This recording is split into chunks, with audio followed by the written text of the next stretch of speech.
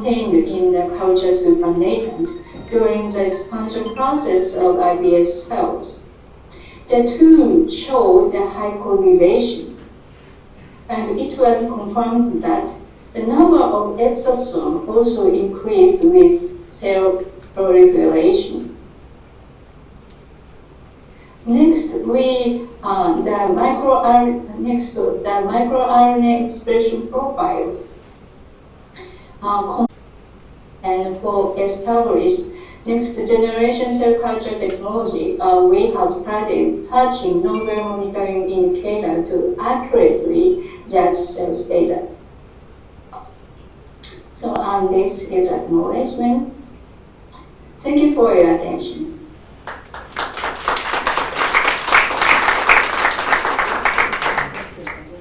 Before we move to the next presentation. Question from the floor? Yes.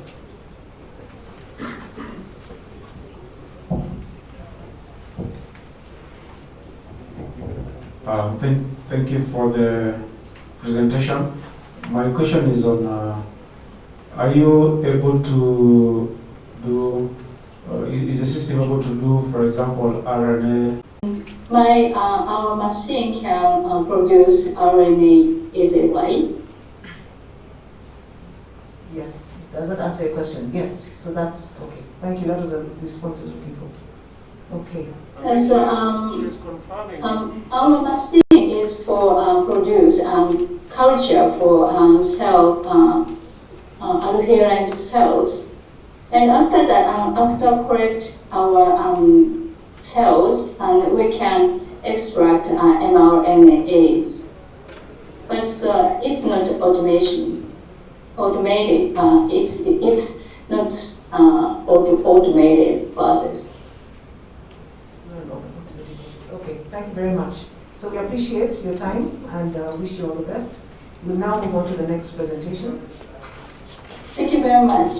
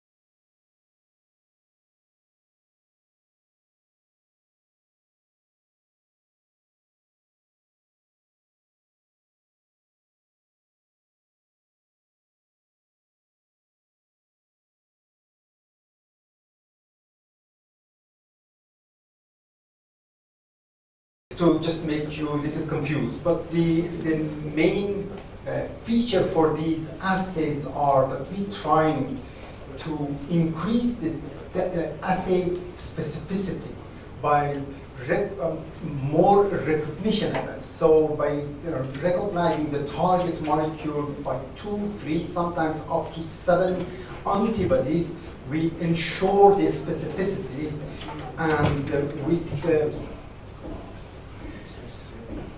we also have our antibodies that you're using, for instance, in ELISA.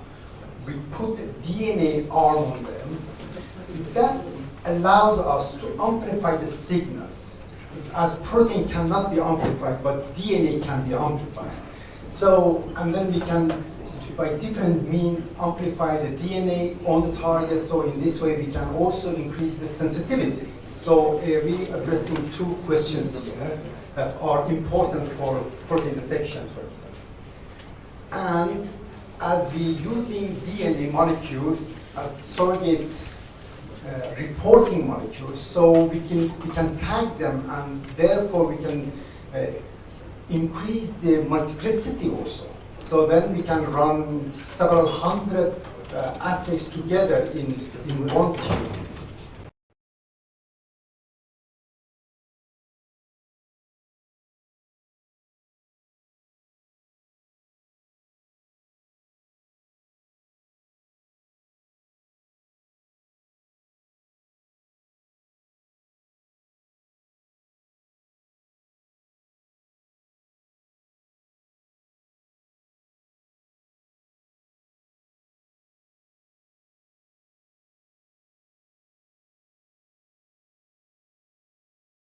DNA and RNA, or looking at the mutations, single mutations, but by using those methods. So in this way, we are very close to have some illustration also. So I have already mentioned several things. So we can use these proximity assays for plasma proteomics, single cell proteomics, and also in situ proteomics and protein detection, but also as the previous speaker nicely described, these exosomes also, which are quite complex molecules. We can use them also to characterize exosomes and detect them also. So, and this is the way that we amplify the signals. There are mainly 2 ways, either by PCR, that I guess most of you are familiar with, or by rolling signal amplification.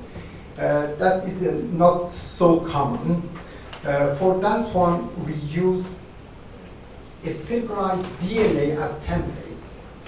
And then we use the virus polymerase, 529 virus polymerase, which can use the synchronized DNA as template for synthesis of new strand of DNA. So if we have a DNA sequence and we have a primer, so the virus chase is like a cat chasing its tail, so going around and synthesize this thread of DNA that can be, it is linear amplification. So by 1 hour, you have 1,000 copies of same template as a linear.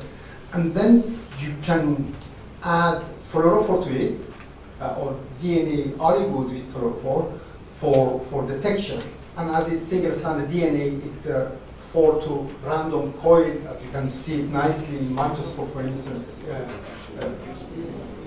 as a red dot or green dot, depending on the fluorophore.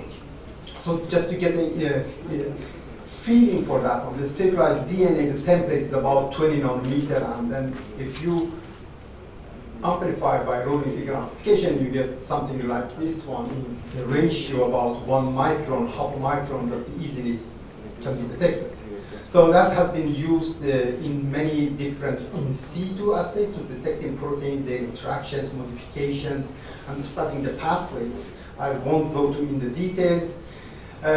Another method that has been developed mostly by one of the spin-off companies from our lab, Olink, that is my disclosure also, they have sponsored us to come in here and for the workshop.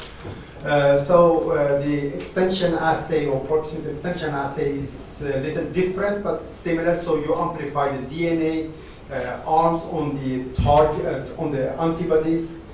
And what they have done, that one, they have combined the detection with microfluidic PCR. Then you can run 1,000 reactions in the same run. So it's kind of high throughput and very efficient, so, and very high sensitive.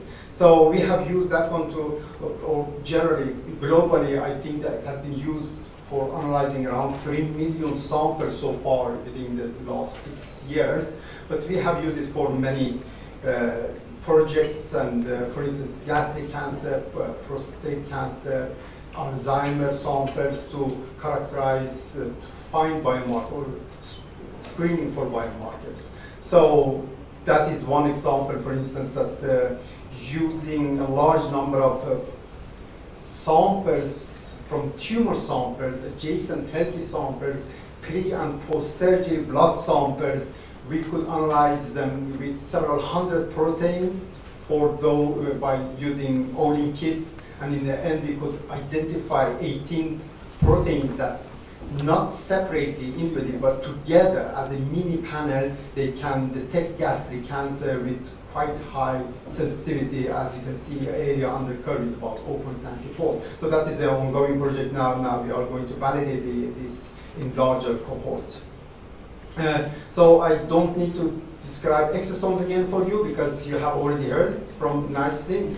So we have also used these panels to analyze exosomes purified from different cell lines, also from different body fluids like breast milk or seminal fluids, and then we could characterize those proteomics for those exosomes, and same time as we characterize the cell lines also for their proteins. So we could very nicely trace the exosomes to their mother cell lines. So that was a way to, if we then go to blood and have an exosome, so we can understand if it comes from heart or it comes from brain, etc. So that is one of the things. But in this case, the assay, we look at all the proteins. So we wanted also to look at the surface protein. And we have recently developed another mass spec-based assay. So here we take the intact exosomes, we biotinylate the surface protein and then lysate them, then separate the biotinylated surface protein from the total protein or from the cargo proteins, and then subject it to mass spec. And then we could identify several hundred or thousand of proteins for different, again, different exosomes, for instance, from prostate cancer exosomes. And we know exactly these proteins, 100 or 200 are on the surface and the others in the exosomes. And this is very important for us because we establish other assays to use this information and set up new sensitive assays for detection of those exosomes in patient samples. That is a little older data that we use another format of proximity assays called a 4PLA assay, and we were actually first in the world to detect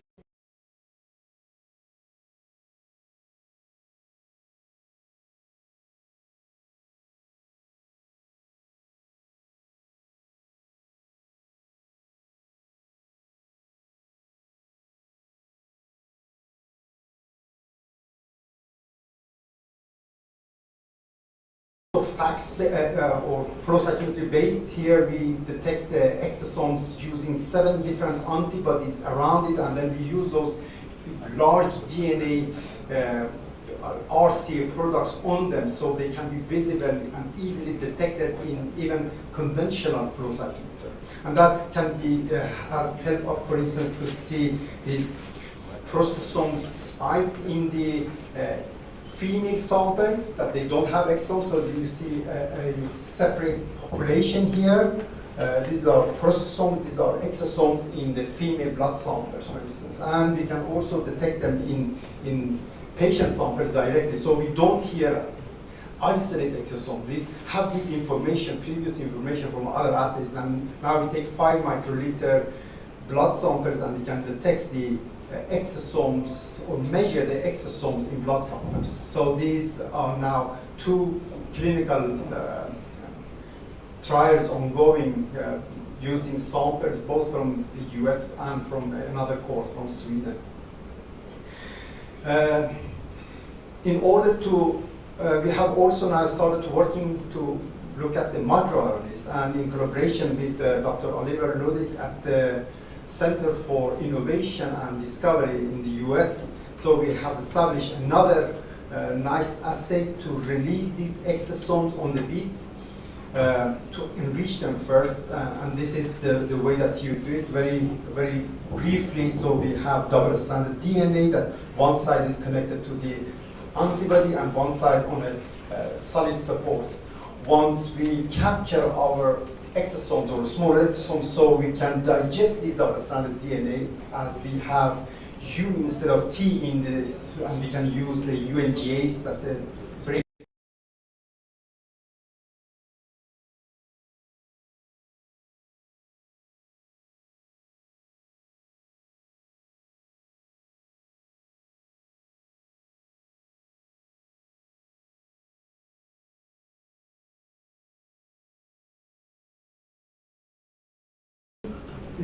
Or we could distinguish between the exosomes from patients with severe COVID or with mild COVID. So that is a nice way to look at that one. And as you can see here, the sensitivity is very high also, because we have a limit of detection. It's about zeptomole concentration of those microRNAs, so they are quite sensitive. And in integrated way, they have using a 10 microRNA together to see these differences between severe and mild, and also between, we can see that when we have the information from exosomes, microRNA, even we don't purify them, we can directly take the blood samples and look at those microRNA in the blood samples. So that is an ongoing work also. It's part of it published already. So our lab also, similar to many labs, so we have focused on COVID the last 2 years. And Hongxin Zhou, researcher in the lab, together with Ulf van de Green, so developed a assay based on the this proximity extension assay. But now we have tried it the other way around. So we use the COVID protein as affinity binder to detect human antibodies against the COVID. So, and as you can see, so here is the wet lab, wet samples. So the patient samples that are diluted in different concentration, and Hongxin could detect them very nicely. And this is a number of patients compared to control. So she could detect almost all of the patients. I don't know what happened to those two. They are very mild, or they don't have so much, or they false positive. So that is one way to detect COVID-19 with very high sensitivity. And 2 years ago, I described at this meeting in Kenya, I described a new way to sampling on filter paper for protein detections, and we have done it, and we have seen that many proteins are very stable during 30, 40 years. And here we have also used that one, so we're collecting samples from people that have been vaccinated on these filter papers, and we take 1.2 millimeters of that one. It's comparable onto 0.5 microliter samples, wet samples. And we could follow the amount of the antibodies in blood samples for those vaccinated people. So that is, again, the ongoing work. But as you can see, they are, after first or second dose, they get this boost, and then they continue, sometimes going down. And so actually, this is a work that we now continuing for a long time, maybe 10 years, to see how stable these antibodies are. So I am one of the subjects here, so I give my sample every week now, and then later maybe every 6 months. And this is the anti-COVID antibody in my blood. So this is after the first dose, so I don't have the previous. And then this is the second dose I got this one. And you can see before, some week before I came here, so still the antibody titer is very high, but it's slightly going down. So maybe in a few months, maybe could get this third one. We have also used another assay called padlock technology. This is a single-stranded DNA that can bind to target DNA or RNA and form this structure, and then you can ligate it to form a circular DNA, and then that can be amplified by rolling signal amplification that I described. And either you can take directly the RNA, or you can take the cDNA. First you have the RNA from virus, COVID virus, and then you can convert it to cDNA, and then probe them with these, several of those padlocks, and then doing this rolling signal amplification. And that is what we have done, and we have actually turned it somehow to form a rapid test. So the result is now, actually you don't need any instrument. So you have your molecules in tubes and you mix it with saliva, this kind of samples. And here we have the negative samples, and these are the positive samples of COVID-19. So you can, in 30 to 40 minutes, detecting COVID in the samples with quite high sensitivity. I think I stop here. Thank you for attention, and also thanks to my collaborators and colleagues. And Radiosa Galini, who has taken care of the workshop, is here. So if you have questions, you can come to me or her. Thank you very much.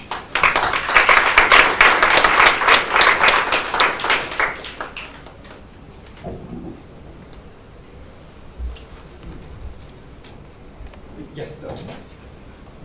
So please come to me and ask.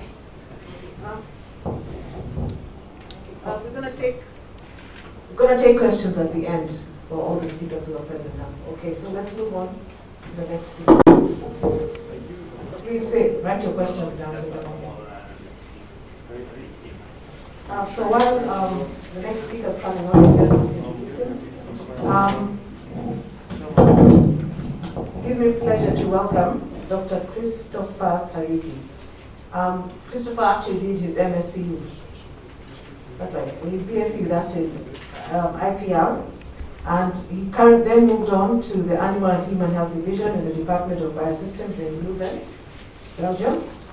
He has a background in molecular biology and bioscience engineering, again in Belgium. His current research interests are centered around molecular biology, nanotechnology, structural biology, biochromatography, with special interest in bacterial recombinant protein expression and biophysical protein characterization. So, can you move? Thank you very much.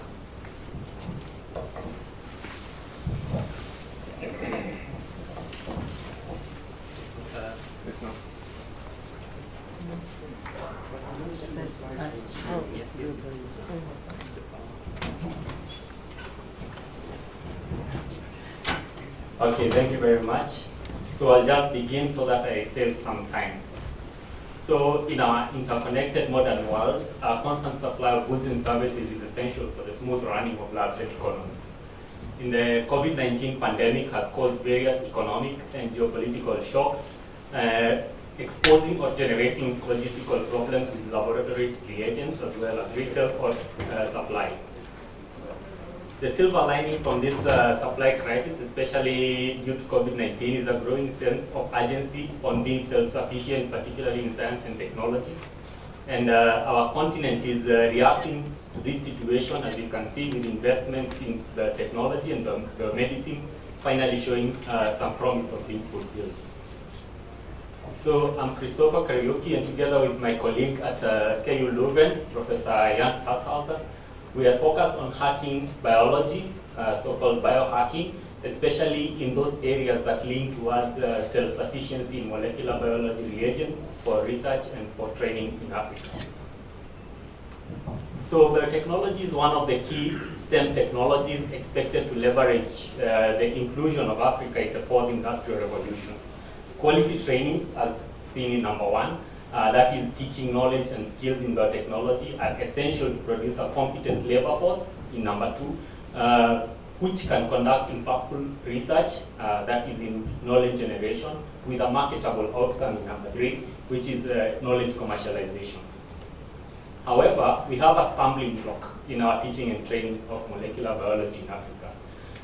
It is currently very expensive to undertake any training because of the commercialization of the reagent supply, which is also sensitive in terms of to shocks in terms of supply of the reagents. So this keeps it out of reach for most teaching organizations and most research organizations as well, limiting the exploitation of biotechnology. So these limitations are, as you can see, due to lack of reagents, access to knowledge, as well as because we are late entrants into the biotechnological field, we do not have the institutional memory in most cases to in the development of key biotechnologies, which came to develop with the ecosystem that is currently there.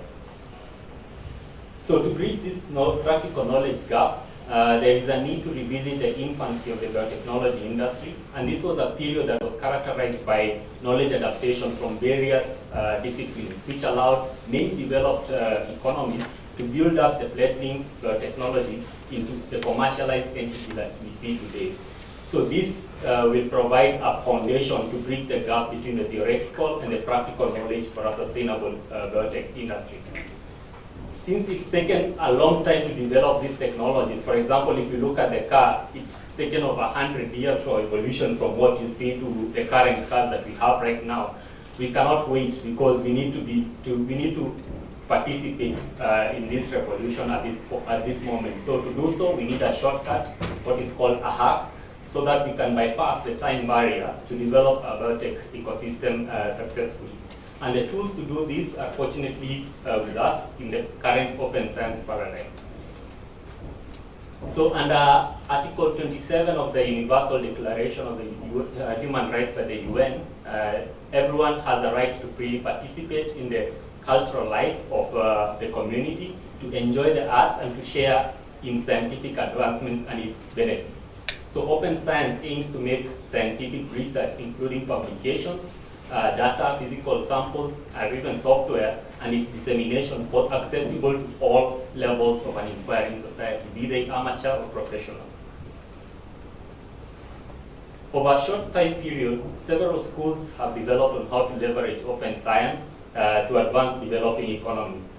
So we believe that for Africa to grow its biotech industry, we need to turn to the Infrastructure School of Open Science, which promotes the creation of openly available platforms, tools, and services for scientists. This will allow us to develop our own homegrown solutions using locally available, that is to the greatest extent possible, materials for the practical education of our students and scientists. So with our collaborators, we recognize the need for bridging this knowledge gap as well as the applicability of open science in resolving some of the problems we face in our labs. And we incorporated 2 approaches in our work, that is going back to old, which is usually cited but forgotten knowledge, and using open science for making a DIY bioreactor to produce dark polymerases, which is an essential reagent. So the first approach was employed in enhancing nanobody expression. So camelids, as well as sharks, have a unique antibody repertoire. In addition to the conventional antibody that we know, with heavy and light chains needed for antigen binding, they also have a naturally occurring heavy chain only antibody. So a nanobody is the smallest functional fragment of this heavy chain only antibody. It has several advantages, as can be seen there. And also for us, it's something that has high, especially due to its high stability, it can be functionalized for very many applications in diagnosis or treatment. However, some nanobodies are difficult to express, and in E. coli, because we express them in E. coli, because it's cheap and easier to work with. However, the protocol that is currently being used, that was published, is a mutated protocol. The information that was cited there is not what is used. So we had to go back to the old protocols to achieve some measure of success in expressing these difficult to express nanobodies. So these were in 3 steps. The first one, reducing the breakdown of the selective antibiotic pressure, because we express these nanobodies recombinantly and you apply an antibiotic pressure. However, growing the typical overnight preculture at 37 degrees causes also beta-lactamase expression, because this is the normal temperature for that. But if you carry it out at a lower temperature, then you reduce the destruction of the antibiotic, and also you also carry over, during the normal one, you carry over the beta-lactamase. But when you spin down in number 2, the pre-culture and collect the pellet for culturing into the main culture, you have eliminated a lot of the carry over from the beta-lactamase. And this enables you to grow larger, first of all, to increase the inoculum that you use for your main culture, and secondly, to start your culture without any beta-lactamase contamination, or very reduced beta-lactamase contamination. So this rescued the expression of several refractory nanobodies, and with this updated protocol, we were able to achieve even up to 9-fold more expression from those nanobodies that had proven difficult to express. For more details on this, you can check out our paper in a Protein Purification and Expression Journal. It's open access. For our second approach, we applied open source technology for designing a bacterial bioreactor. So the goal of this was to design and construct a bioreactor from readily available and or affordable material, and which was capable of producing Taq polymerase. And the intention was that this could be reproduced in the developing world. The general approach involved mass production of Taq polymerase using this DIY reactor, and which we decided to put some automation for control of the pH, for control of the temperature, and to check the optical density for automatic induction using IBTG. We used this to produce. We used a Taq, which is a free, which you can get for free. Just pay the shipping cost from Argin. This we'll see in the end. And we expressed about 2 liters from this. You can see that our sensors worked. So the base, as you can see here, this is an old flower vase that we took, and then we milled the lead from PLA, which is polycaprolactam, and you mill it with a CNC. These are normally machines that you use, the numerical machines that you use to mill things at. You can find this in any polytechnic. We also drilled several holes to put in our sensors, and we made sure that the lead had gaskets to prevent contamination during the culture. And we connected it, and it was ready for production. And after 4 hours of incubation, we were able to culture 2 liters of 2 times QI. And the construction was not dependent on power. It was attached to a battery, a 12 volts DC battery.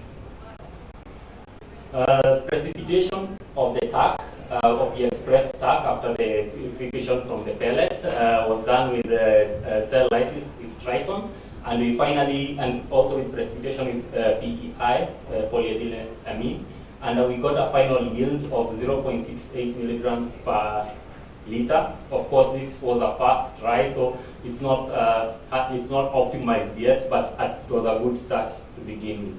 The 0.3% was the best precipitation ratio of polymerase to impurities. You can see in number 1, we had a positive control. It doesn't appear very well there. So in number 1, we had a positive control where we took a normal Taq and we did a PCR. 2 was a serial dilution of our Taq to do the PCR. And 3 was our Taq with our Taq, but no DNA, no sample to amplify. And you can see that you see some yellow. It wasn't very well stained, but there was a positive sign that our Taq was working just as well as the commercial one. So we thought how we can make it simpler, because sometimes this electronic control can be a bit complicated, and we decided to employ a lower syringe for IBTG or lactose delivery for induction of your culture, or gravimetric pH control using a normal hospital drip system with hydroxide. So this design is something that we are still working on, and everything there is everything that is available here in Kenya at the moment. So this hacking can be done locally because we have seen people who have done these things even more advanced in the past year. There's students who made Tibavet, which was a very good innovation from Kenya, which is a low-cost ventilator. And I also saw, I happened to see on YouTube one who was making electric wheelchairs in Nairobi from used laptop batteries. So it is possible to make these things locally. So open science can be a bridge, especially for turning the training of science in Africa from theory to practical, thus building a foundation on which our budding biotech industry can become utilized on. Whatever we do is not necessarily going to win any Nobel Prizes for novelty, but it is needed to raise our standards as well as build a vibrant ecosystem so that we can be able to compete with the rapidly evolving world in this fourth industrial revolution. So these are the sources of the materials that I have just talked about, and whether they can be found. The only thing that we don't have an alternative yet to the commercial one is the chemicals. So we don't know yet how to make the chemicals ourselves. And this is sources of more information, all of which is open source. You can get, you can visit them to get ideas or to see how to do your own, to generate your own reagents. I would like to thank our institutions and to acknowledge our sponsors. So thank you.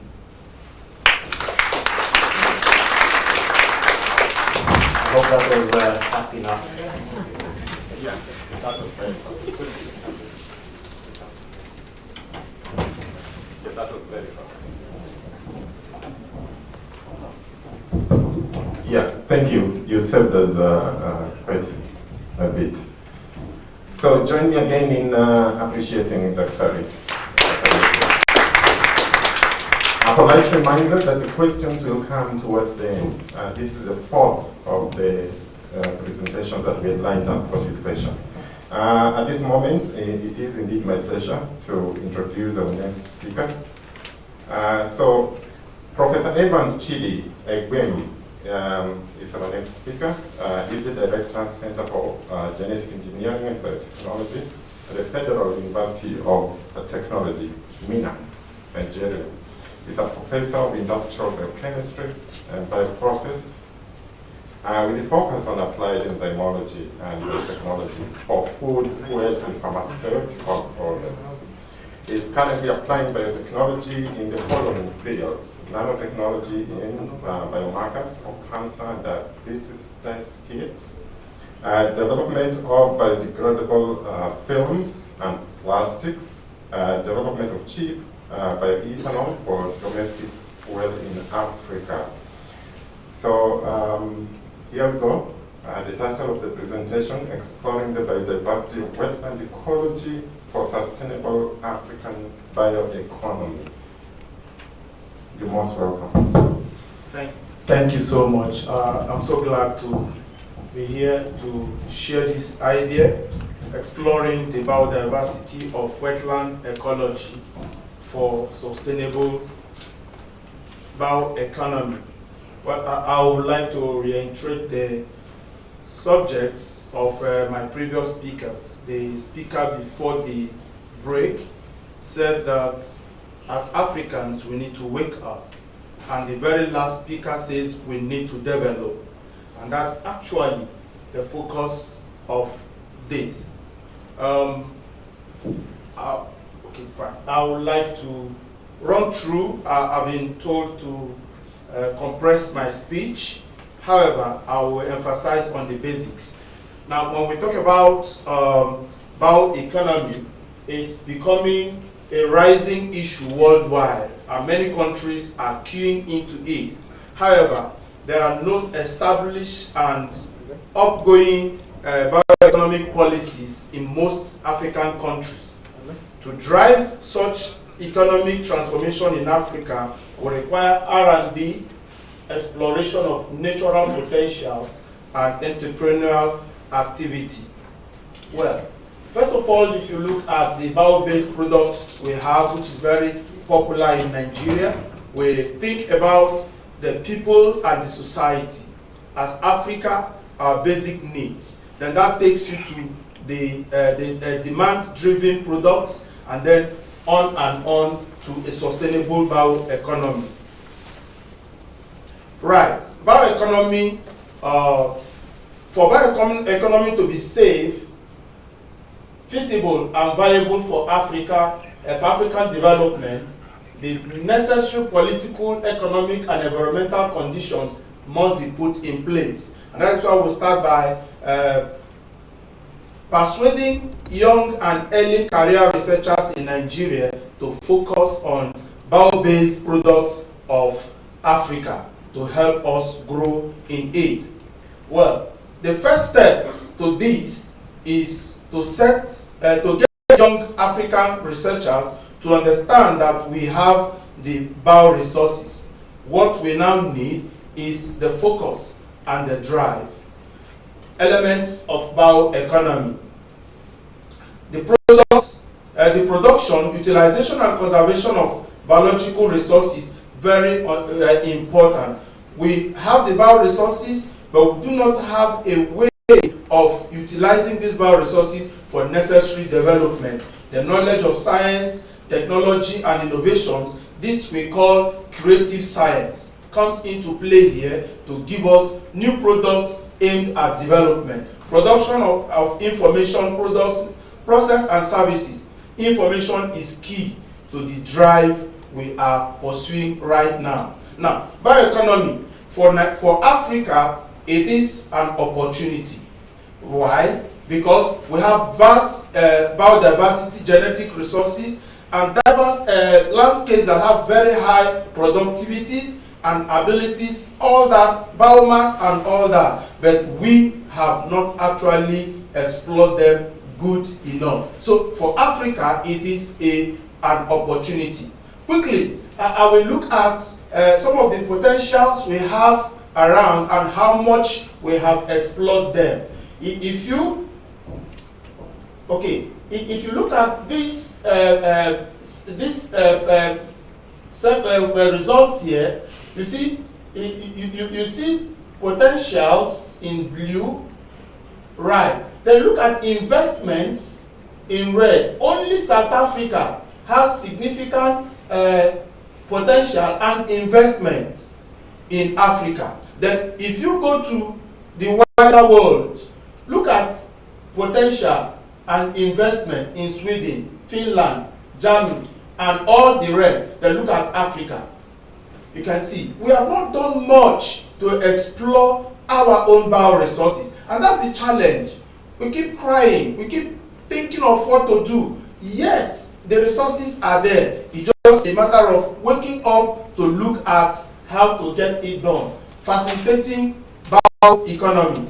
Governments worldwide are now embracing the vision of sustainable bioeconomy, and this is constantly rising. It's a challenge for us to pick the same challenge and to run with it. Now,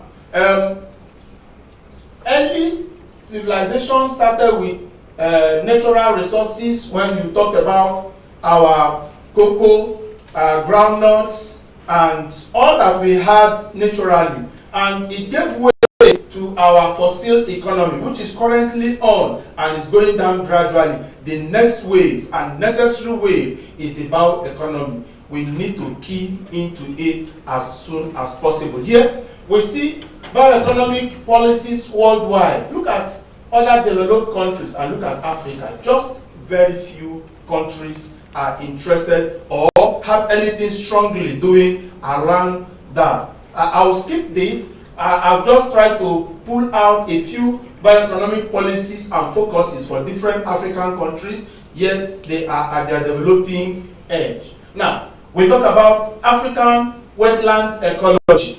Here we have African environments characterized by different wetland ecologies.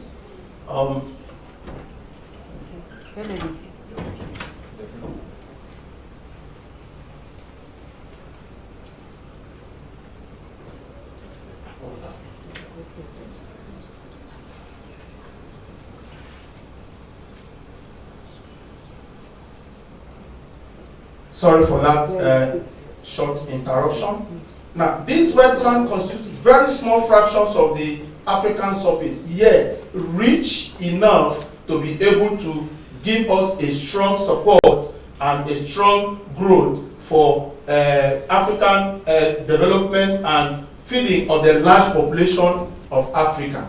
Now, African wetland. The wetlands are among the most productive natural ecosystem in the world, generally being important biodiversity hotspots. This is very important. The hotspots of biodiversity are found within the wetland ecosystem. Now, here are common wetland sites in Africa. The most popular are the swamps of the Upper Nile, the rifts and high altitude lakes of East Africa. We'll talk about our Lake Victoria, which is just by us here, the Niger and its floodplains, the Lower Valley, coastal lagoons of the Ivory Coast and Lake Chad in West Africa. These are popular and very enriching wetlands. Now, the link between wetland and our health and well-being is very clear. It always shows us that we have natural subsidy. All these are just subsidies. They are just there. And then we need to explore them. Right. So if you look at this, you will see that the wetland and human health. From the wetlands, you can talk about so much of health and food security. You talk about clean water, protein, edibles, medicinal plants, very important for wetlands. Then you talk about economic values. Then you talk about, of course, Africa cannot do without religious values. Now, if you look at the common staples of Africa, you talk about our rice, our cassava, our maize. These, we all know and should know that they are lacking in very essential nutrients, the nicotinic acid, vitamin C, calcium, riboflavin, and proteins. However, the 60 to 80% of total animal protein in rural Africa comes from the wetland, and this we can explore extensively.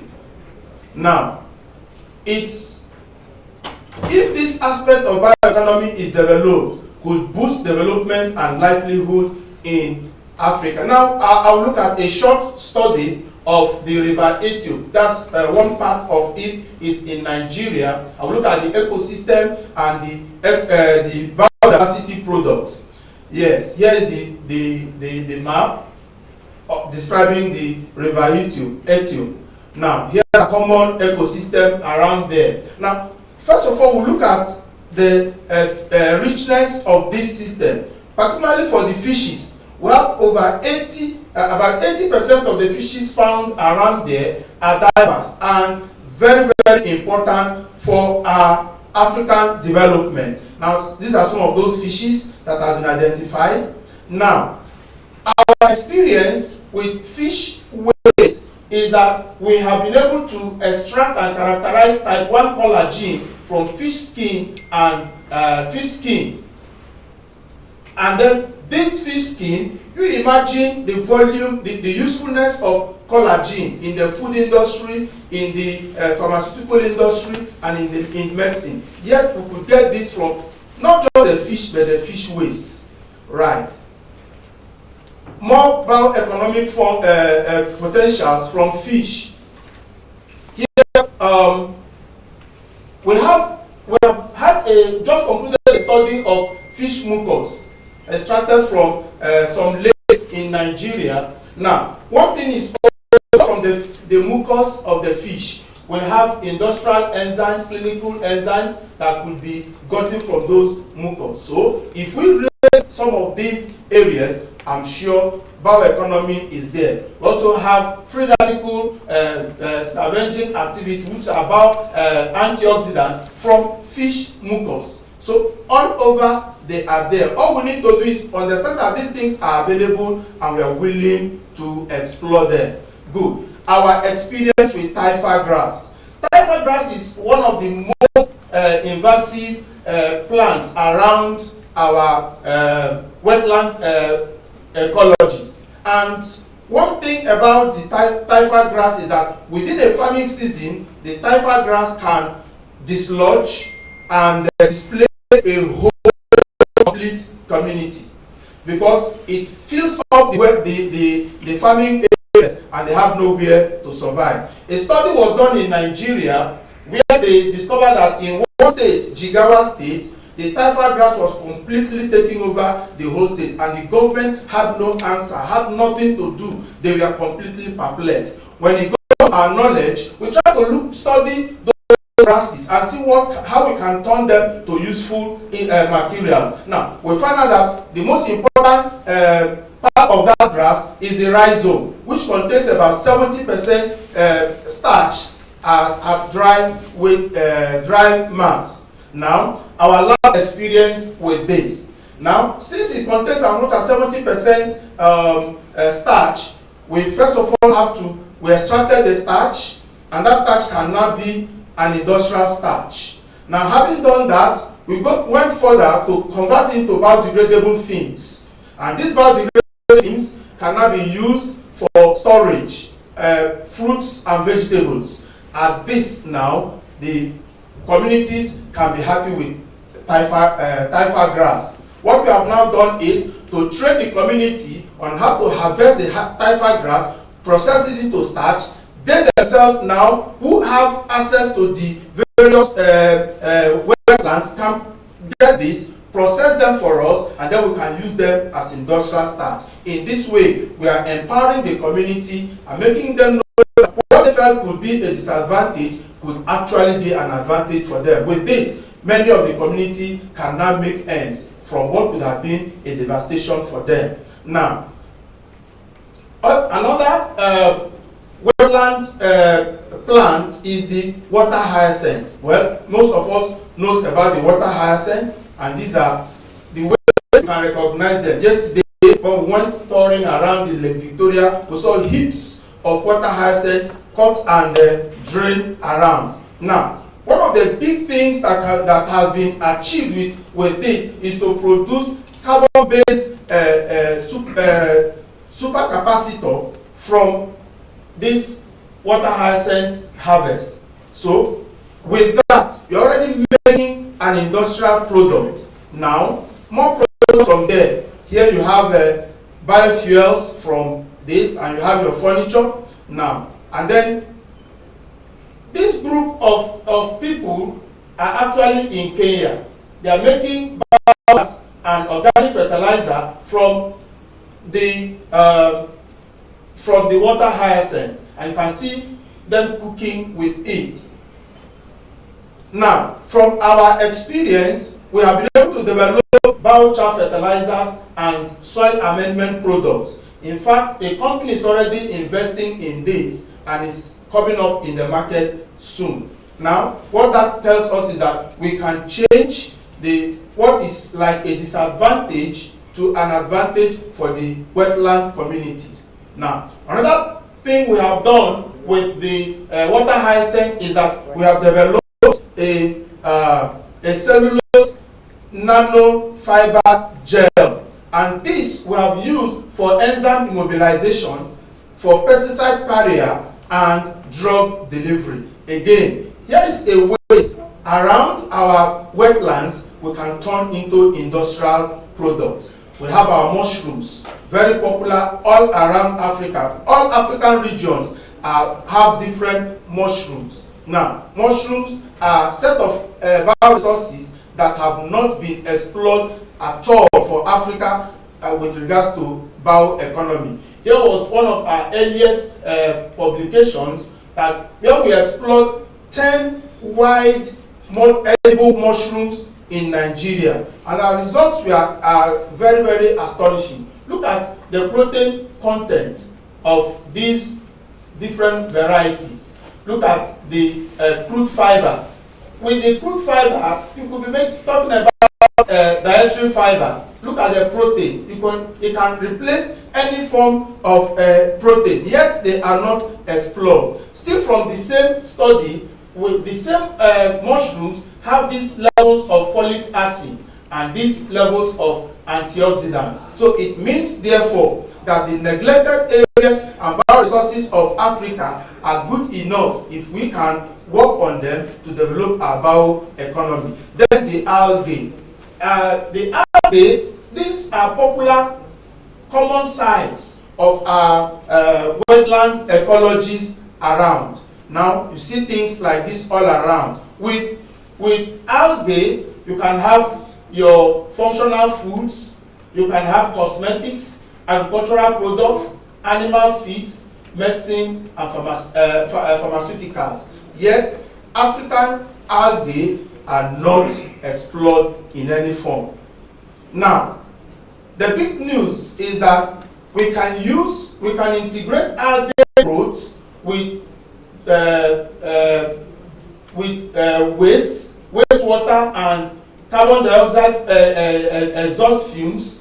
That's all. And then we have our products. You have your clean water, it bioremediates the wastewater, and then you have food, bioplastics, biofuels, cosmetics, fertilizers, and electricity.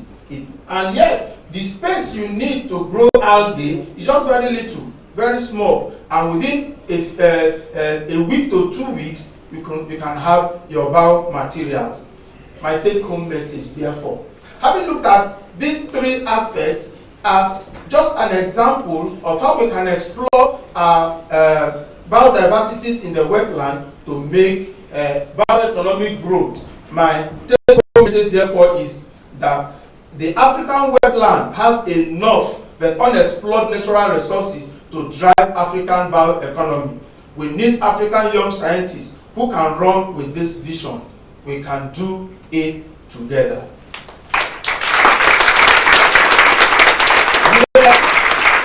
I want to acknowledge my research students and colleagues. Here are my other group, another set. We have all been together running this vision. I want to thank you all for your attention. Thank you so much, Professor. I think it's time to get to harvest the questions. Previously, when we said we needed burning questions, they did not come. So maybe we take burning and otherwise, not burning. I'd like to. In any order, burning or otherwise. Thank you. Thank you, Professor. I just want to raise one issue on the wetland. Yes. It's very nice when you're talking about bioeconomies. And it's very nice when you talk about harvesting raw material from wetlands. But you also realize something called the balance, ecological balance of nature.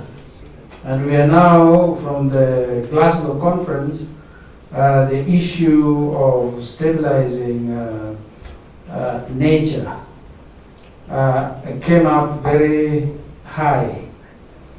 The exploitation of wetlands, and especially when you introduce human driven thought for the aspects of economies without necessarily understanding the reversal or damage of elements in the wetlands.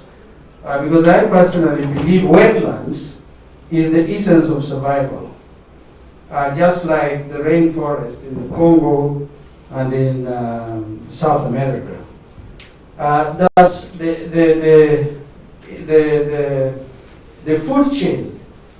Actually, the wetlands influences the food chain very strongly to make nature thrive and live.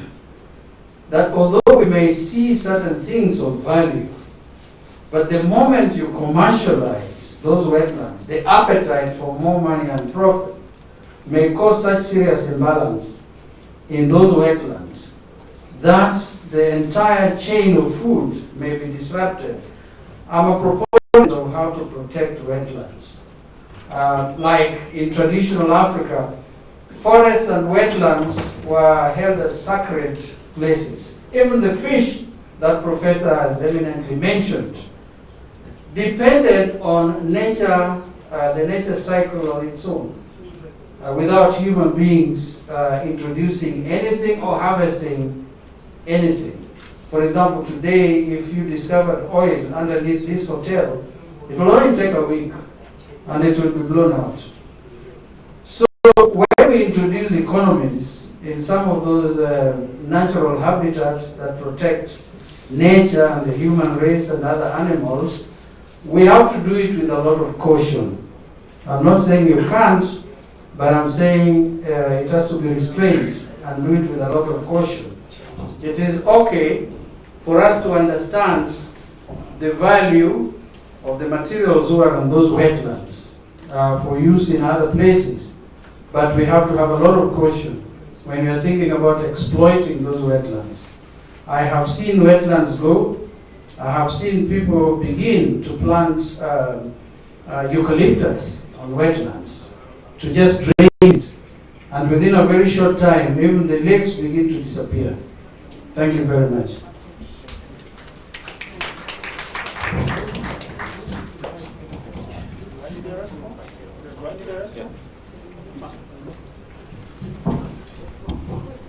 Thank you so much for that brilliant contribution.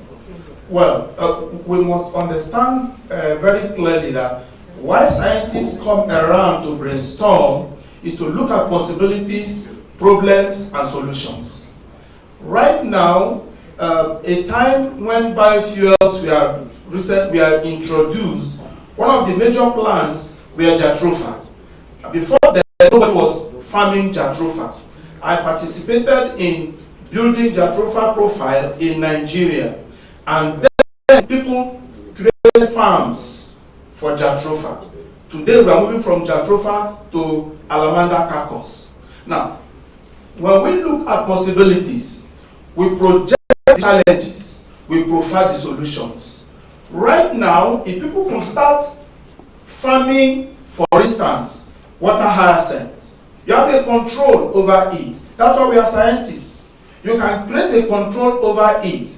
You can pick some freshwater fishes and create water fish farms for them, creating the same environment they have in the wetland in your fish farm. But we are not doing all those. Most times we are depending on what we get from outside. And the most painful aspect of it is, for instance, our wetlands with their rich medicinal herbs, we are not developing those medicinal herbs. We don't have gardens where we have identified the medicinal plants, we have grown it there, we have maintained it there, and we cannot spin it off into an industry. That's exactly the drive. Spin off from wetland resources. Thank you so much. I'm very strict timekeeper, you bear with me. Now, just quick announcements before we go for lunch. There's been a bit of a change in the program. Posters will come later in the day, and so will the presentations from the companies. So for now, before we get for lunch, just 3 points from the reception desk. Those traveling to Nairobi are to register at the reception desk today, please. There is a brown leather piece or something with magnetic clasp that is missing. So in case you've seen it, please help us return it to the reception desk. And kindly confirm your name. Well, basically, you should have your name tags on. It's a requirement in the hotel. I don't have one, but you can have yours on. Okay, thank you. So before we get to break for lunch, at the far end of this room on the left, my left, there's a door, and as you come out there, I think there's a glass screen or something. There's some stairs that lead up to the place where we're eating. So if half of this room can use that exit, the other half this room. But please don't forget to pick up your vouchers for lunch, otherwise you won't be allowed to eat. Enjoy your lunch, and one last thing, we're back here at 5 to 3 on the dot because we have American speakers and we don't want to let them down. Thank you.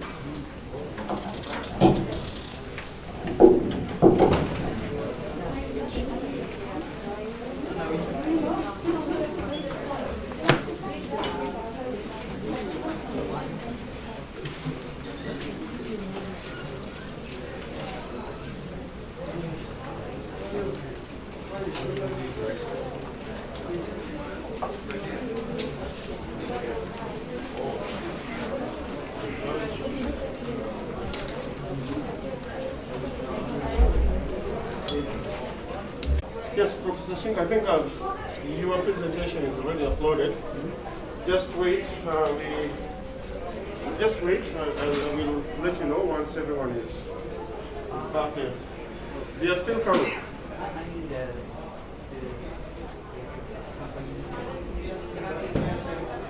No, they will come. Yes, we want to. Yes. We will go, the plenaries will come first, and then after that we will use the companies. Yes, because we have one plenary professional now, she will connect time is very hard. So we want this program to run on time. There is no break. We have a break from the program. So then here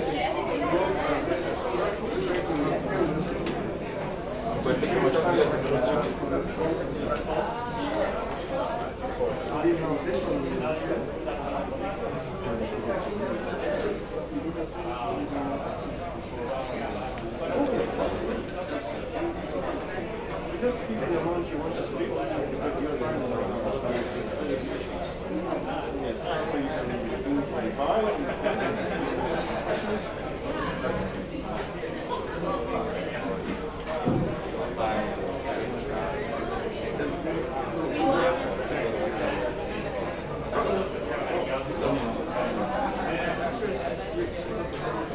Hello. Testing, testing, testing, testing.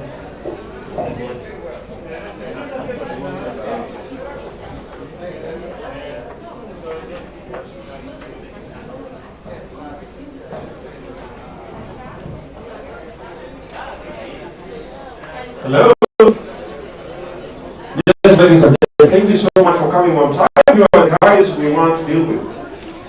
Thank you for cutting short your lunch hour to be here on time. We appreciate it. As I wait for Professor Paul Robinson to take over as the chair of the session, I have the pleasure to welcome you back after lunch. So, just very quick announcements. We are running late and we have to deal with this, including moving some programs so that we can connect with our speakers joining us online.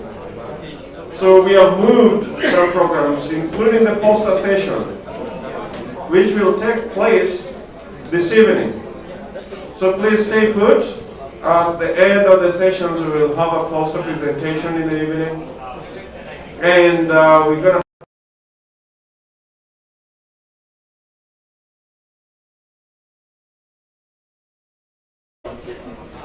trying to recover the lost time. It's really hard, a very late program. So we are 6 minutes late according to program again, and I'm just waiting to end. Professor Paul Robinson, if you're in the crowd, please come and take over the mic and start the session for me. Somebody to... I don't know where he is. Meanwhile, just take your seat. Just take your seat. We're going to start in a moment. Still waiting for Professor Paul. Tell him we are waiting for him to go.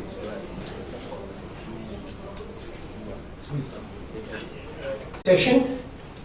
The next speaker is Professor Shingo Inoue, and he is currently a professor at the Institute of Tropical Medicine, Nagasaki University, which is in Nairobi in Kenya. He graduated with a PhD degree in veterinary medicine in 1997, and then he joined the Institute of Tropical Medicine, Nagasaki University as a postdoc, and he's been studying a large number of viruses, and as a veterinarian he is well qualified to tell us about these important vectors. Thank you very much, Professor.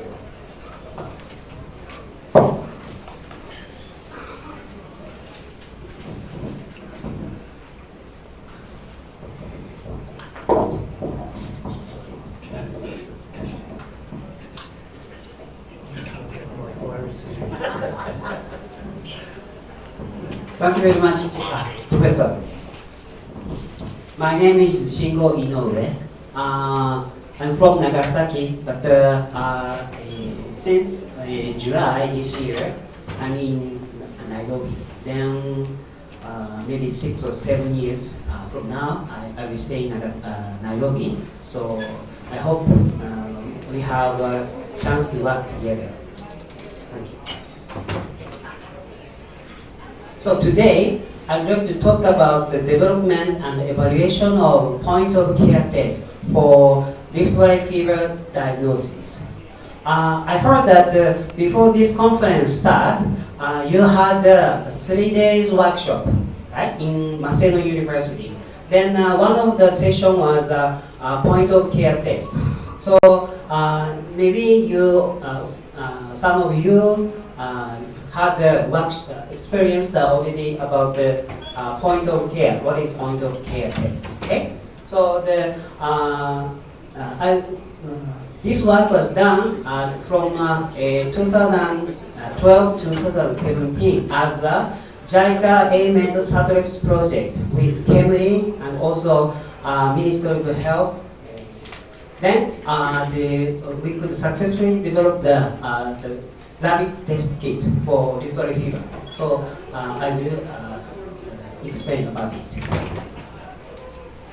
Okay, so the first, the Rift Valley fever virus is one of the arthropod-borne virus. Arthropod means the insect or like ticks, which can, those are the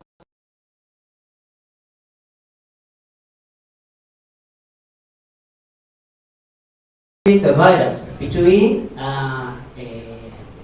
human to human or the animal to human, like that. Then we call it arbovirus. Then the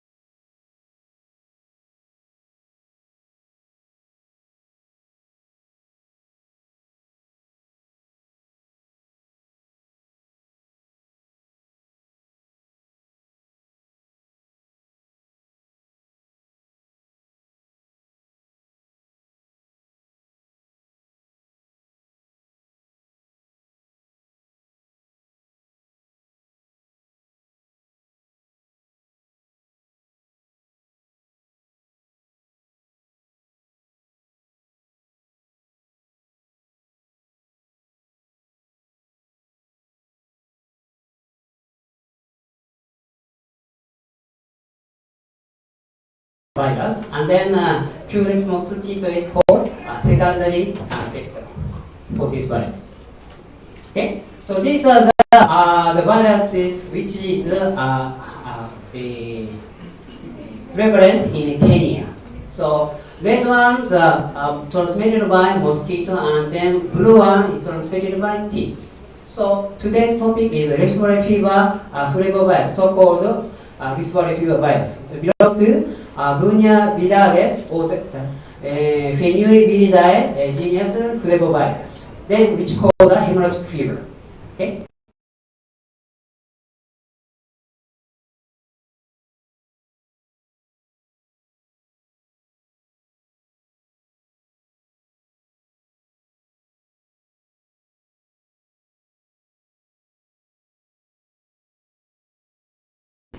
The big program, and then central to eastern part, the Rift Valley fever becomes the program, and then the western part, Rift Valley fever, yellow fever, chikungunya, and West Nile. Sometimes the report. Okay, so this is the geographical distribution of Rift Valley fever, and then pink color is a region.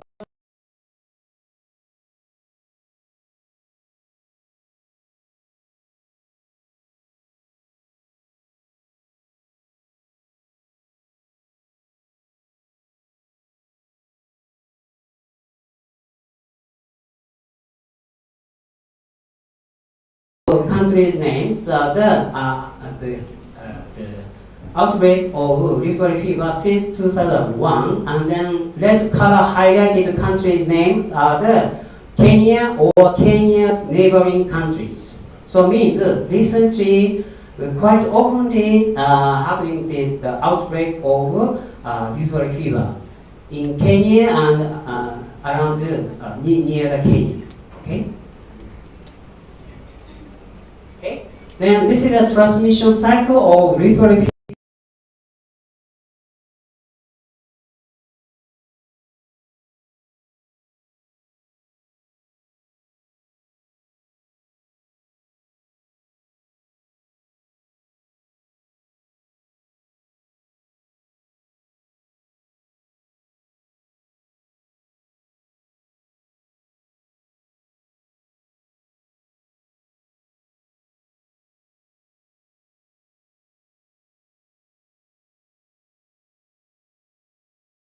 If you touch their body fluid or blood or aborted fetus, then if you have a scratch in your hand, then you may get the infection. And also sometimes by aerosol you can have it. So this is also a unique point that not only mosquito bite, but also direct contact and aerosol can cause the infection.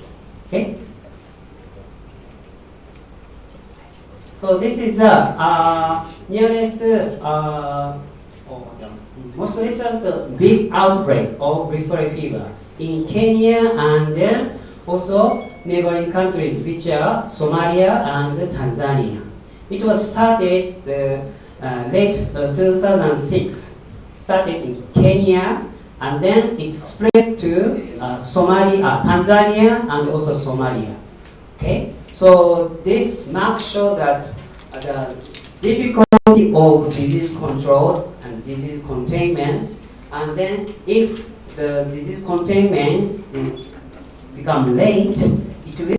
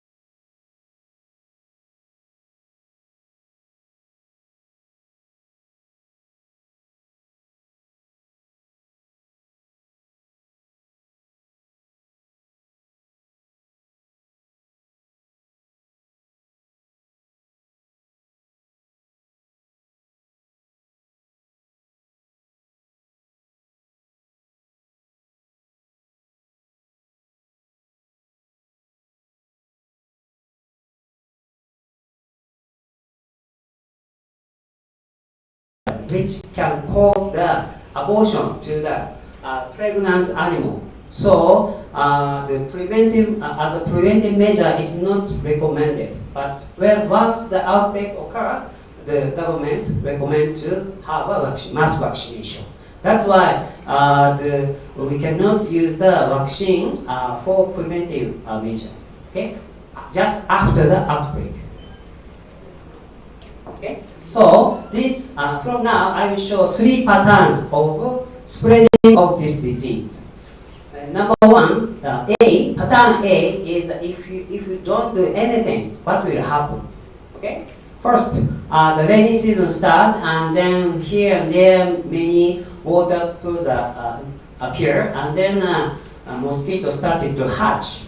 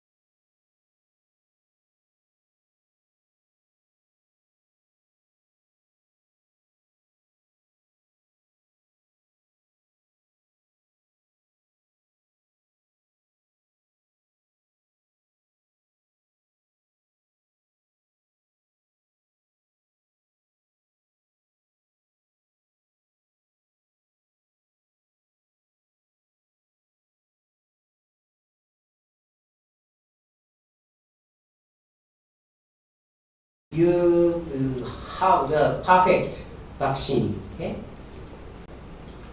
Then third pattern is still our vaccine has a problem, so we cannot give as a preventive measure. Then rainy season come and then mosquito started to hatch and they spread. So if there is the animal which is not vaccinated, they will get infected. Then started to spread a bit. So some of the human will also be affected. But because of the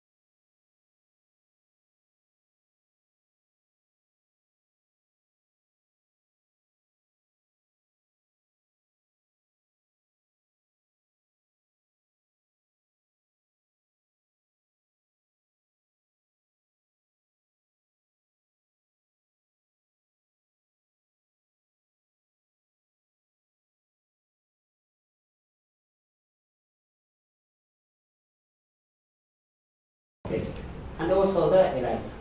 Okay. So the respiratory virus is consisted of three segmented RNAs, and then this smallest the segment has the information for the nucleic capsid protein. So using this, we aim to develop the IgM detection pop test, IgG detection pop test, and antigen detection pop test. And also, we apply the antigen antibody for development of the ELISA kit. Okay. Then first, before we start the recombinant work, what we did was a large-scale propagation of the virus using the Smith-Byrne live attenuated vaccine strain. Then we did the spinal bottle culture, and then we purify the virus like this. Then after purify the virus, we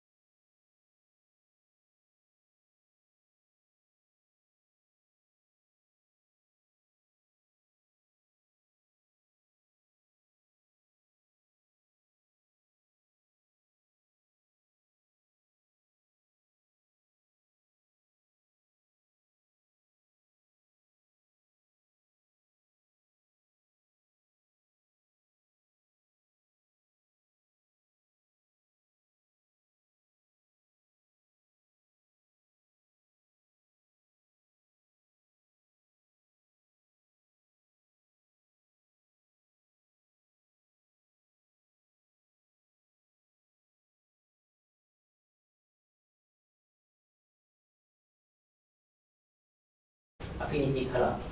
Then after that, to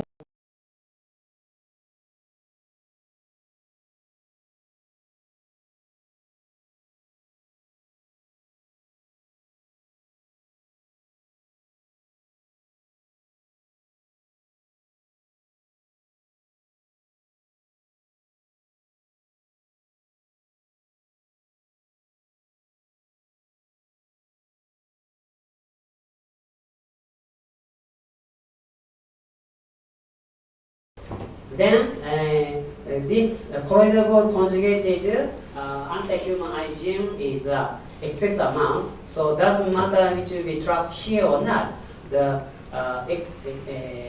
some free IgG will come and then show the control line. So in case of negative, only single line appear like that. So the principle is very simple. So we thought it will succeed. But reality is not so easy. Okay? So as you can see, the number 1, 3, and 5 are the positive patient by ELISA. But by this dot plot method, only number 5 become positive. Why? 1 and 3 did not become positive. We wonder. Then my boss, the Professor Morita, said maybe your system has a competition between IgM and IgG. So we checked the result of ELISA, and then as he said that number 1 and number 3 are IgM and IgG double positive cases. Even IgG exists, it cannot bind because this catching antibody is only against IgM. Then we use the colloidal gold conjugated antigen. N protein antigen was migrated and then bind and form the complex like this. So if IgM exists in a patient serum, test line will appear like this. Then excess amount of colloidal gold conjugated antigen will pass here and then trap here by the anti-inflammatory monoclonal. So the control line appear like this. So this is a way. This is a way we solve the problem that in case IgM and IgG coexist, we selectively capture the IgM. Okay? Next, I would like to show our for blocking purpose conjugate the antigen with colloidal gold, and then after that we part. We could do automatically, but since the amount is small, that's why we did manual way. Okay. Then then after that, both of the sprayed membrane.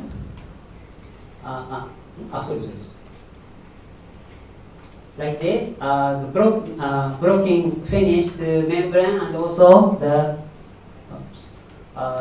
conjugate part. Both of them are freeze dried. This freeze dry step is very important to prolong the shelf life of the kit. Okay.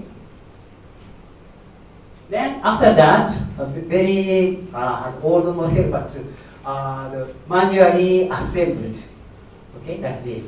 And then after that, we cut, to make strips, and then put into the cassette, okay. Because this is laboratory scale, so we can do manually, okay. Then next, what we did was which membrane is the most appropriate to detect IgM. Then first point we optimized is migration speed of the membrane, nitrocellulose membrane, which is 2 minutes to migrate from bottom to the top, 3 minutes, and then 4 minutes. So this 240 is the slowest migration speed. See, only this one have a positive band with positive serum. So it means to detect IgM, you should use the slowest migration speed type membrane, because the amount of IgM in a serum is not so much compared to IgG. Okay. The next one is also the immunochroma test kit. The pH is very, very important. Bit faint, so maybe difficult to see from backside, but the pH 9 and 10 show the relatively clear line. But 6, 7 are very faint or no band appear. So this pH is very, very important. Okay? So when you prepare the reaction buffer and the chase buffer, you should prepare carefully several the pH. Okay? The next one is how many minutes it takes. Since it's we call point of care or bedside test, means while patient is there, you should show the result. Means it should be within 30 minutes, isn't it? Then we check how many minutes we need to get the result. And even after 10 minutes, if it's positive, it already started to show. Okay? Then, but not so clear because of the high background, reddish background. So we add the chase buffer, 15 microliter of the additional chase buffer, so that background also migrated and then become clear. So around 20 minutes will be enough to detect the positive result. Okay? Then these are just for your reference that how many kinds of material you need to make the immunochromat test kit, like conjugate part, sample part, plasma separation part, the nitrocellulose membrane, some absorption part, packing sheet, like that.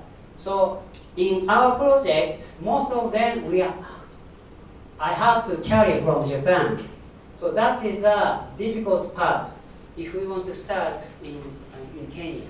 Some of them we can buy locally, but not all of them. So that part is the most difficult part, I think. Okay. Then this is a preliminary result of our POC test versus IgM capture ELISA. And then sensitivity was 96 and then specificity was 100. Okay. So next part is development of monoclonal antibody. This monoclonal antibody used for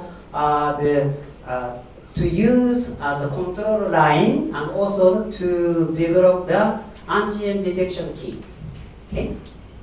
So as I explained to you, we developed the recombinant nucleocapsid protein of this virus. So we immunized the mice and then did the fusion and then did the screening. Then check the reactivity with the virus infected vero cell and then uninfected vero cells, and then clearly show that these two monoclonal antibody specifically detect the virus. Then also we also confirmed by the ELISA. Then also like this positive result was obtained. Then to compare, we did this one is using our developed monoclonal antibody. Then this right side two plates show the result of rabbit hyperimmunized polyclonal antibody instead of monoclonal antibody. Then exactly same result were obtained. So means our monoclonal antibody was very specific to the Rift Valley fever virus. Okay. Then the comparison between IgM capture ELISA and then the IgM capture ELISA using the this is the gold standard, and then this is our IgM capture ELISA using our monoclonal antibody, and then perfectly matched. Then also simultaneously we did the isolation of Rift Valley fever virus. So means not the Swiss bound vaccine live attenuated strain, but wide strain. So during the 2006-07 outbreak of this disease, Kenry CVR collected the mosquitoes. Then we worked together to isolate the virus using the vero cells. Okay. Then difficult to see, but the left side is a negative control velocity, which form the complete cell sheet. But right side is a virus infected velocity, and then it shows the clear CPE, cell death. Okay? Then we confirm by the RT-PCR. Okay?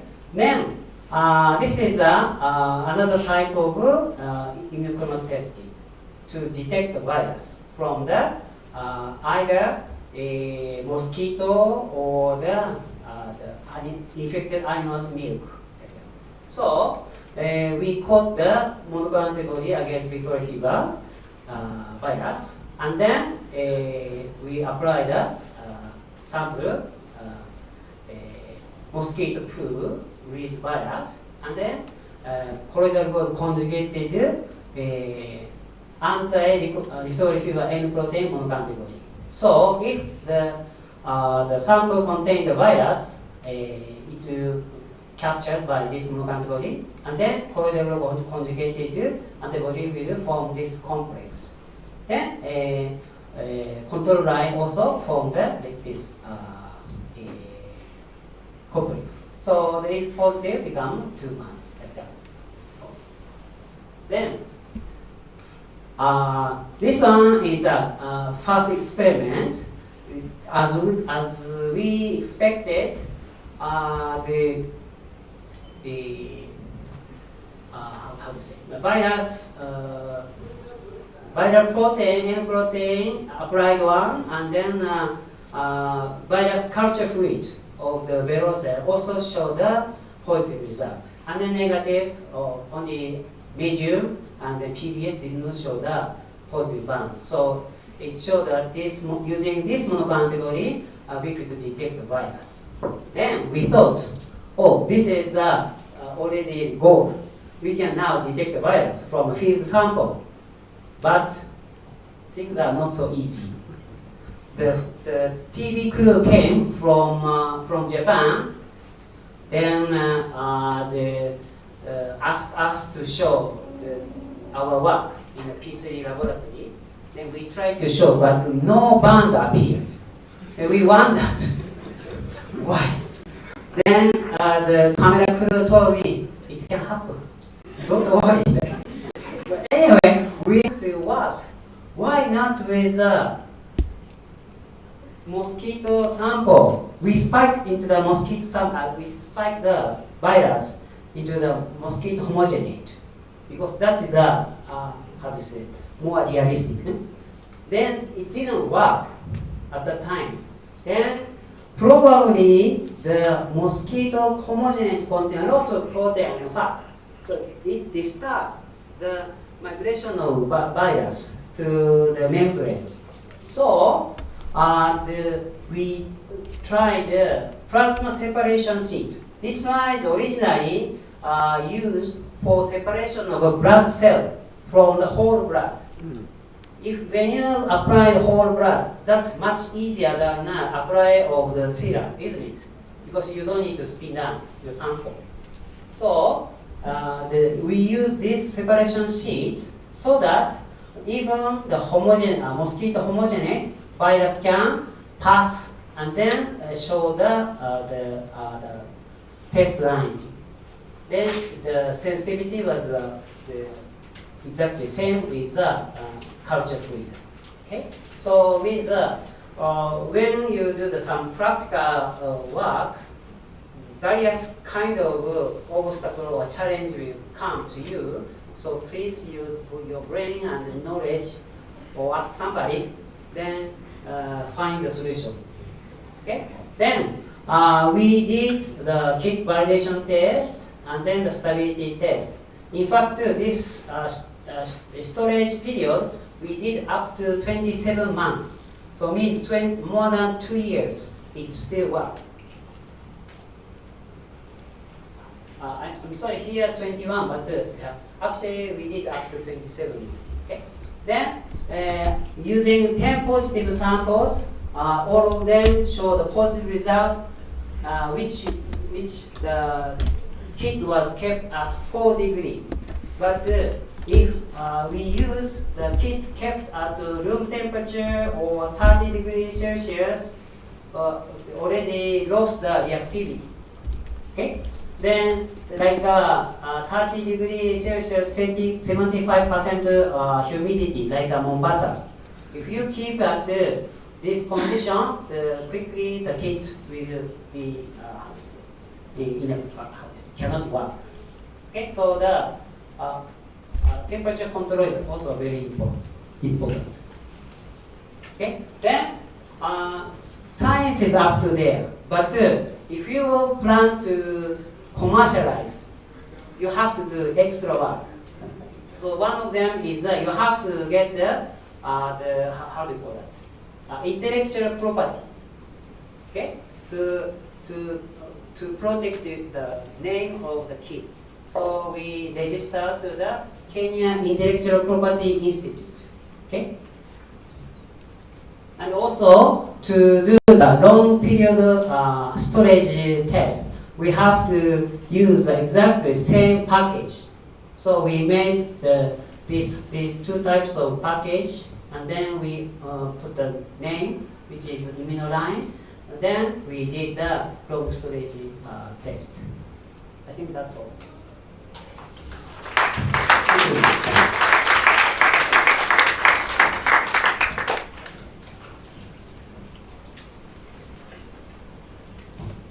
Thank you very much.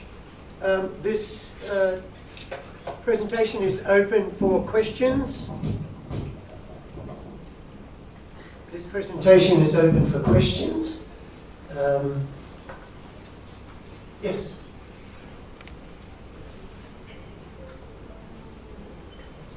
Thank you very much, Professor Shingo, for that wonderful presentation. My name is Evans Rabala from Masinde Muliro University of Science and Technology. I'll ask a couple of questions. Number one, I saw that most of the tests were detecting IgM. From an immunological perspective, IgM or the mu heavy chain is usually the first one to be found early in an infection. And we have what is known as class switching as the disease progresses over time, whereby now we have largely IgG. So if this test detects largely IgM, what happens later in an infection, where now we have largely IgG? Could we have a kit that could combine both? That is the first part. The second part, I'm not very much conversant with the Rift Valley fever, whether it has a treatment or not. But again, basic immunology informs me that antibodies remain in circulation over time. If we want to use this kit for treatment, point of care diagnosis, what are the chances that the disease has cleared, but we still have circulating antibodies? Otherwise, thanks for the wonderful work where we have a product that is going for commercialization and for the knowledge transfer to Kenya. Thank you very much. Thank you very much for the question and comment. About the first question, for Rift Valley fever, we are planning only the IgM detection kit. But technically, we can develop the IgM test line, IgG test line, and then control line. Like dengue, for the diagnosis of dengue fever, either primary infection or secondary infection is very important. Because in case of secondary infection, it usually become the very severe type. So the presence of both of the IgM and IgG is very important information. So if we plan to make the IgM detection, IgG detection for this Rift Valley fever is technically possible. About the second question, I didn't understand well, but Can you repeat? I'll repeat the second question. I said I'm not very well conversant with the Rift Valley fever, whether there's a treatment or not. But whether there's a treatment or not. 6 months. If we are to use this test, point of diagnosis, care. For treatment. For treatment. Already. The disease is cleared, but we still have antibodies circulating. Yes. But that's based on the symptom. So if the symptom already ended, it's not necessary because it's a Wonderful research. It's wonderful output. Thank you very much. Thank you very much.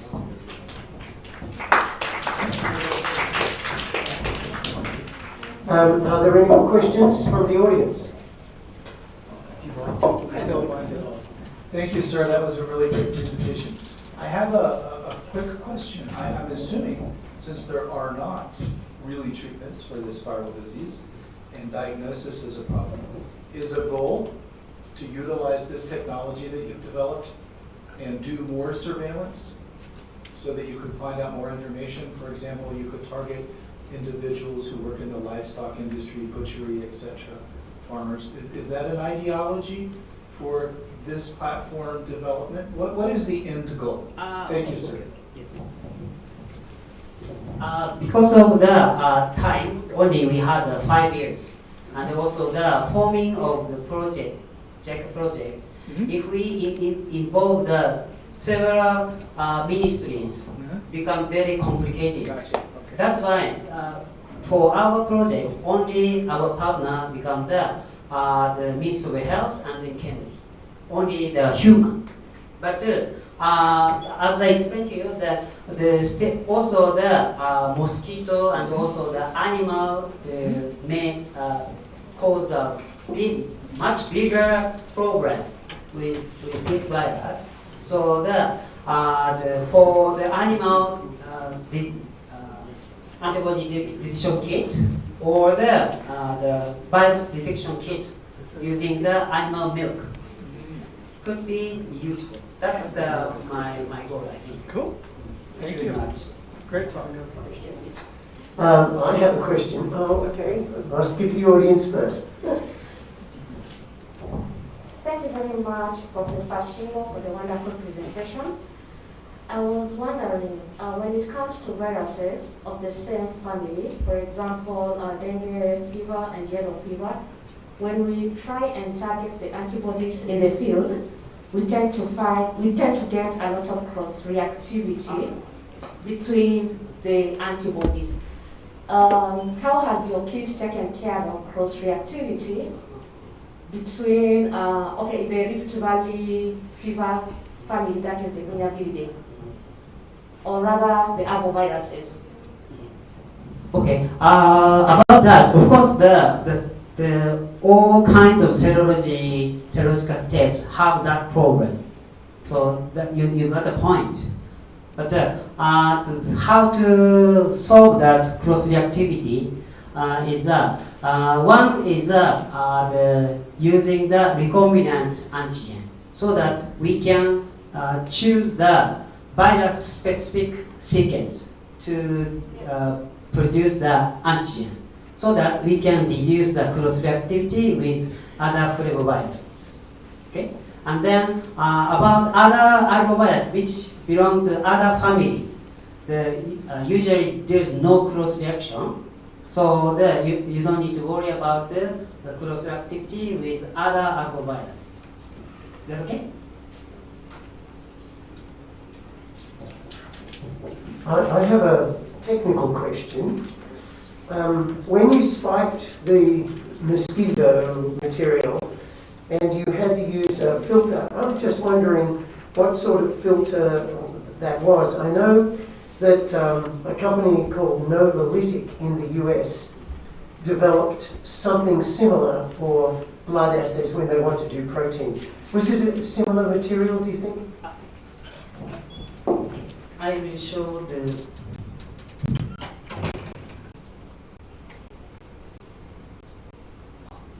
so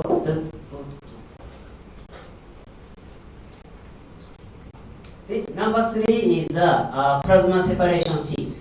Okay, then I think kind of nitrocellulose like membrane. I think yes. It's commercially available? This is I bought. Okay. Yes. So as I explained to you, this separation sheet I think widely used to use the whole blood for test. That's why they not for mosquito, but for the whole blood testing, they are using this. Thank you very much. Are there any more questions? Okay, we have one more over here, please.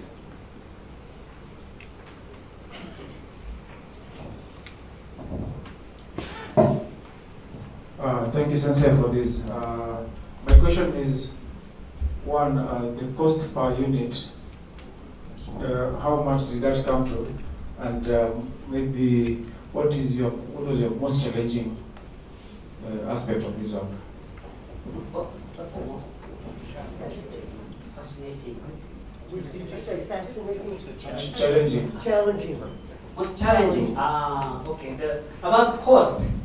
Actually, I haven't calculated, but usually the people who develop the rapid test kit like this targeted $1 for one test kit. That's the target. So it means the cost should be lower than that. Okay? No, sorry. That's the vaccine. Sorry. Sorry, I don't have answer about it. The commercially usually $10. Yeah, 1,000 yen. So the $10. Yes. That's the commercial price. So it means the cost for production might be like a half or something. Then about the second question, challenging part. Challenging part is the positive sample. Yes, I didn't explain to you, but this test only we needed was 2 microliter. Okay, it's a very tiny amount, isn't it?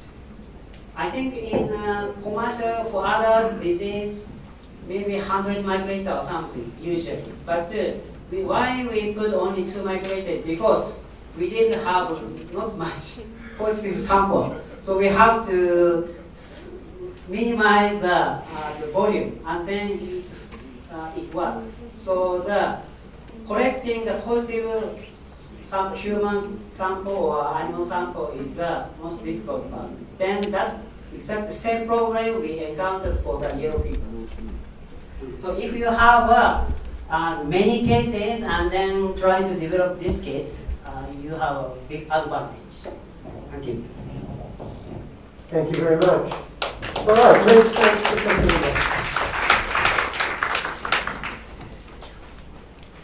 Okay.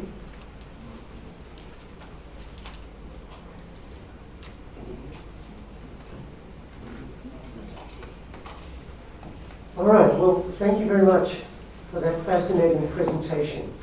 Now, as you appreciate, we changed the schedule a little bit today, and so in order to keep some of our speakers who have been scheduled online, in the next case from the United States, to keep them at their original time, we're going to add a short presentation now. One of the important things about these meetings is the sponsorship for the meeting. And I hope that you all spend some significant time talking to our sponsors. Without our sponsors, we cannot hold these meetings. It is really a critical aspect. And I want to tell you that some of the sponsors were exceedingly generous to us. So we're going to hear a presentation on behalf of Thermo Fisher. And Thermo Fisher generously provided us with $25,000 towards this meeting. And I hope you understand how valuable that is to all of us. So I'm going to call upon Penina Muri-Rui, who's the representative from African Biosystems Limited, and she represents, her company represents Thermo Fisher. Thank you very much, and we thank you for your support.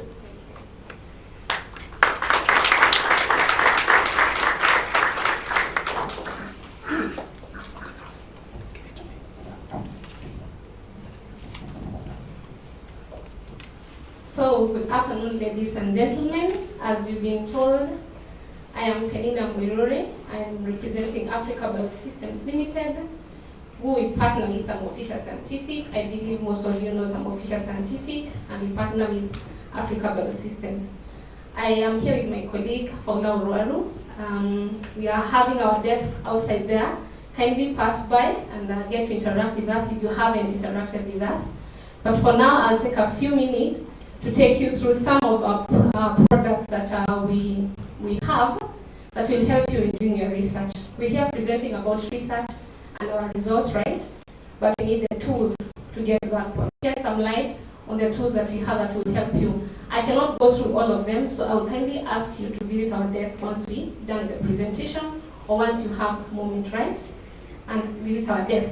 So we have a big customer base in East Africa as Africa Biosystems, and I believe Thermo Fisher has a very big customer base all over the world. I know even from Japan or from the US and from Europe, you have interacted with Thermo Fisher, but in East Africa, the representation of Thermo Fisher is Africa Biosystems, and we have our customers here. I know we have Mount Kenya University, we have Maseno University, we have JKUAT, we have USAMUK. We work with them and we supply them and we partner with them and collaborate for their research.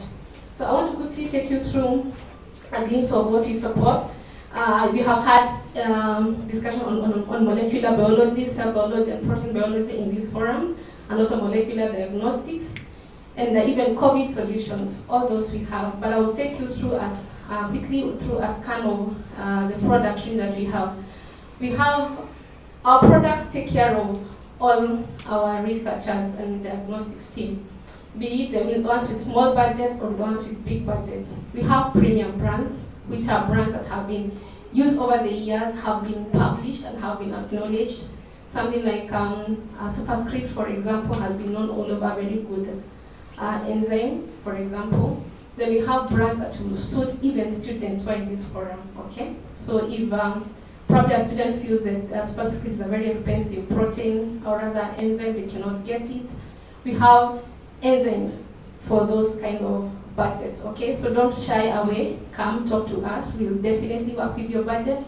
We'll definitely work with your productivity. If you don't have to optimize, and have to go through the pain of optimizing your assay, we have very good brands that you don't even have to optimize. We have ready-made assays, you just need to pick and run. So come speak to us. We have solutions across. So we have brands in Thermo Scientific. The Thermo Scientific brand is a very good brand for people with low budget, and we have Applied Biosystem brand for machines. We have Invitrogen for very good protein enzymes.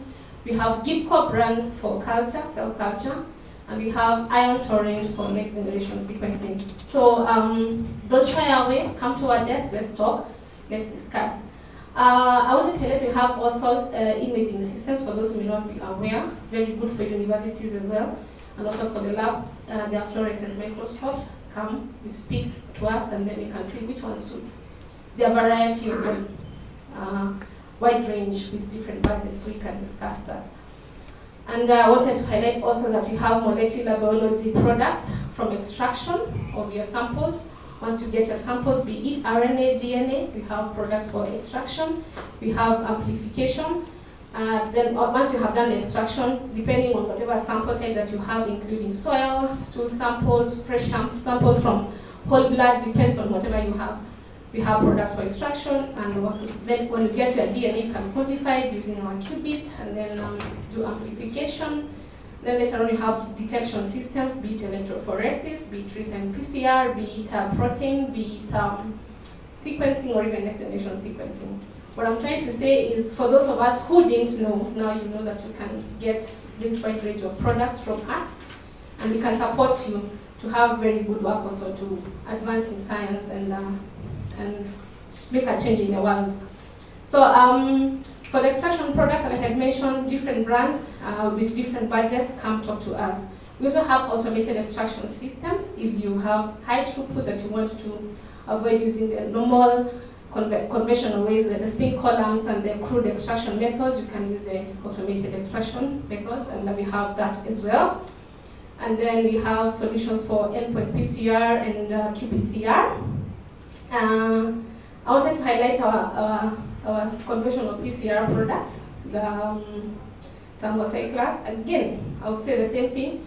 Wide range, depending on your budget, you come, we'll have a discussion. We have Simplium, it's a new entry. Then we have Simplium, which has been there before, and Verity and Proflex. We have a Proflex machine outside there. You can come and have a look at it and see. Then for the real-time PCR, this has been a very good solution in these COVID times for COVID testing.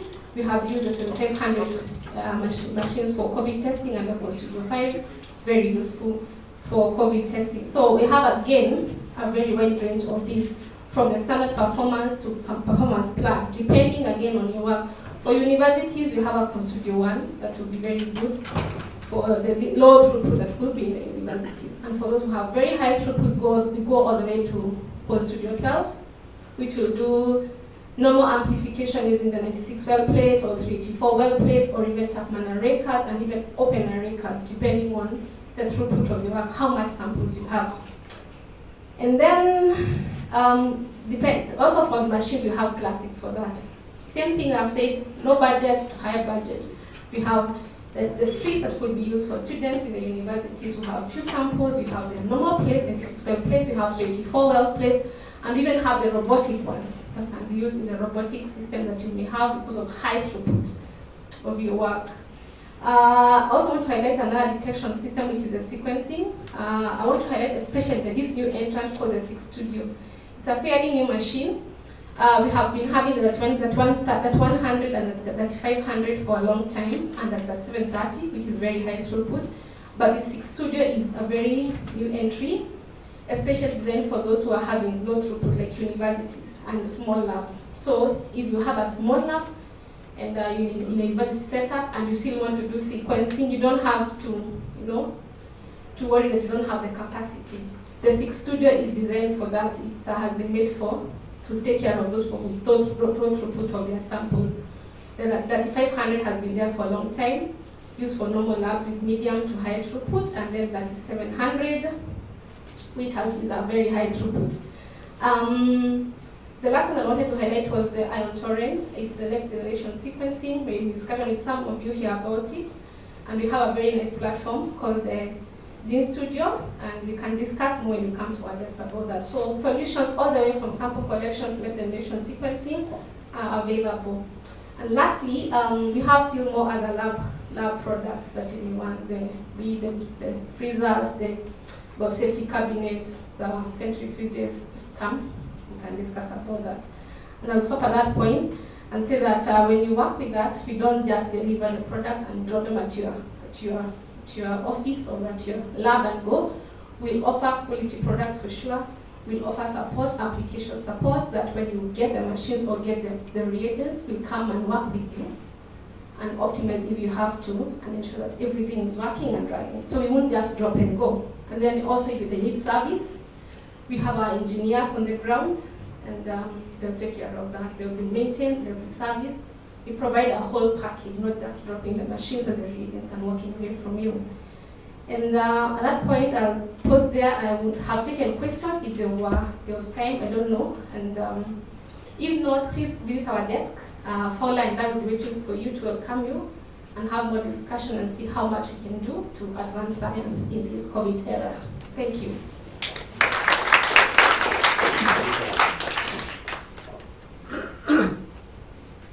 Thank you.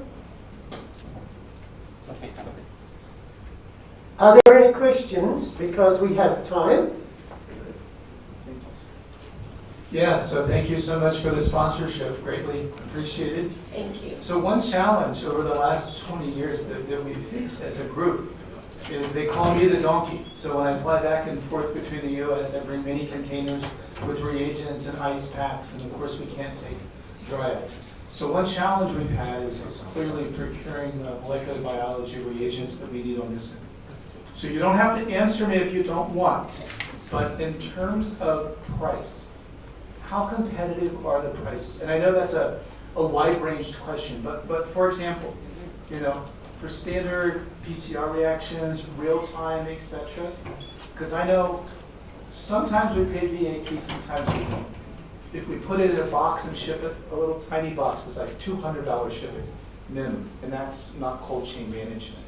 And so price-wise, and I'm not trying to work any special deals in public, but how are the reagents comparable in terms of the price? So you procure them from the companies, you have your own company. Are they relatively similar in price to what we would get, for example, not in Canada? Well, that's a good question, but again, a very tricky question. Yeah, it wasn't meant to be, but thank yeah, you. I would say price should not be a concern, really, because you have to put into consideration that we are importing, then you have to pay the freight charges, you have to pay the VAT, the customs, and sometimes the markup, right? Yeah, so that is consideration. But otherwise, even if the client feels that the price is a concern, they should just come to us, talk to us. Really, we cannot stop science happening because of that. So we are open to having discussions about the prices. And I know my management team is also open to that. So if you have a concern, don't shy away or keep quiet, just talk to us. Okay. We are fairly competitive, but if you feel we are not, then we can always have a discussion. Thank you so much. Is there a website for our procurement folks in the group where they could go, see the products available, place them over online, or is this something where we contact you personally? Where would we get the list of what's available and then discuss prices as next steps? All right, all the products that we have are in the Thermo Fisher website. Oh. Yeah. So the majority of what is in Thermo Fisher, especially in the life science group, the molecular biology, from sample collection all the way to next generation sequencing, available on the Thermo Fisher website, we can supply. So anything you find there, we can So discuss. go there, give you the code number for the Yeah. product, because they're Yes. different in Yes. different places, Europe versus US. Yes. Say, this is the US code number for this product. Right. Can we procure this? Yes. So We'll get the right code for what is available. If the code is for the US, we'll get a similar code that is for what is being provided in Africa or in EMEA region. Yeah. Karibu. One of the issues that you mentioned and we've all experienced is the difficulty of getting things through customs. We had a lot of somewhat difficulty bringing some things in this time, and we had a piece of equipment donated from a German company, which I think is still in customs in Nairobi, and we could have used this for our course. Are there any, can I use the word tricks? Are there any tricks? Any trips or tricks?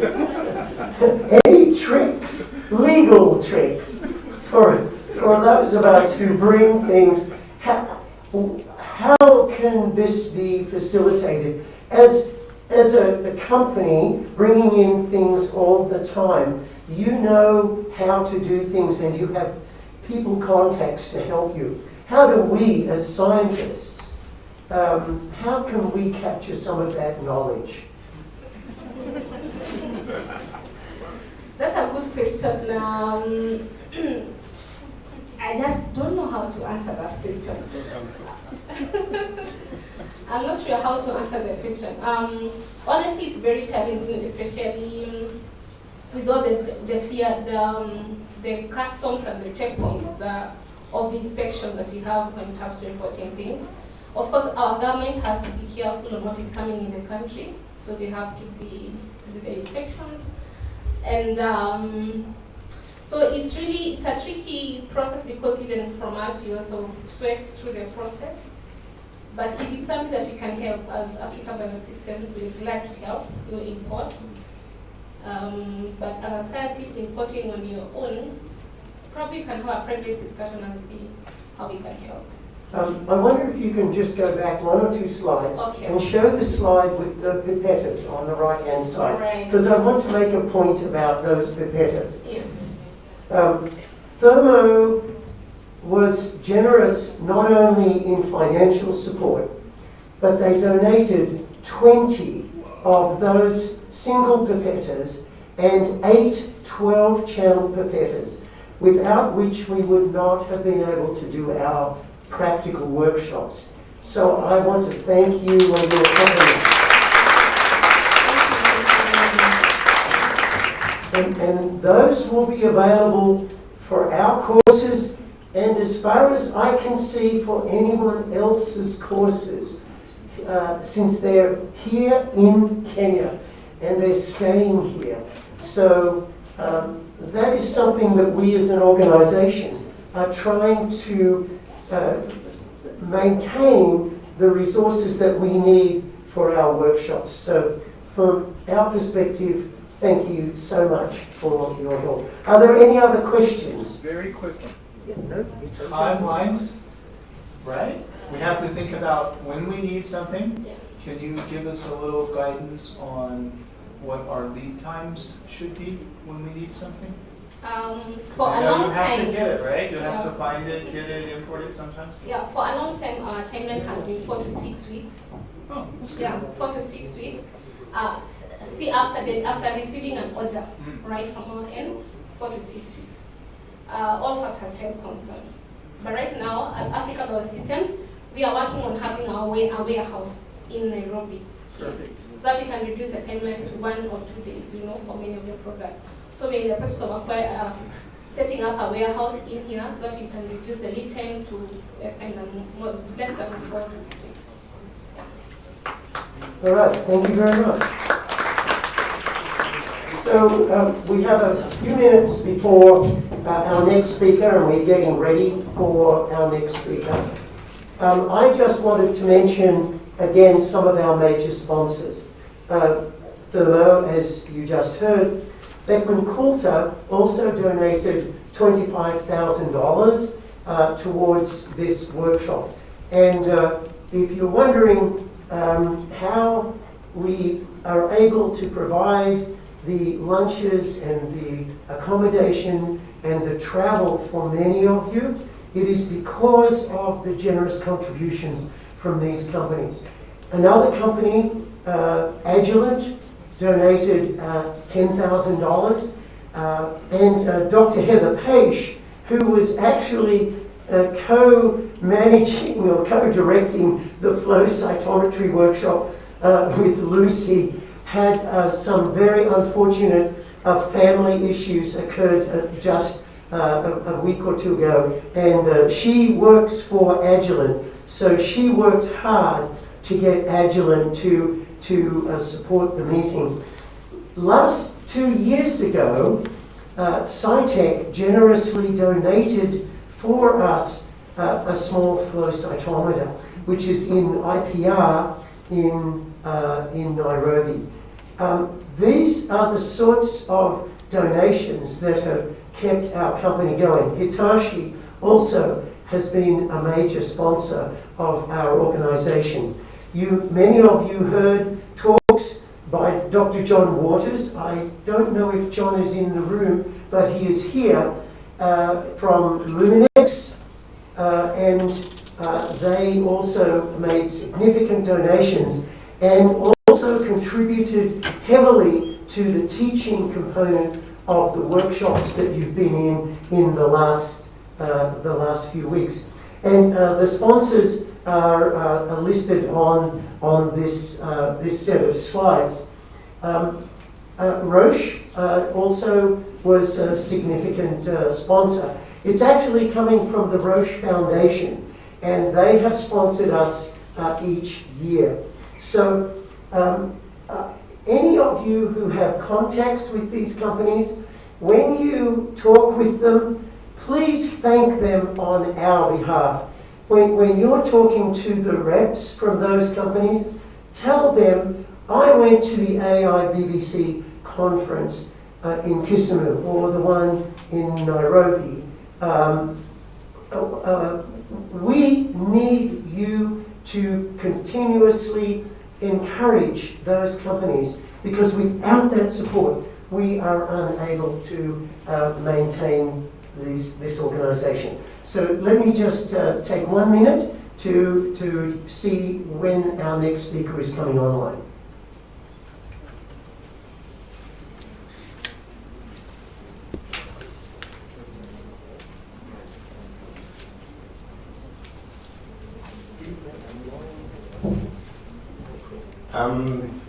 I've been allowed to make a long announcement, but it's not really long. Just a quick one. All the students who were given travel grants from Nairobi who will be returning on Saturday, you need to register. You must indicate whether you'll be doing a day travel or a night travel. It is important. Number two, it's a final call for those who need COVID-19 vaccine. You need to register at our desk outside the lobby. Third and last, those who had travel grants, you need to meet Eddie, Dr. Eddie Odari, at the lobby, second floor, for your refunds. It's important. If you need something back into your pocket, search for Dr. Eddie Odari and you get your refund. Thank you. That will be all for the moment.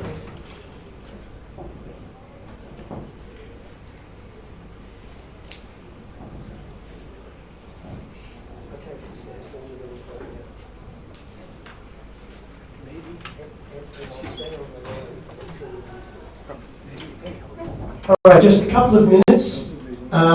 We're just waiting for a connection, and we'll move into the next talk.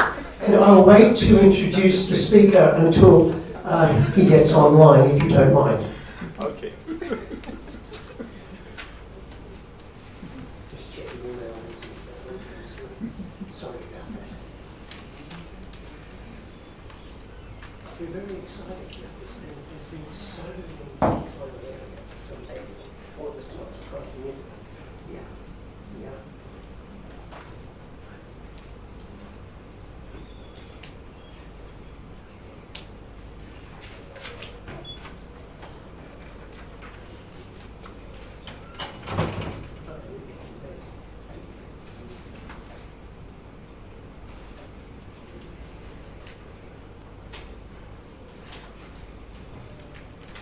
Did you get that email yet? Okay. Checking.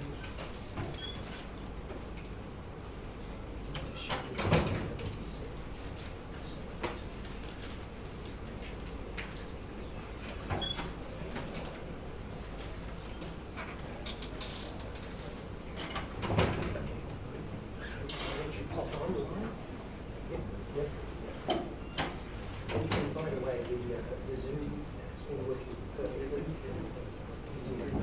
All right, I'm going to introduce you as soon as Kennedy pulls you up on the screen, and then I will proceed. So just give me 1 minute.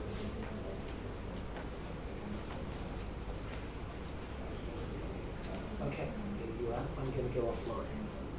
Is that okay? All right, thanks, Phil. Sometimes the phone works too. Hello, the IT guys, please, 1 minute. Yes, this is the Zoom. And Phil said it's no problem to record, so because others will want to watch this. You can start recording anytime you like.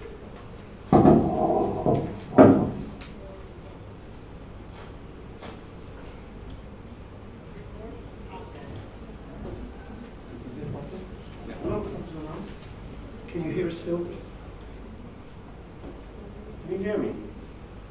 film. Sound.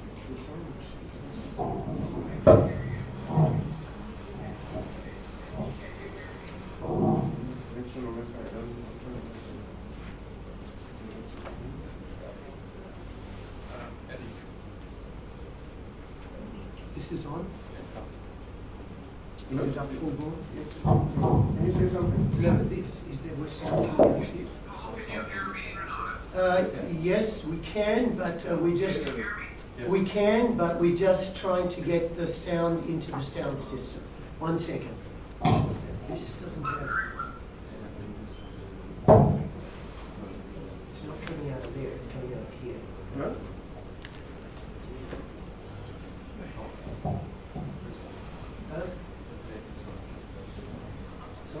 You might have more success if we can read the language, which is the appropriate. I'm sitting next to the Yes, there. It's the sound like. It's not the mic. I'll shut up.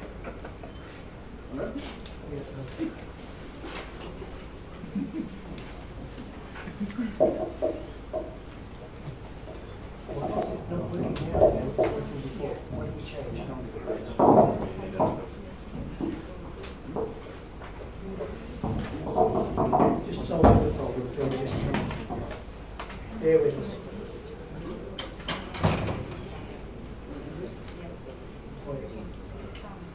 Yes, but we can't hear here.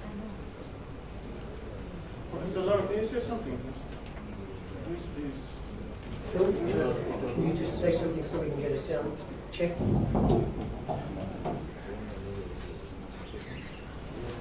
This is too short. It's too rich. What's the problem? Can you twist? Twist it? Twist it? Bring it around. Why is it different from earlier? Bring it around to the body. Yes, can you say something, please? Hello? Yeah, sure. Oh, there we go. We're good. Yeah, are you able to hear me? As We are. Perfect. All right, I'm going to introduce you in a second, Phil. Yes. So if you might want to share your slides, I see if Yeah, share your screen for us, please, Phil. Okay. Share your slides, please. I enable you? Sure. I'm happy to. Just a second. Okay. Just a second. Share. I'm going to pick. Tell me. Could you put it on the presentation mode? Can you see it? Yes, Good, it's good. perfect.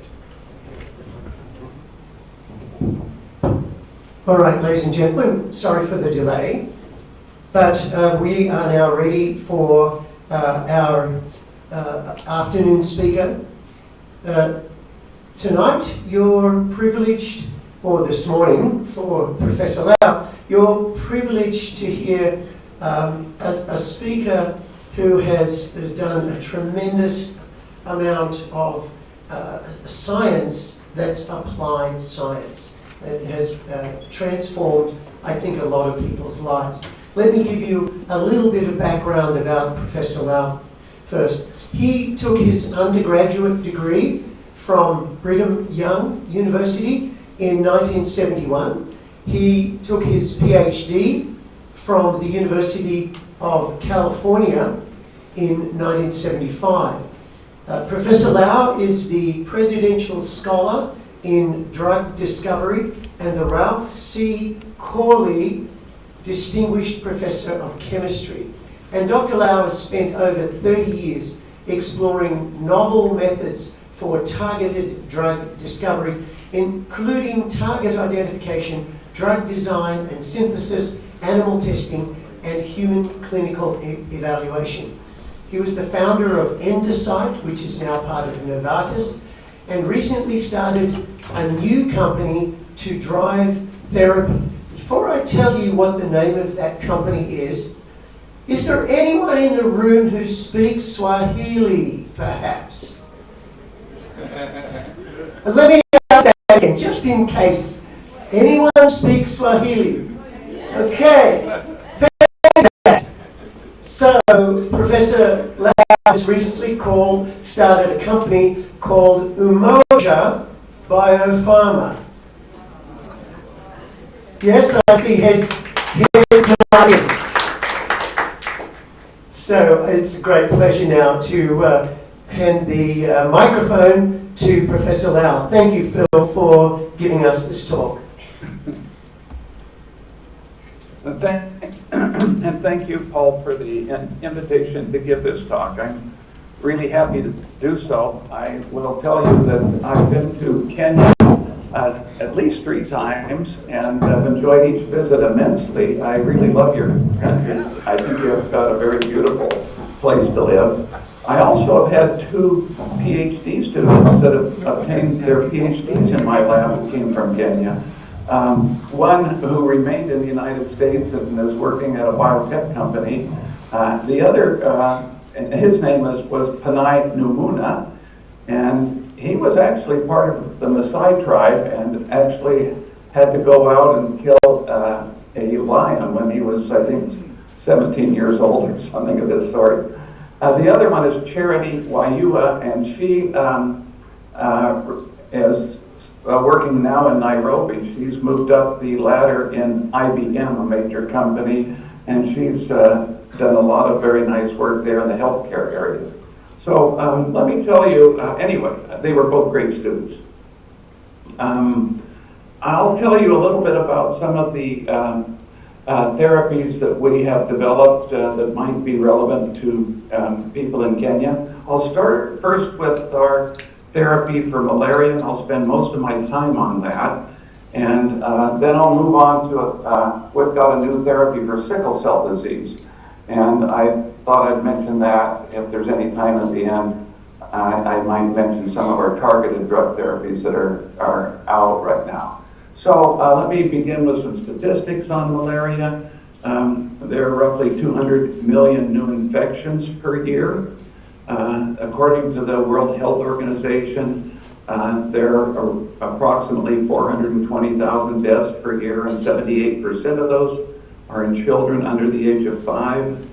1 child dies of malaria every minute in Africa. This is a terrible statistic that we need to change. Half of the world's population is at risk for contracting malaria. The World Health Organization spent $4.3 billion last year trying to control it. This money largely comes from donations from countries. The main therapies involve artemisinin drugs. They're called artemisinin combination therapies, or ACTs, and the most common ones are listed here: the dihydroartemisinin plus piperacin, or artemether plus lumefantrine, and these constitute the most common ones. And then one of the things that we're most worried about is that there are drug-resistant strains that have been emerging for several years in Southeast Asia, and they're now appearing in Africa. So these are all issues that illustrate the importance of the disease. Just as background, you can see on this color chart of the map of the world that the major sites for malaria are here in sub-Saharan Africa and in Southeast Asia. There is a little bit in South America and Mexico, but not a lot. The parasite spreads through mosquitoes. You're very familiar with this. After an inoculation by an Anopheles mosquito, the parasite moves into the liver, goes through a maturation process there, and then escapes as a merozoite and enters a red blood cell. In the red blood cell, it goes through a life cycle that involves a ring stage, a trophozoite stage, a schizont stage, and then the parasites burst out of the red cell and reinfect additional red cells. The data I'm going to show you today, and this is a new approach for treating malaria. Every therapy to date tries to inhibit or block an essential process that occurs in the parasite itself.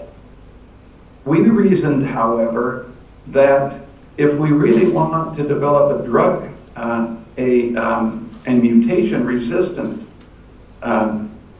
treatment for malaria, we have to target an enzyme or a process that the parasite cannot mutate.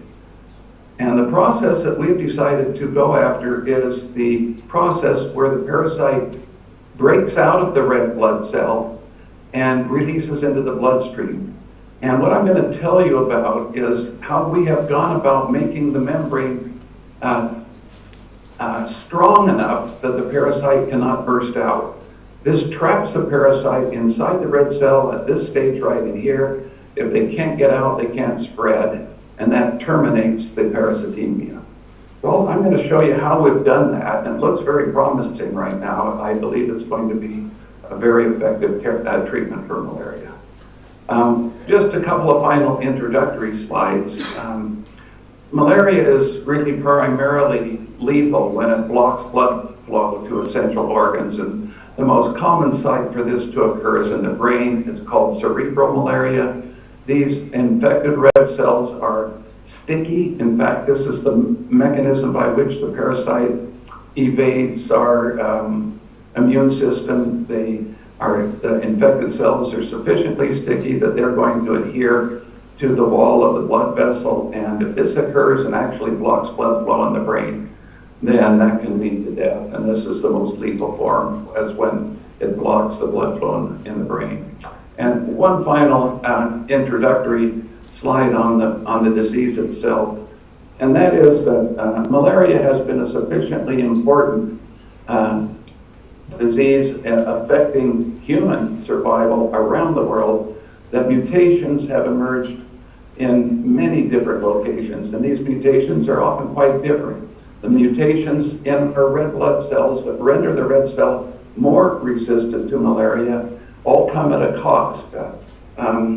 Sickle cell disease does reduce your probability of contracting malaria, but at the same time, the red cell is compromised, does not function as well, and actually itself leads to clogging of the blood vessels and vaso-occlusion.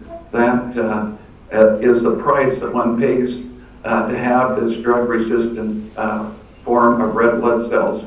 Thalassemias, both beta and alpha thalassemia, come with resistance to malaria, but they also cause problems with the patient that has this mutation. Southeast Asian novellocytosis, G6PD-H deficiency. These are in the Southeast Asian islands off the coast, and even in Malaysia and places like this. G6PD-H deficiencies in the Mediterranean area. Thalassemias are mainly also in the Mediterranean area, sickle cell disease in sub-Saharan Africa. But all of these confer resistance to malaria at a cost to the patient. Now I'm going to go in very briefly into a little bit on the structure of the red blood cell membrane. I'm going to present this in a very simplified form to help you understand our approach to treating malaria. And I kind of draw an analogy between this glass building here and the structure of the red blood cell membrane that we look at here in this electron micrograph. This building is made of glass and steel. And what holds the building together? It's certainly not the glass. The glass is not strong enough. It's the steel beams that hold the glass plates here in the building. If you take away the steel beams, the glass falls apart and the big building crashes in.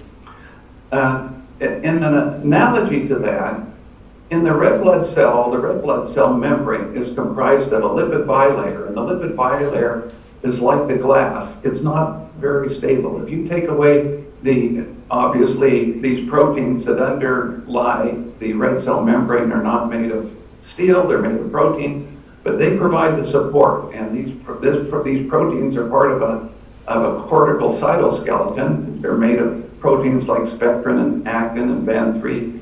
These proteins provide the strength to the membrane. If you break the bridge or the connection between the lipid bilayer, which is intrinsically unstable, and the membrane, and the membrane cytoskeleton, these proteins, the membrane falls apart. Now what I'm going to show you is that there's an enzyme in the red blood cell that controls these connections between this cortical cytoskeleton and the lipid bilayer. And the parasite activates this enzyme that breaks the connections, and the enzyme is a red blood cell enzyme. So when the parasite invades the red cell, when it needs to break out, just before it breaks out, it activates this enzyme that ruptures or severs, breaks the bridge between the lipid bilayer and this protein cytoskeleton, and the cell falls apart. And that allows the parasite to get out. Now here's kind of a cartoon of what these junctions look like. And the junction is between BAN3, a membrane spanning protein, and this spectrin-actin cortical cytoskeleton. The enzyme I'm going to talk about breaks this bridge between this protein anchored in the membrane and the cytoskeleton. I'm going to show you now just a little bit of how this happens. This is a side view of the membrane. This is that BAN3 protein that crosses the membrane, and here's a cartoon of the cytoskeleton. When this enzyme is called SYK is activated, it's a kinase, a tyrosine kinase, and it phosphorylates BAN3 on tyrosines 8 and 21, right here at the bottom of the protein. And when it phosphorylates there, it causes the membrane, the connection between BAN3 and this cytoskeleton to break. Once you break that connection, this lipid bilayer is no longer stabilized by the cytoskeleton, and it falls apart.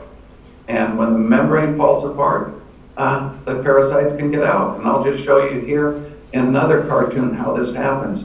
Here is BAN3, here is SYK, down here. The parasite activates SYK. SYK is a red blood cell enzyme.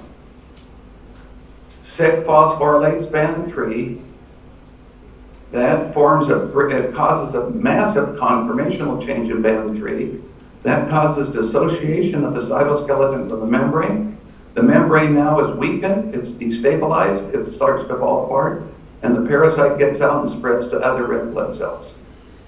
So I'm going to take you through the steps of this, and then I'm going to show you the clinical data that we obtained recently demonstrating that if we block that enzyme, SYK, we can cure malaria.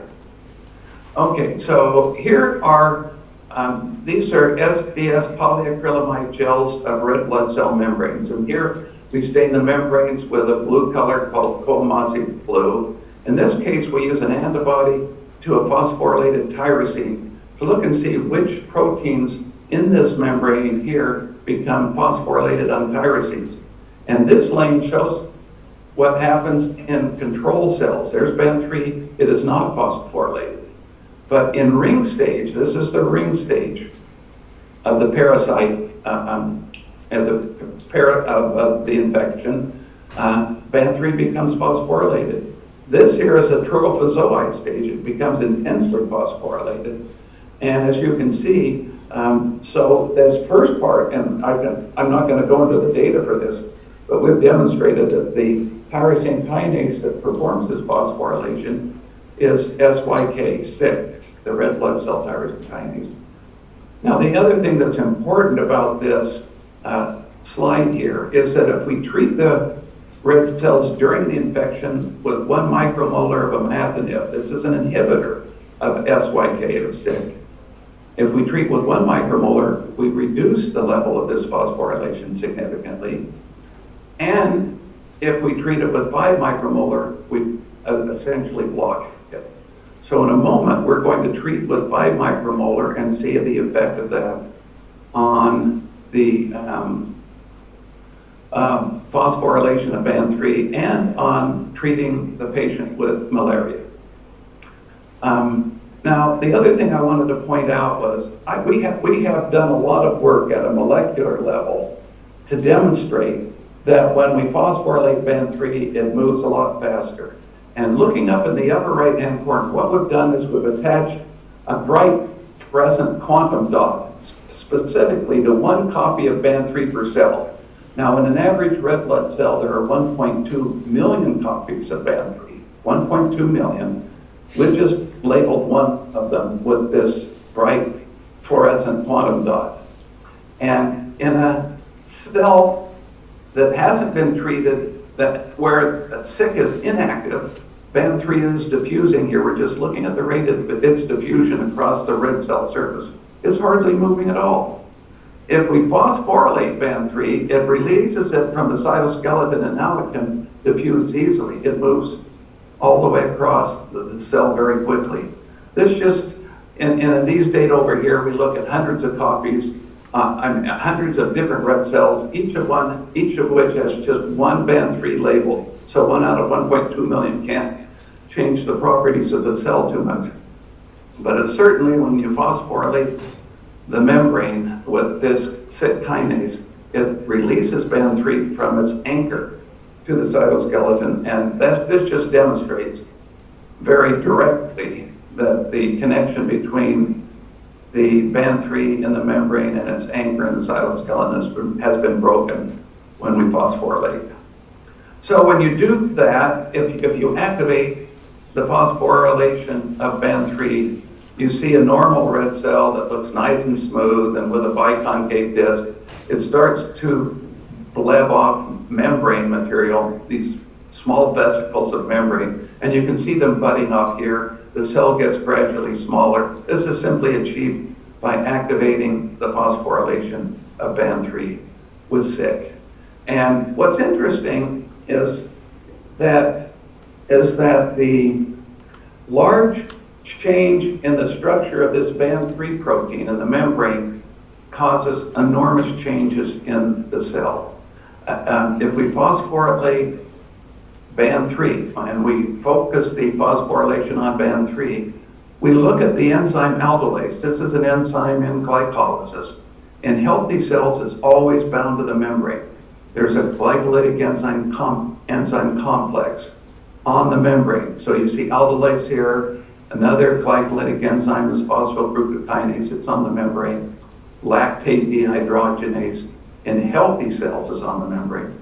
When you phosphorylate Band3, that large structural change in Band3 displaces the enzyme, so they release into the cytoplasm.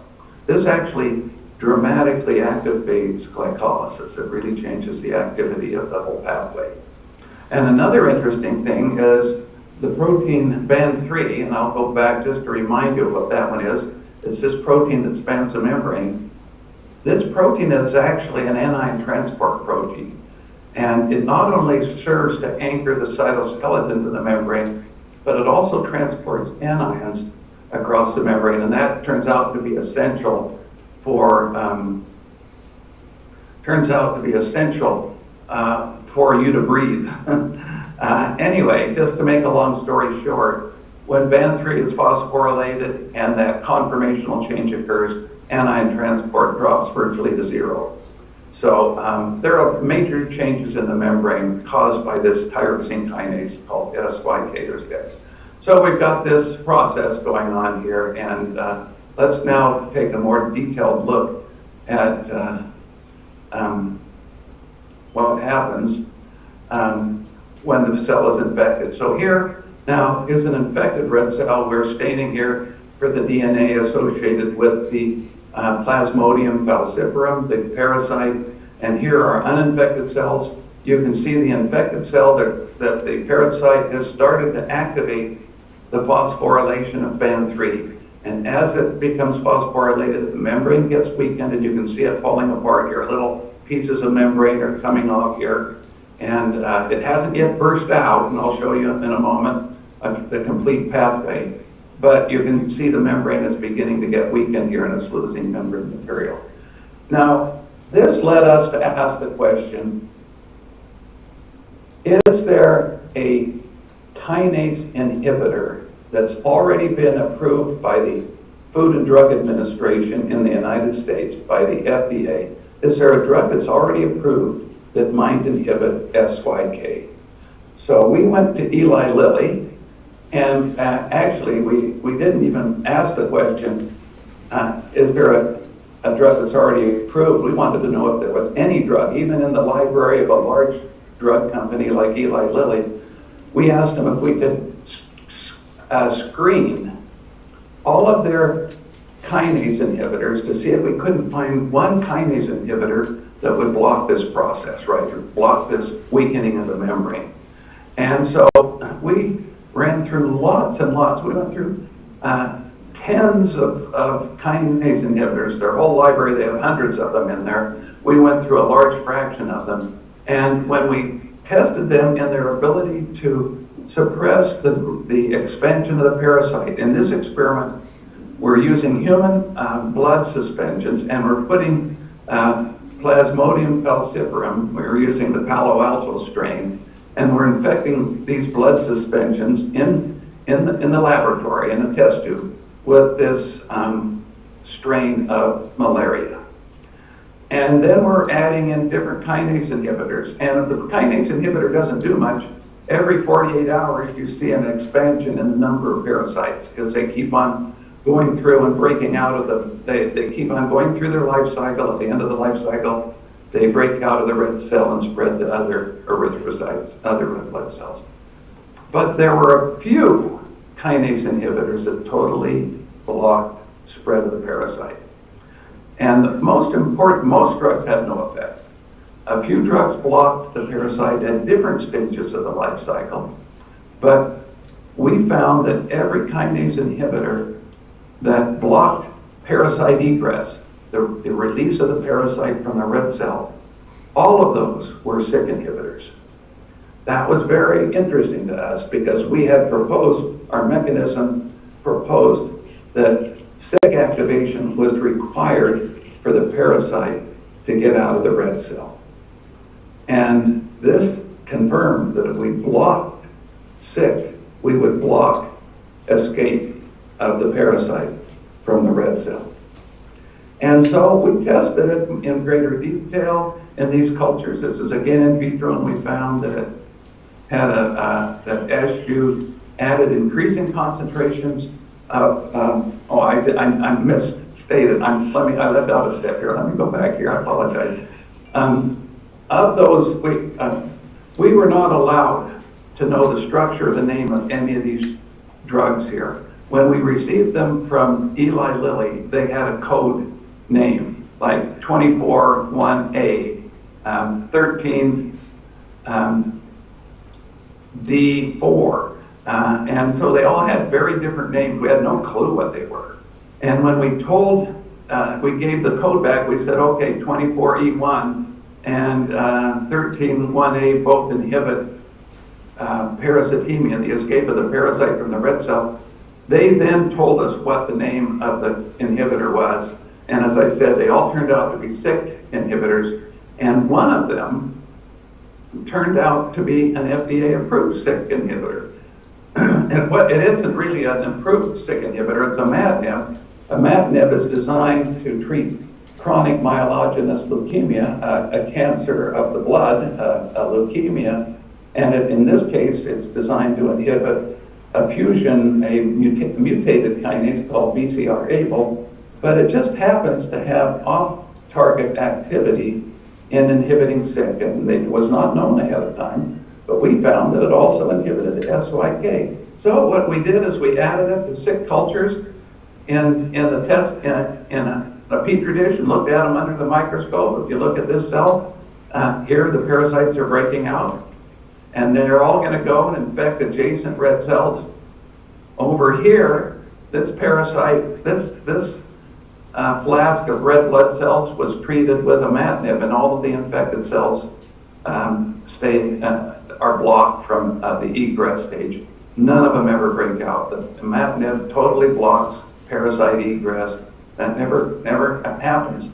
So with that encouraging data, we wondered if that might happen in real people with real malaria. And so we took the drug, and because it was already FDA approved, we didn't have to go through all the preclinical toxicology, stability studies, all of the manufacturing studies to show we could make it in pure form. I could go through all of the processes of developing drugs because We've actually brought 13 drugs into human clinical trials in my lab here at Purdue. But this one I didn't need to because it was already FDA approved, and that was really exciting. So we began to look for a place to run clinical trials. And the first place that we went was Mbale, Uganda. And here shows a picture I took in one of the clinics there in Mbale, well, the clinic in Mbale. And you can see most of the patients are little children, and they're all on this one single cot lying crossways. They probably don't have quite the facilities that you have in Kenya. All of them are linked up to the same IV source here, and they're being taken care of by their mothers. There's really not a lot that they're doing to try to, that they can do at this stage. And it was very sad that while we were there, in fact, historically, they have about two children die per day in this clinic here. So it's an unfortunate, very sad situation.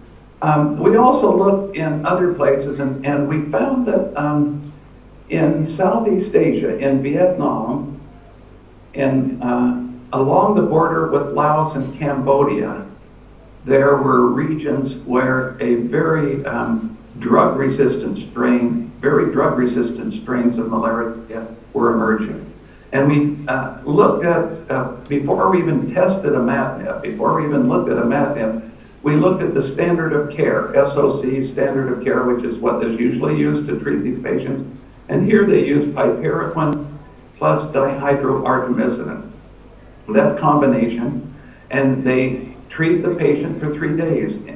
And in the Quang Tri province of Vietnam, 60% of the patients were totally cleared of all parasites between time 0 and time 72 hours. In other words, at the start of the therapy, at day 0, and at the end of the therapy, day 3. Now, over a 3-day period of time, 60% were cleared. But almost 40% still had residual parasitemia.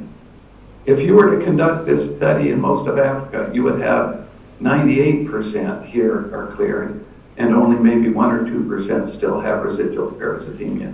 But in Southeast Asia, there's a lot of drug resistance emerging, and so you have a lot of patients that don't get cured.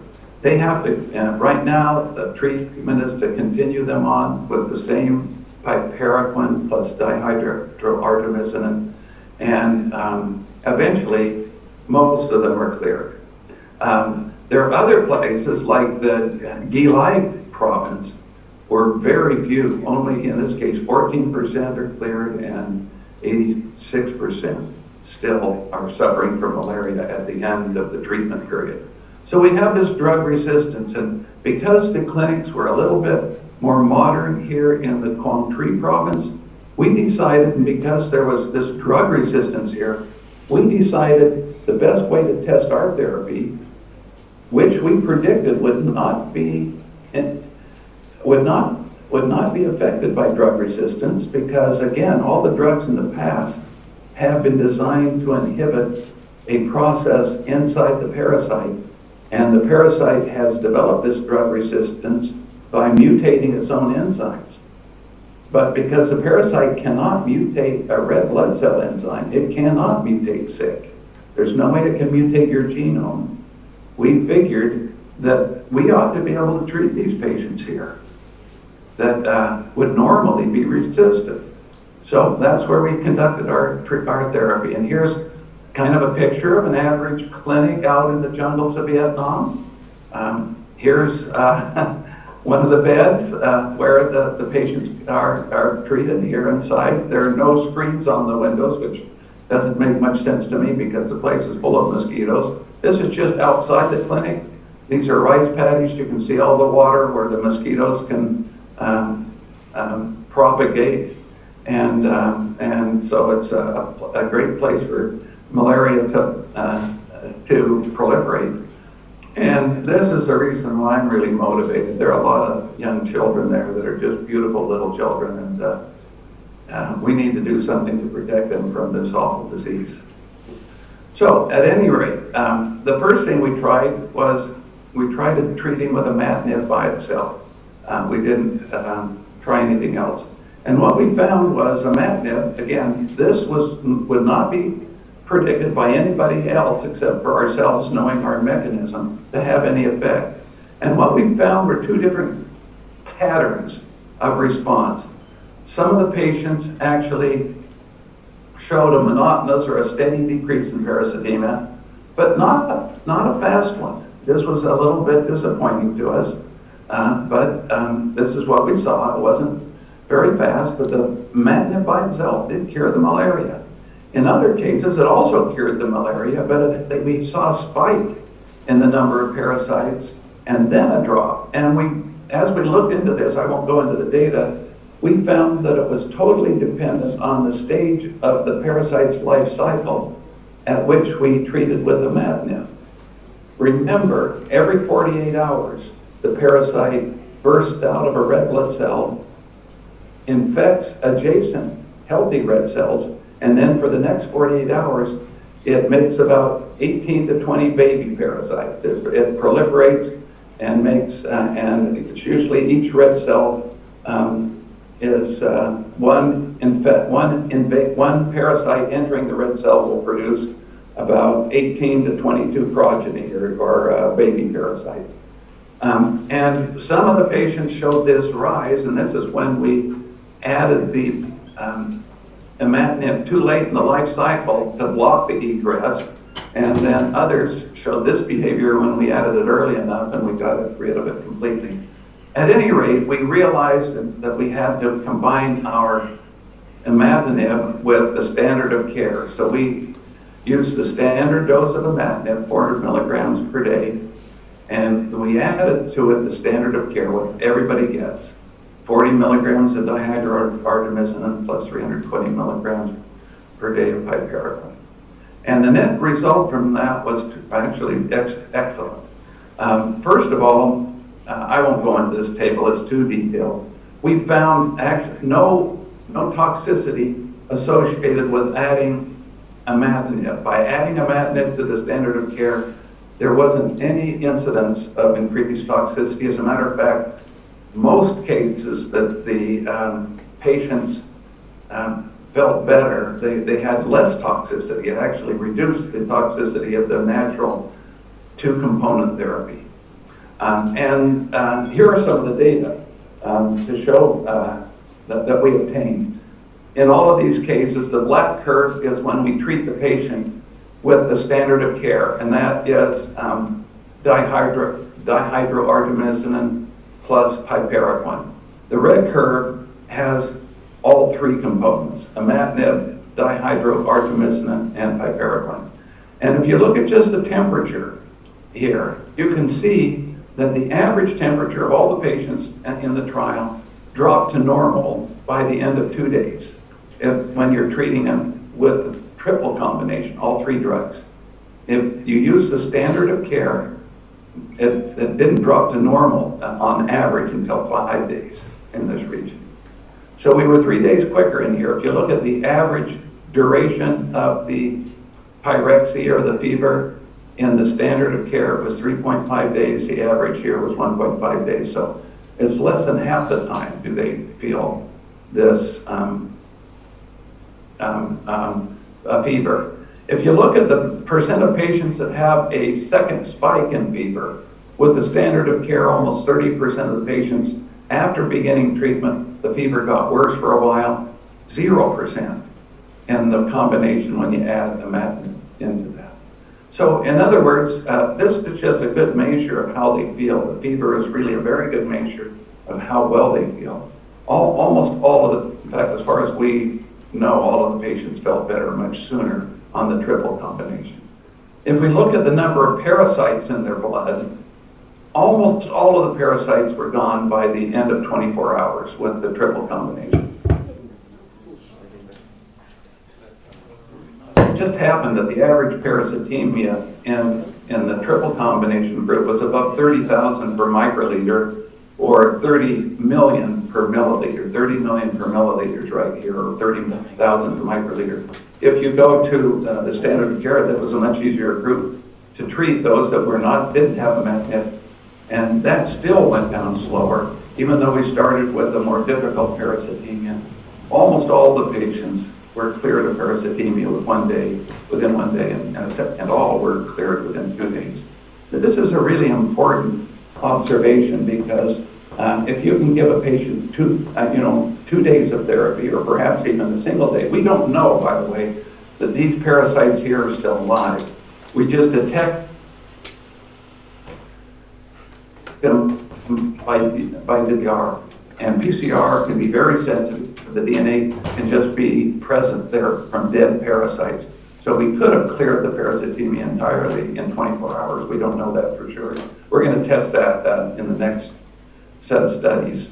At any rate, you look at the percent of patients, in all the measurements that we look at, we see a significant improvement when we use imatinib in combination with the standard of care.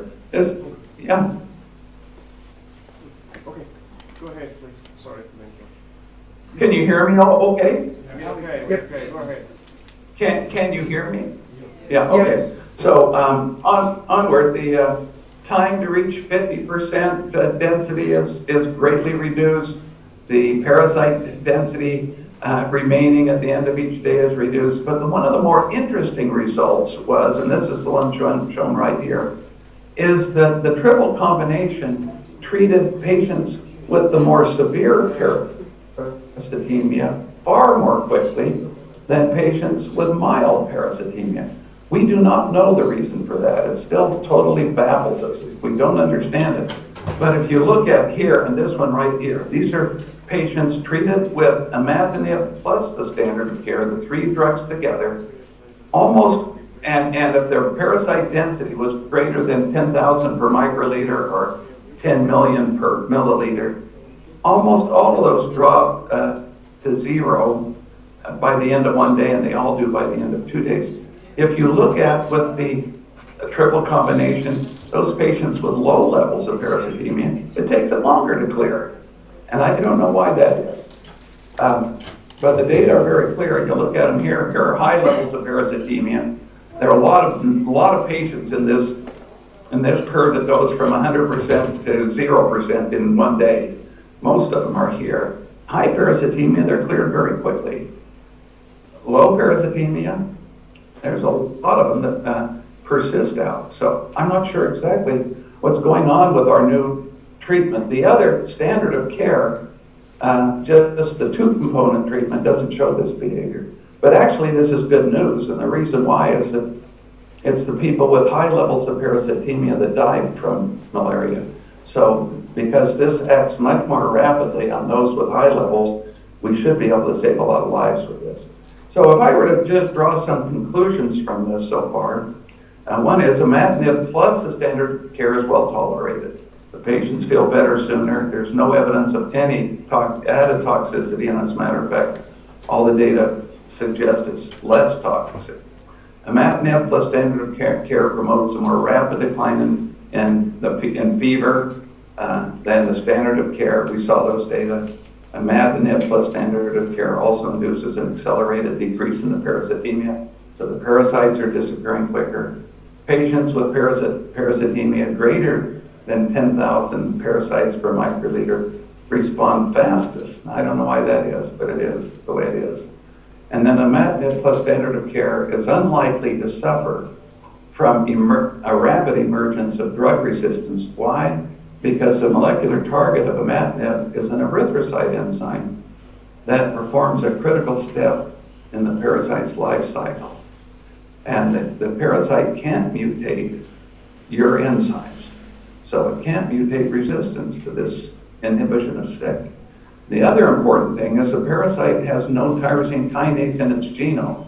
The genome has been sequenced. There's no enzyme that has anything that looks like a tyrosine kinase in there. And so it can't mutate one of its own tyrosine kinases to perform this essential phosphorylation of band 3 that's normally performed by STIC. So we need to do more clinical trials, and we're actually looking to do them. We'd like to do some in Africa too. And so if there are groups in Kenya that might be interested, I'd like to talk with them. But that is where we are with malaria.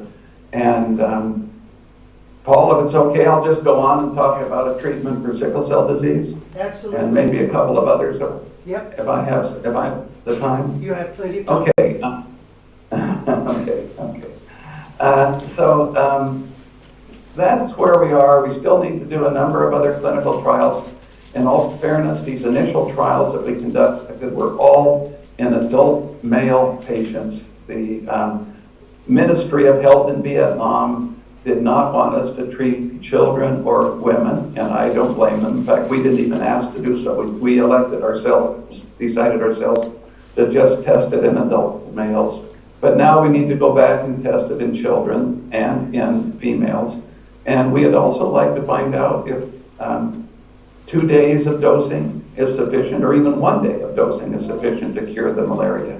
That would be, that's a very, very important development, because in places like Vietnam and Kenya and so forth, it's not uncommon for the doctor to give a malaria patient 3 pills. He'll watch the patient take the first pill. The patient then will go home with the other 2 pills with the instructions to take the second pill on day 2 and the third pill on day 3. But they often go home and after 2 days feel better. And so they put the third pill on the shelf in case they get malaria in the future. And some will even feel better after 1 pill. And so they'll save the other 2 so they don't have to walk 5 miles into the clinic to get medicine the next time they get malaria. This leads to selection for resistant strains of malaria, because oftentimes those parasites that are still, those few parasites that are still around after the first pill or after the second pill are the most drug-resistant strains.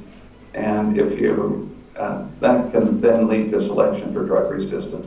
So the Medicines for Malaria and the World Health Organization would really like to have a therapy that reduces the number of treatments from 3 to 2, or even better, from 3 to 1, and would like to look at that. So those are the directions we're planning to go.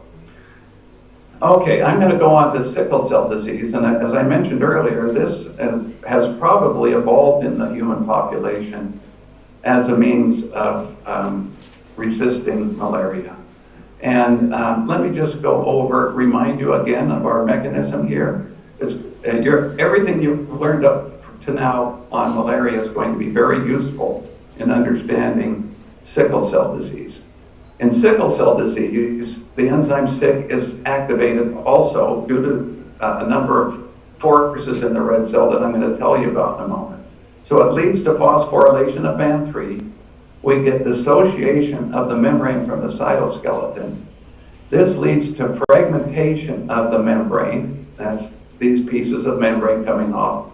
And also out through these holes in the membrane, we get hemoglobin, the red, the oxygen binding protein inside red cells that makes red cells red.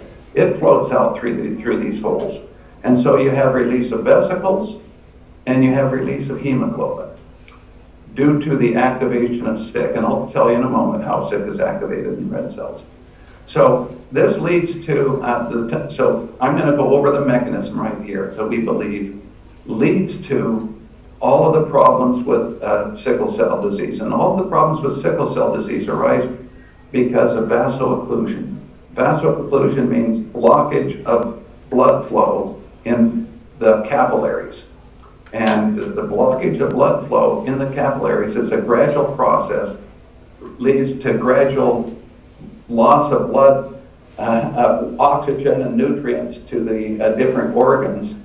And that loss of oxygen and nutrients then leads to the gradual decline in function of the kidneys and the liver and the brain and so forth, and eventual death of the organs. Somehow we've got to prevent this vaso-occlusion. Then that will keep the organs and the patient alive and they can live a normal life. But the process that leads to this, we believe, is somehow BAN3 gets phosphorylated on its tyrosine by SYK. This leads to dissociation of the spectrins, cytoskeleton, and membrane destabilization. You get release of hemoglobin. Now, the free hemoglobin in the blood activates toll-like receptor 4 receptors. I'm not going to go into this, but it activates the endothelium, the lining of the blood vessels, to put out adhesion receptors. So the blood vessel walls become sticky. They put out P-selectins and E-selectins and B-cams, all these adhesion receptors. That causes vaso-occlusion. The free hemoglobin also scavenges nitric oxide.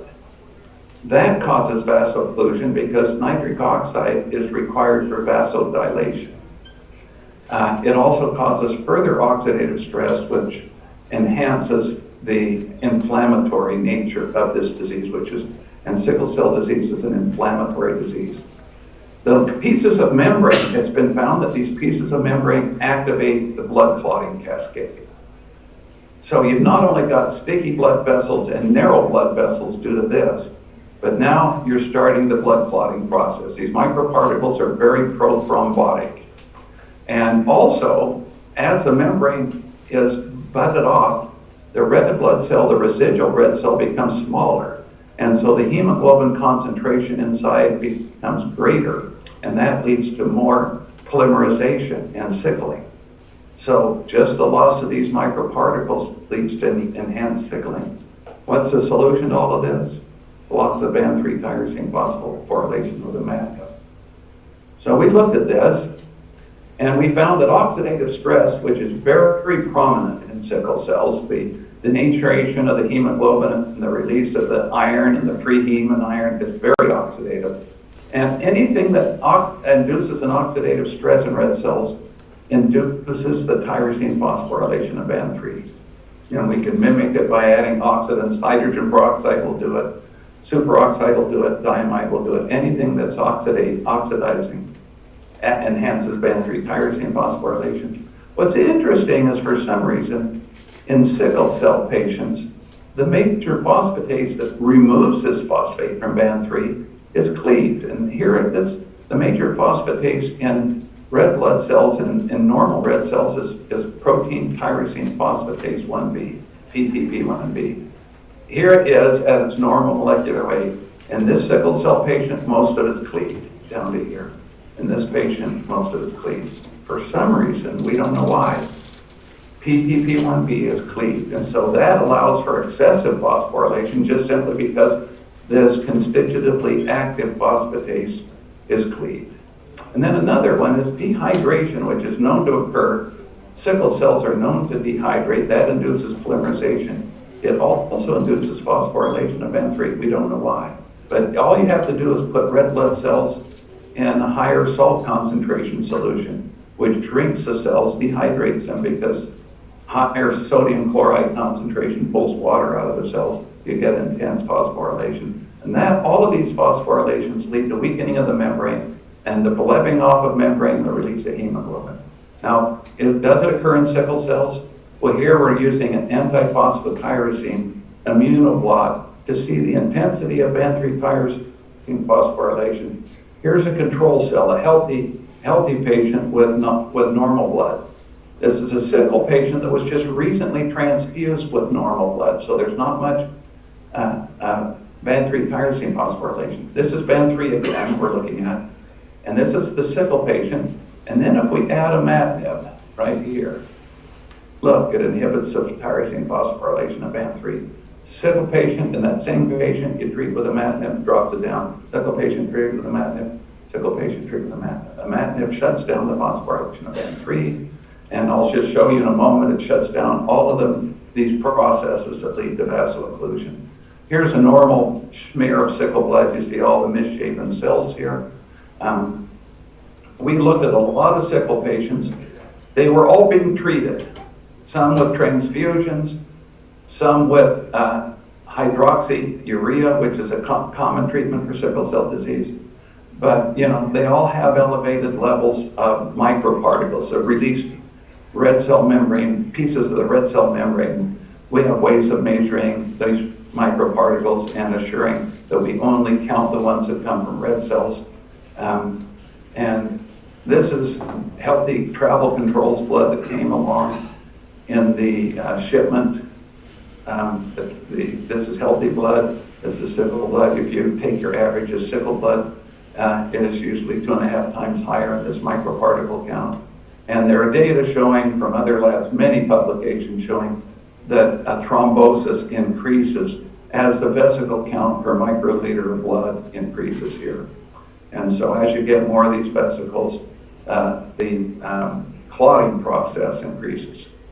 And then if you go on, if you look at hemoglobin in the blood, free hemoglobin in the blood, it also follows the same behavior. This is all control blood here. This is the sickle blood. It's also about 2.5 to 3 times higher in the sickle patients.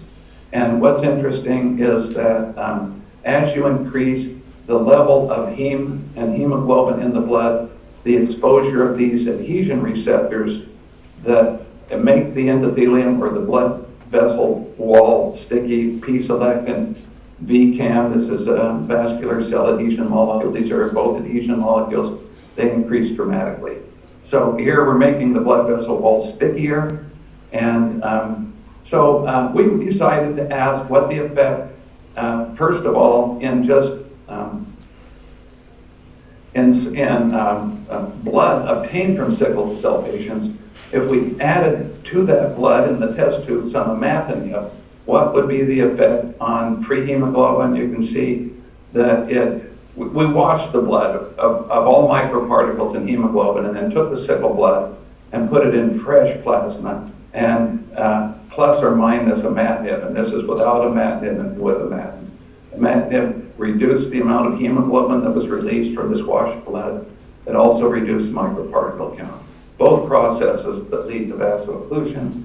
And then we collaborated with a group at the University of California, UC Davis, that look at blood flow through capillaries. And as imatinib concentrations were increased from 1 micromolar to 5 to 10, the blood flow increased. This is very good news because it means that that by using a little bit of imatinib, you can prevent the blockage of blood flow through these capillaries. We looked at adhesion to cells and endothelial cells in culture. These are human pulmonary microvascular cells, and these are over here are human umbilical vein endothelial cells. They're just endothelial cells from different sources. Regardless of what you use, as you add imatinib, adhesion drops. So the adhesion receptors are disappearing on here, and the actual measurement of adhesion shows they go down.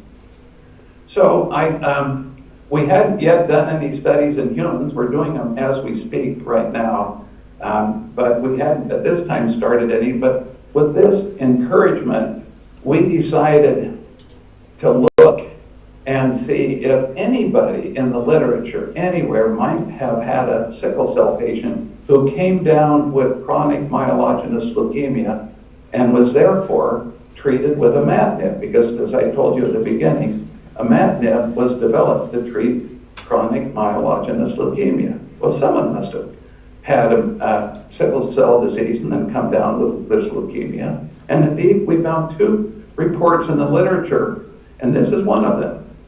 They use imatinib to treat these because it shuts down the production, the proliferation of white blood cells. So imatinib was started in November of 2008, and the white blood cell count decreased rapidly. That's what it does in all chronic myelogenous leukemia patients. It shuts down the cancer, so the cancer doesn't proliferate. So the white is a cancer of white blood cells, so the white blood cell count dropped.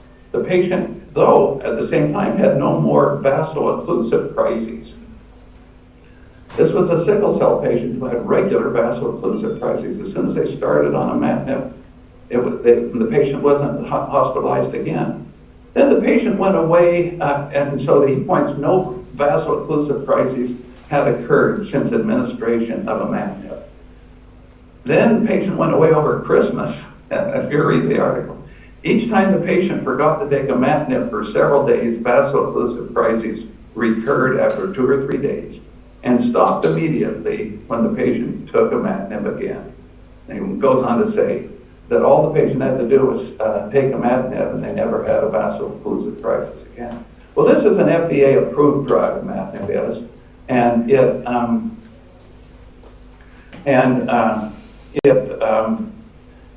is very safe. The only problem with it is that imatinib is a growth factor receptor inhibitor too. A lot of the growth factor receptors that control your body's growth are tyrosine kinase enzymes linked to a receptor. And so imatinib also blocks those. And as we've looked into this, imatinib cannot be used to treat sickle cell disease in children. And you really need to use it to treat sickle cell disease in children. Because this process of organ failure is a gradual process and it begins at birth. And if you're going to treat this disease successfully, you have to start treating at birth. And so we needed to design a Syk kinase inhibitor. Remember, imatinib was not designed to inhibit Syk, it was designed to inhibit BCR-ABL, but it happens to inhibit Syk.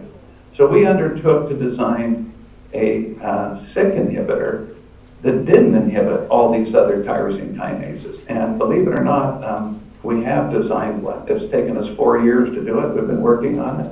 We have one, and as soon as we're done, we're conducting clinical trials right now to validate imatinib at Indiana University School of Medicine, Cincinnati Children's Hospital.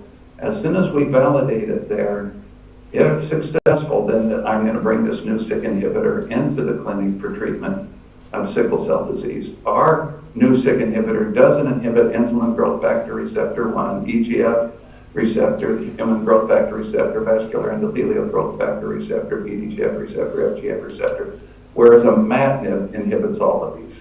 So we think we have a solution, but we want to validate the approach first. And here is Panay, who is from Kenya, as I mentioned. These are the people that worked on these projects right here.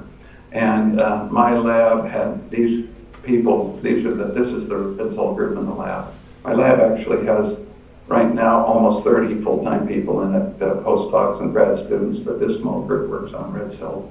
We collaborated with Franco Turini and Antonella Pantaleo over in Italy on these projects, and also with these people. This is Theodosi is from University of Cincinnati, the Children's Hospital, who did the work on she provided the sickle blood in patients. He did the work on adhesion. He did the work on capillary flow. If you, Paul, if you have another couple of minutes, I'll just show just a couple of highlights of what else we're doing. Yeah, go ahead. Yes. Okay, I was just going to say, most of our work, just to let you know what we're doing, is focused on targeting drugs. What I've told you so far is the only project in the lab where we're not using a highly targeted drug. We target drugs to cancers, to infections, to heart disease. This is a cancer down here. This is sarcoidosis, an inflammatory disease. This is osteoarthritis, osteoarthritic knees. We use different targeting approaches to all of these, but our belief is that if we put a good drug very specifically in the diseased cell, we greatly improve the potency because we concentrate the drug in the cell that needs the treatment. And at the same time, we reduce the toxicity to healthy cells because we don't put the drug in the healthy cells. So I was just going to show you a couple of things right here. This drug just finished phase 3 clinical trials. It was the FDA felt the results were so terrific that they gave it expedited review, accelerated review. We've been told it will be approved before the 29th of this month by the FDA. And I'll just point out that what this drug does, it's a bright fluorescent dye. Will be injected in the arm vein. This is a lady with metastatic ovarian cancer. And this drug circulates throughout the body, but binds only to cancer cells. And so it makes the cancer cells fluoresce very brightly. And you can see from these lesions here that the surgeon can go in and find all of the malignant lesions just by looking at which spots are green. And this enables the surgeon to find far more malignant lesions than he or she could find otherwise, because a lot of these are very small and would be missed. And so we've developed this to help surgeons during cancer surgeries find all of the malignant lesions. The other thing I'll point out is look at how exquisitely specific our cancer-targeted drugs are. They're concentrating right here, but they're not here. They're just in the cancer. So when we change from a fluorescent dye to a very toxic, cytotoxic drug that kills, we can put it just here and not here, and this allows us to kill just cancer cells without killing adjacent healthy cells. So that's one of the targeted medicines we're going after. This is a young girl who's 17 years of age. She's unfortunately got lung cancer. Here's the cancer lesion. This was seen in the CT scan. This over here was not. It looks exactly like normal tissue. You can't tell the difference.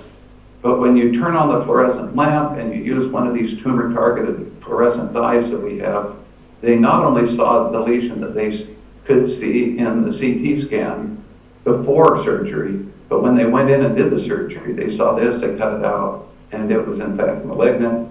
And this just shows you here, you can see lesions. This one up in here may be just 10 cells in size. You can see the smallest cancer lesions. Here, this one was seen, but this one wasn't, just this little one over here. And that saves a life, because if you miss that and you close the patient up, this cancer is going to grow back. You can find buried lymph nodes, like you can see right here. This was fluorescent, so they went in and dug down and found it. Here's one, there you know that there's a malignant lymph node down in here. It looks very diffuse. That's because the light is scattered by the tissue as it's coming out. As you dig down in, you'll find a very sharp spot.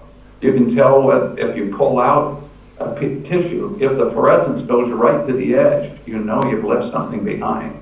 So this can tell you whether you have positive or negative margins during surgeries. So that's one drug that's going to be approved this month. Here's another one that we just finished with. When the crystal structure of prostate-specific membrane antigen came out, we took this structure and used molecular dynamics software programs to design a small molecule to fit down into this pocket. And the small molecule that we designed is this thing, all the black part right here. This pocket is about 20 angstroms deep into the protein. We designed this to fit into there. Then we put a fluorescent dye on the outside. And we looked to see, and indeed it went very specifically only to prostate cancer. In this case, we're implanting human prostate cancer xenografts on a mouse, and we're looking at the ability to target this human prostate cancer xenograft. I'm going to skip up, several years of work and jump right to the final physical data here. We linked, instead of putting a fluorescent dye out here, we put a radioactive lutetium-177, which is a cytotoxic radionuclide that will kill cells by the radiation that it releases. We've attached it right here. The rest of this binds right deep into here, and this PSMA is overexpressed on virtually all prostate cancers. So this is going to home into prostate cancer. It's going to carry with it lutetium-177, and to make a long story short, all of these red spots are malignant lesions before treatment. This is the same patient after treatment. After 2 injections of our targeted lutetium-177, there are only 7 lesions that they could count. They're very microscopic. Beforehand, there were 967. This was awarded in July of this year, breakthrough status. That's a very rare designation by the FDA. They award breakthrough status only rarely. This was awarded breakthrough status because they believe it's going to totally change the treatment of prostate cancers. And this was purchased by Novartis. They paid us $2.1 billion for it, and it looks like it's probably going to be used around the world for treating prostate cancer. I'll just mention one other thing. We're now working very intensely, and I won't go into this, we have a lot of great data on this. We're developing methods to reprogram the entire human immune system. We have targeting capabilities to put drugs very selectively in microglia, which are immune cells in the brain. We can put them very specifically into T cells, into dendritic cells, or Fc receptor expressing cells, like natural killer cells are in this category. Some fibroblast macrophage cells, regulatory T cells. And we can open these doors one at a time and put a drug only in regulatory T cells, but not in any of these other cells. This allows us to turn on or turn off the immune system, and this will be very important for also almost all human diseases. I won't take the time because I've already taken too much time now, but almost, whether it's an autoimmune disease like multiple sclerosis or rheumatoid arthritis, or a disease like cancer, or Alzheimer's disease, or diseases like idiopathic pulmonary fibrosis, or liver fibrosis, cardiac fibrosis, all of these have a major immune component, and we're developing methods to treat all of these diseases by reprogramming the misbehaving or aberrant immune cells. So that's kind of what we're doing now. So I'm going to stop there. I'm sure I've saturated your listening time, and I'll be happy to answer any questions. Okay, well, would you thank Professor Lau, please? Thank you very much, Bill. That's a phenomenal amount of information for us. Are there some questions from the audience? All right. Okay, we'll start here. Just hold on, Phil. Hi, Phil. Sorry. Okay. Hi. Can you hear the question, Phil? Can you hear the question? Well, I can't hear the question, but I can certainly hear you. Okay.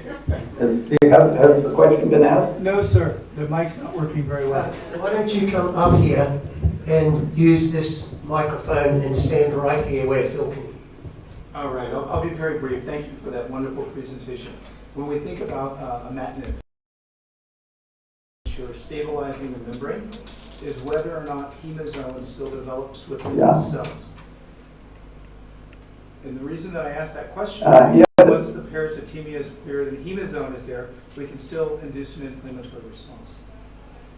Yes, the hemozone is still there, and we have not interfered with that. It is, to some extent, inhibited by piperacin or chloroquine, so these sorts of things. You see some reduction in hemozone. We are not impacting that at all. The only thing we're blocking is the weakening of the membrane that allows egress of the parasite from the red cell. Okay, and then really quickly. That's a good question. It doesn't. But I think, it's going to be there also, regardless of how you eliminate the parasite. If your immune system keeps it under control, it's still going to develop in those few erythrocytes that have the parasite in them and so forth. We haven't solved that problem. Yeah. Okay. And then the other thing is, one thing to think about, since those are adults, and even though they may not have cerebral malaria, there will be some sequestration in different organs. So maybe in those lower levels of parasitemia, the reason they're harder to reach is maybe access to that particular compound, i.e. imatinib, that you're using. That's a very good point. We have discussed that. It's the most likely explanation, I think. It's just the one that you've come up with. I agree. It was counterintuitive, but when you think about it, maybe you do have the sequestration that makes it very difficult to reach those guys. Right. And then based on the new drug price, congratulations, that's a wonderful accomplishment. I'll sell the other idea for $2.2 billion.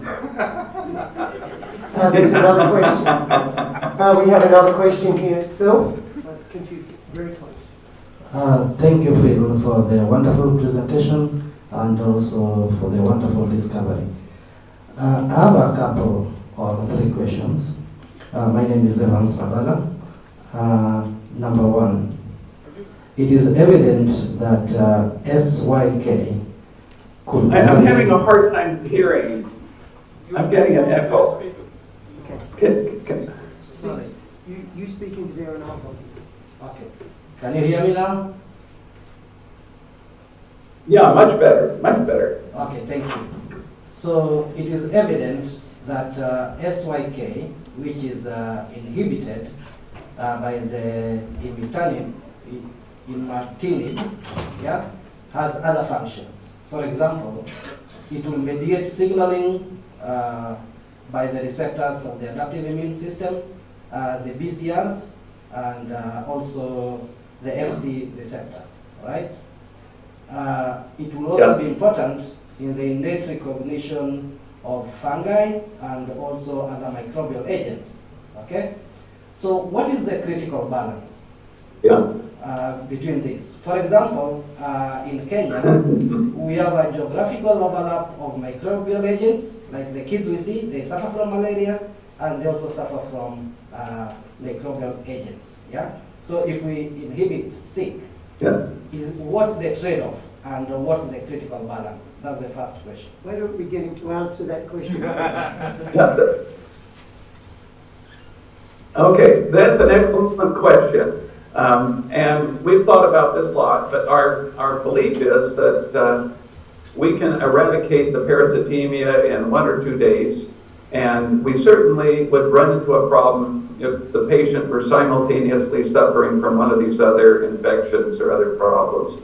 But we believe that the trade-off in treating the parasitemia, if you can treat for 1 or 2 days, let's suppose even 3 days, maybe it takes 3 days. Everybody, not a single patient had any residual parasitemia after 3 days treated with our triple combination therapy. I believe that that's a price that most patients would be willing to pay. They're not likely to die of this other infection during those 3 days of treatment. And then afterwards, you clear the parasitemia, and then you can let the immune system recover and go after these others. I will say, just to suggest it's not a serious problem, patients with chronic myelogenous leukemia will take imatinib at the same dose we use for 10 years straight, every day for 10 years. Even some go on to 20 years before they progress in the disease. But there are many patients that will take it daily for many years, and they seem to be doing okay. So I think it's generally a very safe drug. But your question is a good question. There will be some patients that may, there's always a few patients that have behaved differently. That most patients actually do just fine by taking imatinib daily for their CML. And they don't really suffer these opportunistic infections, but some will. So we have to be careful of that. It is a problem. It is a potential problem. Thank you. So the next question is, I saw that the cells that were treated with this drug, the parasite could not regress. What is the chance of reinfection like? Can the parasite infect cells treated with this drug? And for how long is the inhibition that this drug offers? I'm looking like the reinfection of the individuals that are treated with this drug. Thank you. Oh, you know, that is an excellent question, and it's actually a really good question. We haven't looked at that. We haven't looked at the ability of imatinib to prevent infections, but we really should.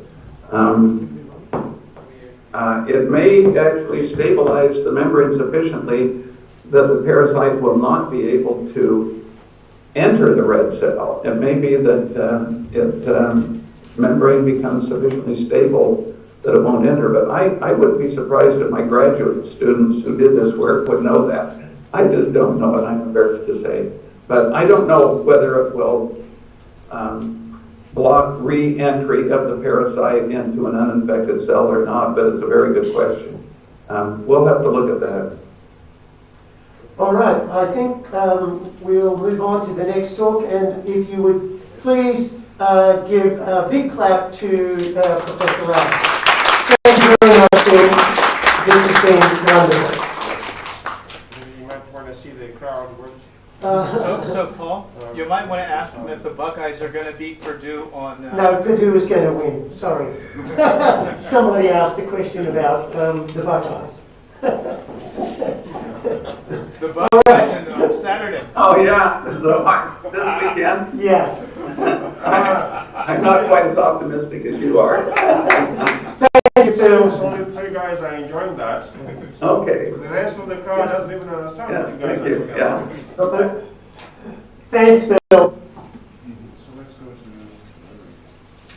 Charles. Yes, we can. You now. Okay, good. If you might want to share your slides, please. You're good to go? All right, if you can go to full screen. Yeah. Excellent. Okay, ladies and gentlemen, the next speaker, let me take my mask off. The next speaker is Professor Charles Henry. He received his PhD from the University of Arkansas, followed by postdoctoral studies at the University of Kansas. He started his academic career at Mississippi State University before moving to Colorado State in 2002, where he's currently Professor of Chemistry. His research interests lie broadly in the areas of microfluidic and electrochemistry, with application to questions in bioanalytical and environmental chemistry. He's made key contributions in paper-based microfluidic devices, electrochemical sensors, and organ-on-a-chip devices. He's also an associate editor for Analytica Chimica Acta. And please welcome Professor Henry. Thank you.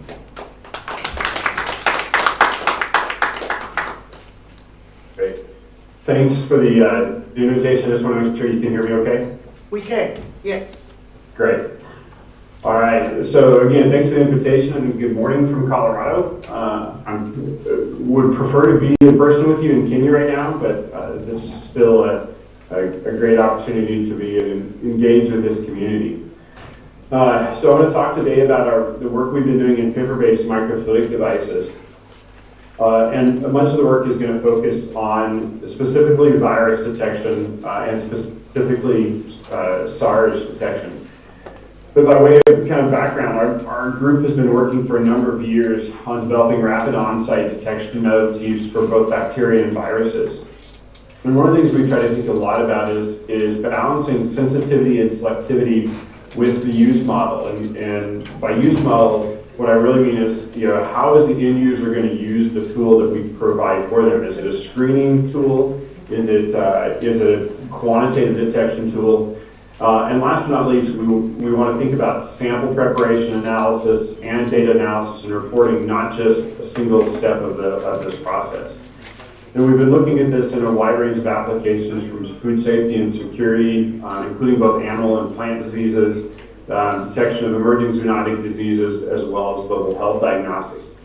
And this has been motivated by a number of different diseases shown here at the bottom, some things that were quite significant. And then obviously, with the rise of the COVID-19 pandemic, it's something we've begun to contribute to. So by way of background and a broad introduction, I'm going to use SARS-2 as an example of the kind of things that we're trying to do and the tools we're trying to develop. Right, so SARS-2 is a classic coronavirus, single RNA sequence, about 6,000 copies of the nucleocapsid N protein, about 150 copies of the spike protein, and then some other proteins that are present as well. From a diagnostics perspective, right, the target then becomes either the RNA sequence or one of the proteins. And many times we focus on the nucleocapsid protein for two reasons. One is the most abundant protein, and two, because of its location, it seems to be the least varied protein among the variants that we've seen so far. When we think about the diagnostic tests that work with either proteins or RNA, we're talking about either an RNA or a DNA test, so a molecular test, or something that targets the proteins, either antigens or antibodies. And the other thing that's important to think about when any of these diagnostics is that they tend to be time sensitive. So the curve down here at the bottom just shows kind of the levels of antibody and viral load as a function of time, going in this case again with the SARS-2 infection. And And obviously you get a spike in the viral load, and that goes away, and then you get rise of different types of antibodies and antigen concentrations as they go. And so not only do we need to be sensitive and selective to what we're trying to measure, we also have to consider the time course. And there's been some strong arguments made that more frequent testing is something that can provide value in these settings. All right, so my lab has focused primarily on detecting antigen or antibody in these particular situations, largely because we feel there's a good group of people working on molecular techniques. And protein-based assays we think can provide a better tool for many settings on the long term that won't have access to the tools for molecular analysis. So the way that you do protein analysis in a diagnostic lab traditionally is either using an ELISA, and this is a system where you use an antibody antigen recognition system combined with a series of washing steps and an enzyme label to both add stringency and therefore sensitivity or specificity, and the enzyme also amplifies the signal, giving additional sensitivity. Lateral flow assays are an alternative, and this is a scenario where you add a sample on one side and there's a linear flow of sample through the system, resulting in formation of a line. These systems each have their own advantages and disadvantages. ELISA, because of this washing and amplification step, typically have high sensitivity and specificity and good accuracy. However, they tend to have high cost because of the instrumentation associated, as well as complexity, particularly in the number of steps. And we do ELISAs as validation right now, and they often take 4 to 5 hours and as many as 15 or 16 steps to complete.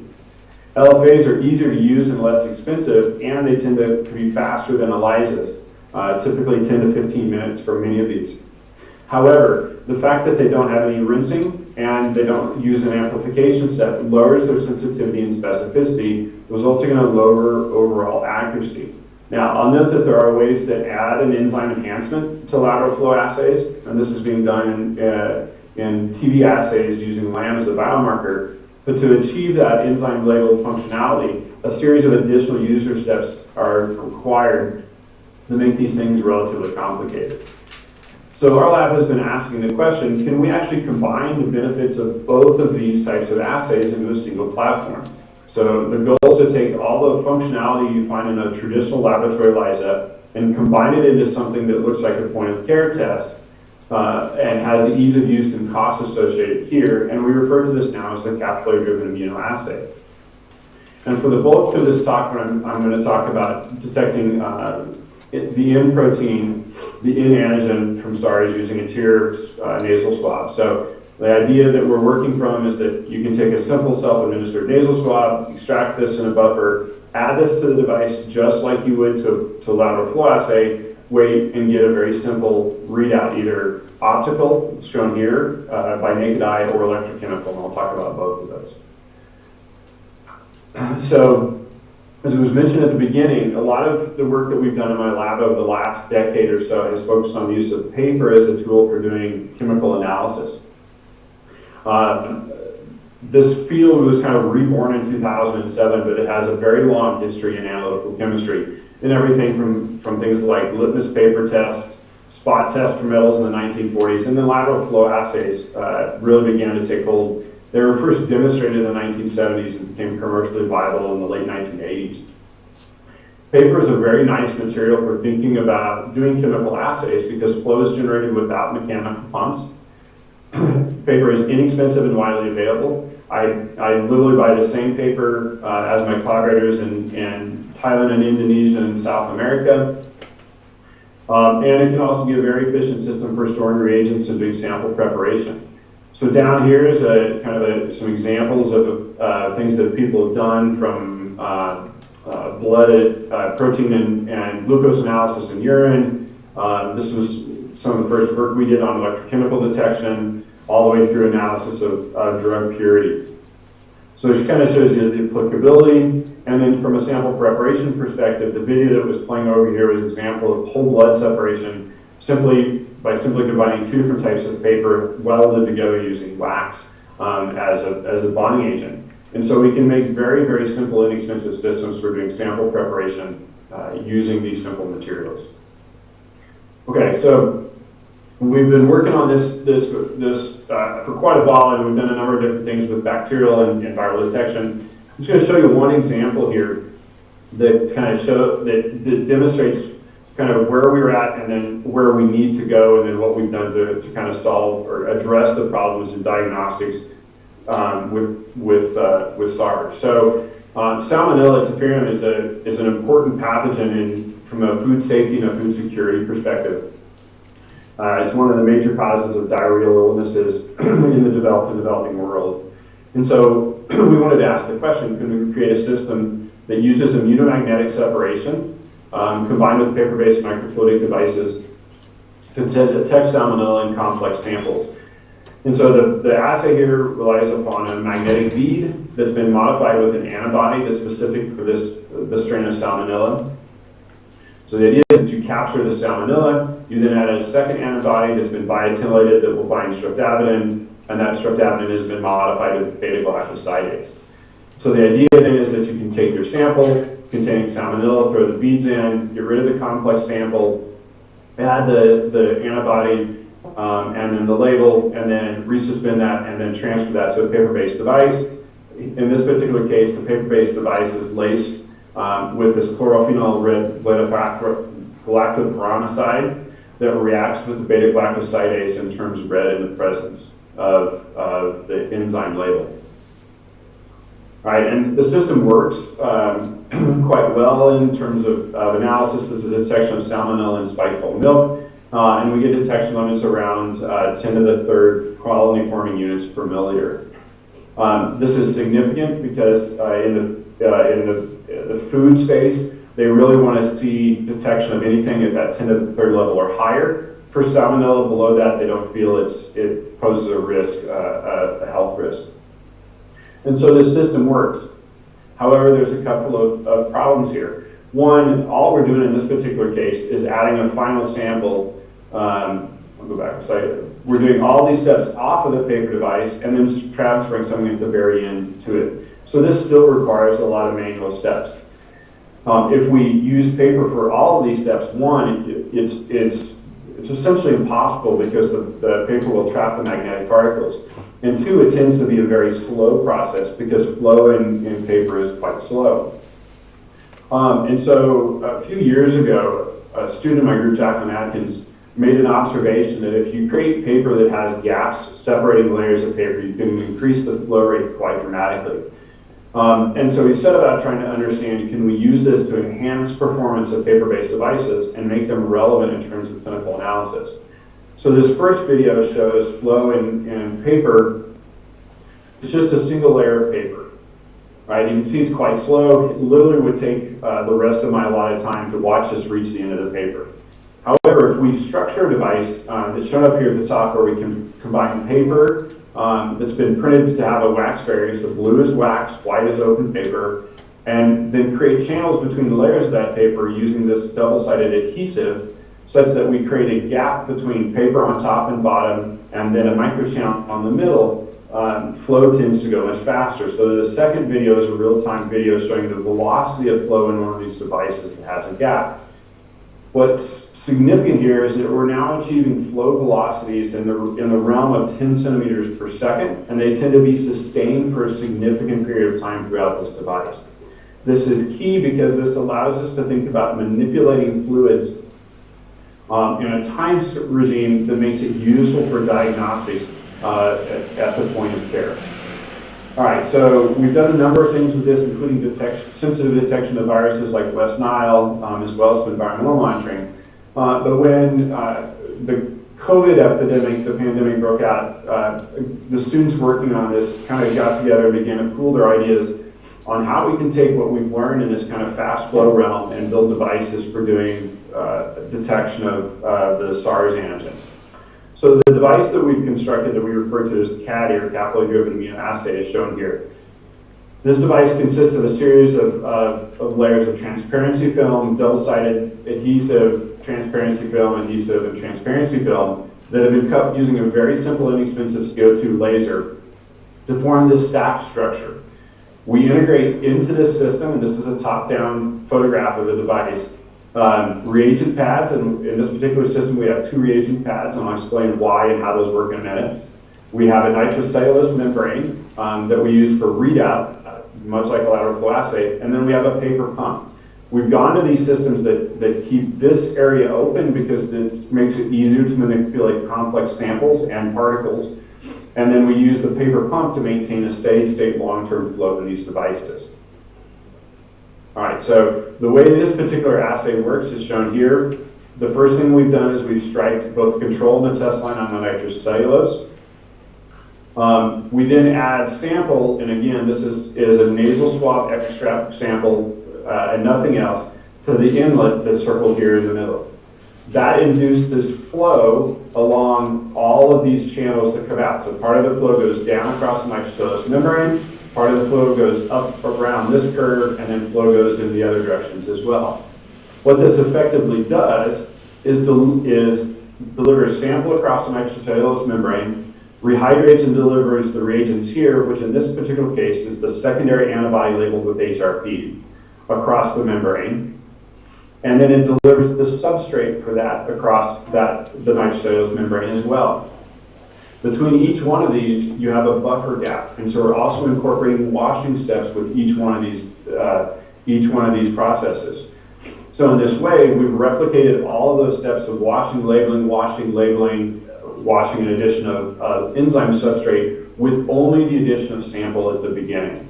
A key function here, you see these bubbles at the back of this. This is actually the back end of the flow, and that's key because once that air, and that's air in the channel, hits these pads are also open to air on top, and that stops any further flow in the channels beyond those. All right, this is just a quick video, and then the result is again a very classic lateral flow readout. This is a video showing the flow. This is done in real time with some gaps just to give speed time.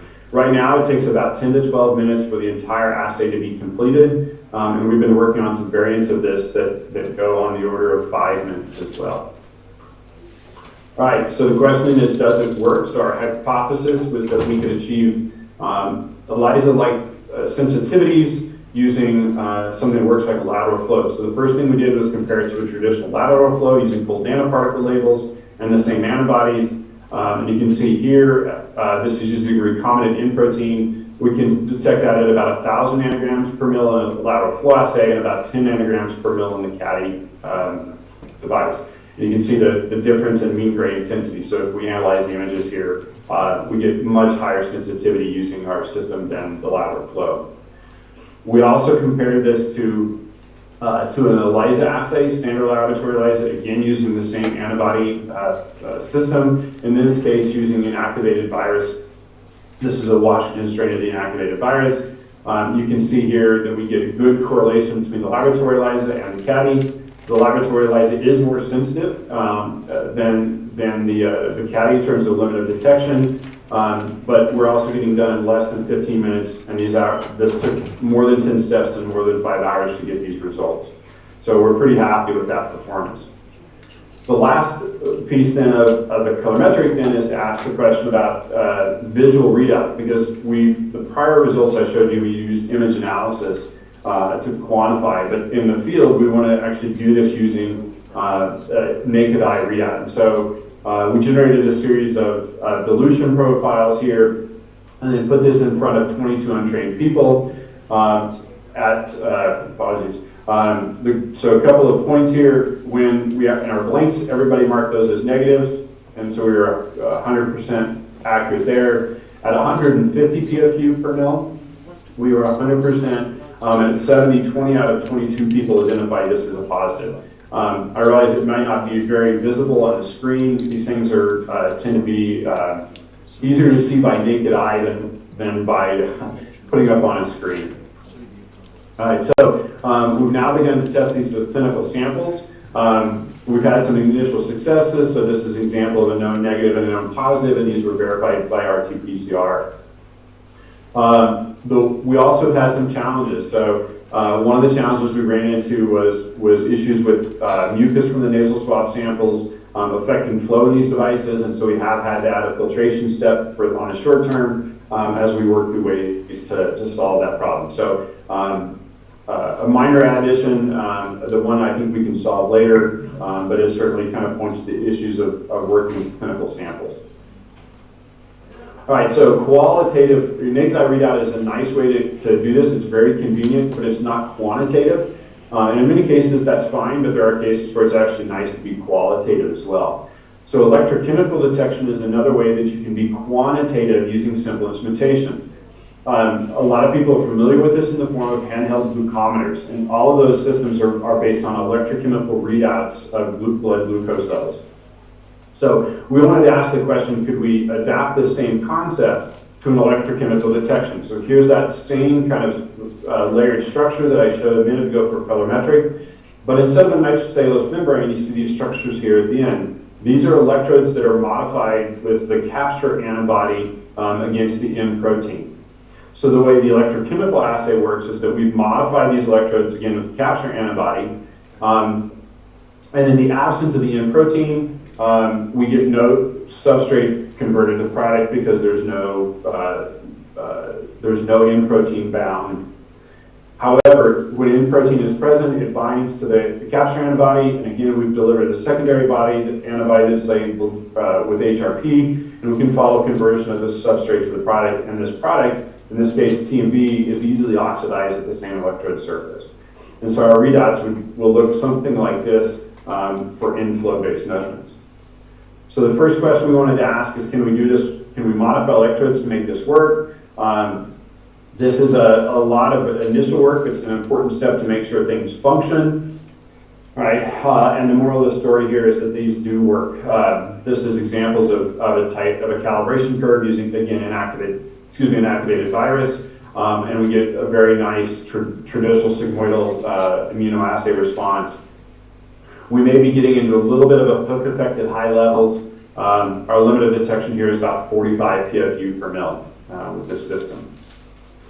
We've applied this to the analysis of some clinical nasal swabs. These were samples that were collected and are part of an archive sample set.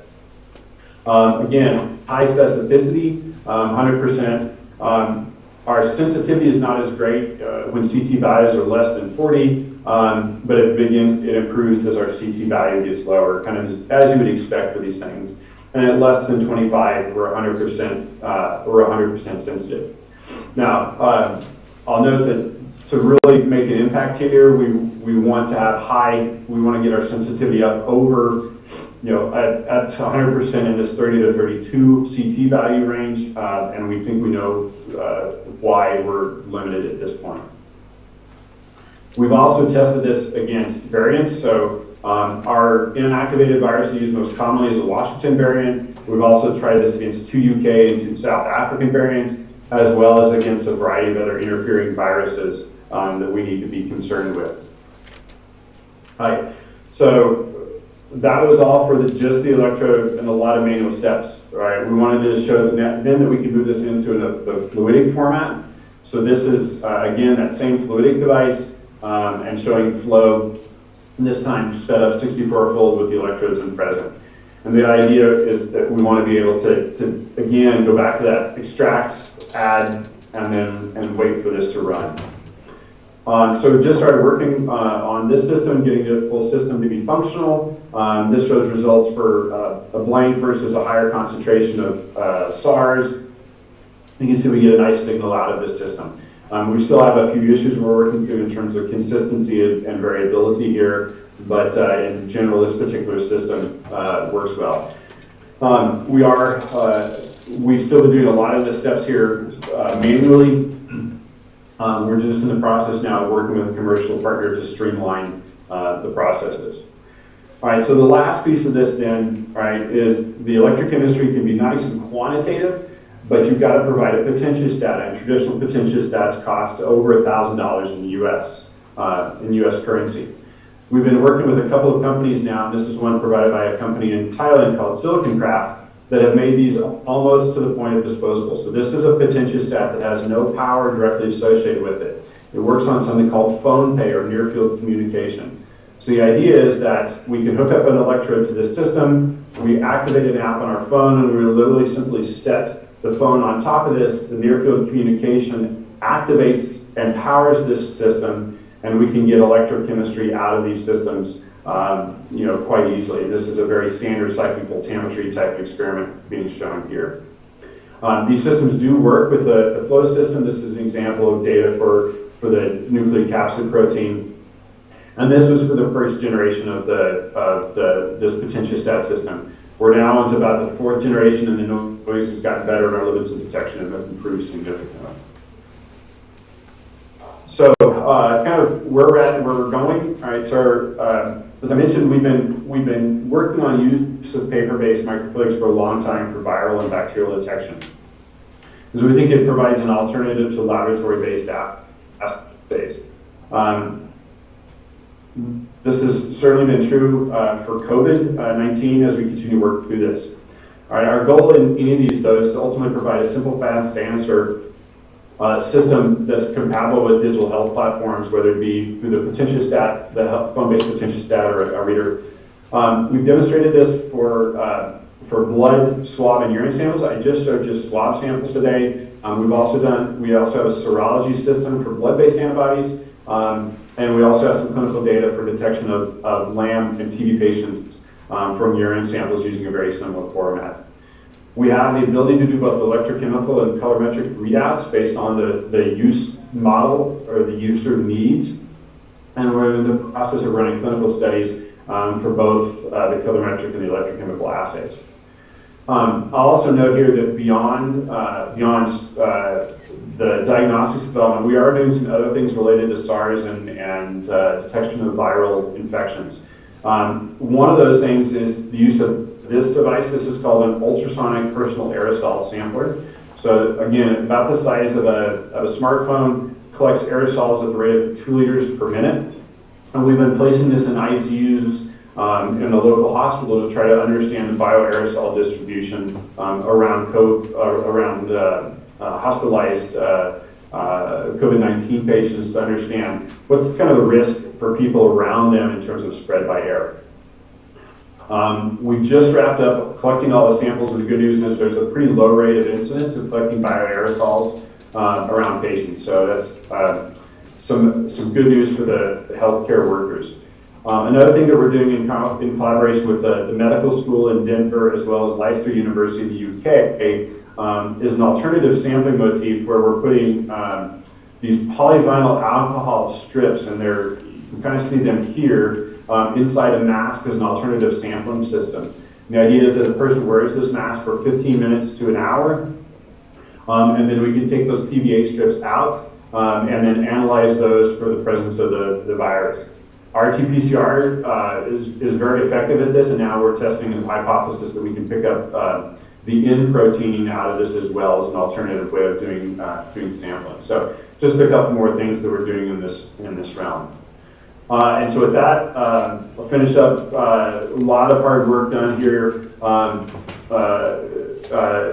this project. So Eli, Kate, Isabel, Kaylee, and Melissa were all heavily involved in this work, as well as a couple other folks not shown here, Jeremy Lincoln and Cody Carroll. And this has been a great collaborative effort between myself, Brian Geis, who's a virologist, and David Danny, who's a chemical engineer.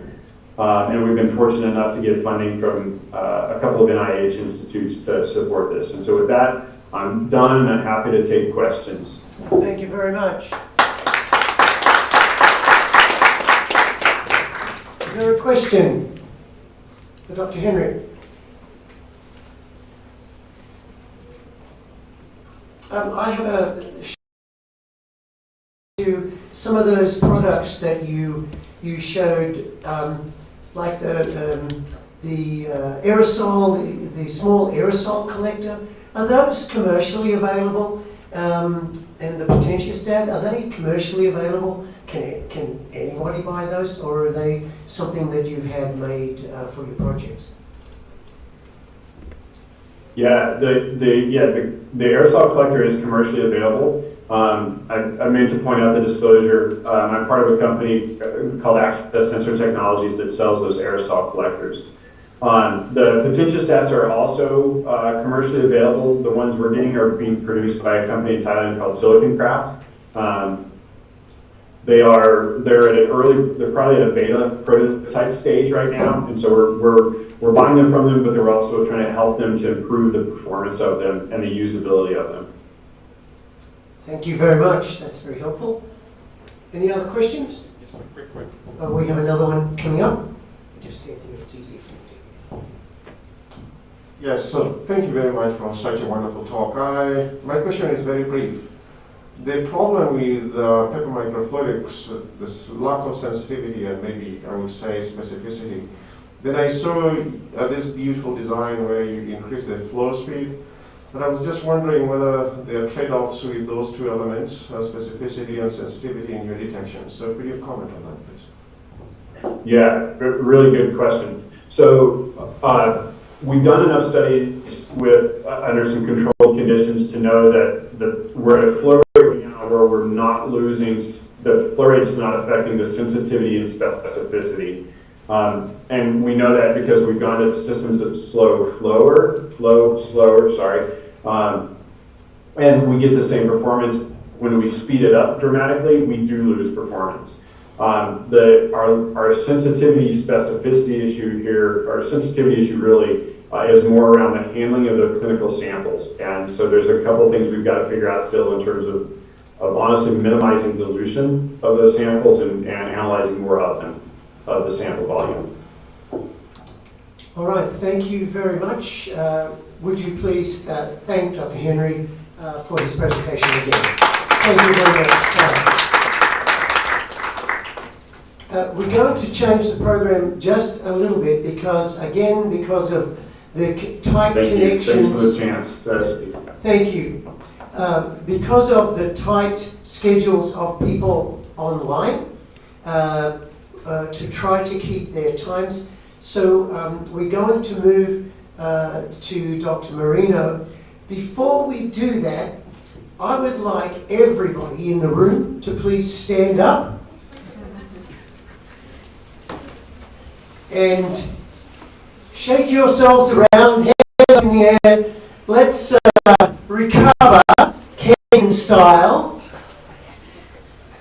just so that we've had a very long afternoon of continuous talks and we have more to go. Just quite a few more this evening, I might add. So, okay, please be seated.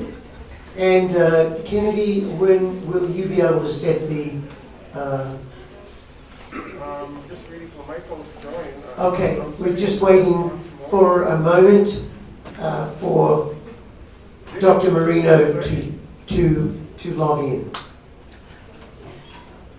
We can continue to exercise. Yes, you're welcome to continue to exercise. It's been a long afternoon. He's supposed to be here with us. I don't have his phone number, unfortunately. Just waiting for him to...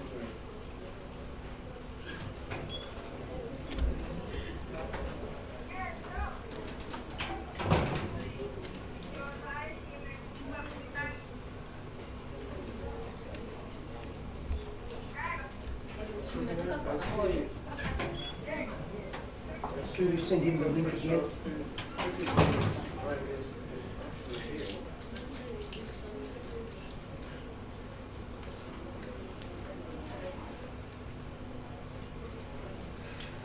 Okay, there he is. He's come. Michael, can you put your slides up, please? Share the screen.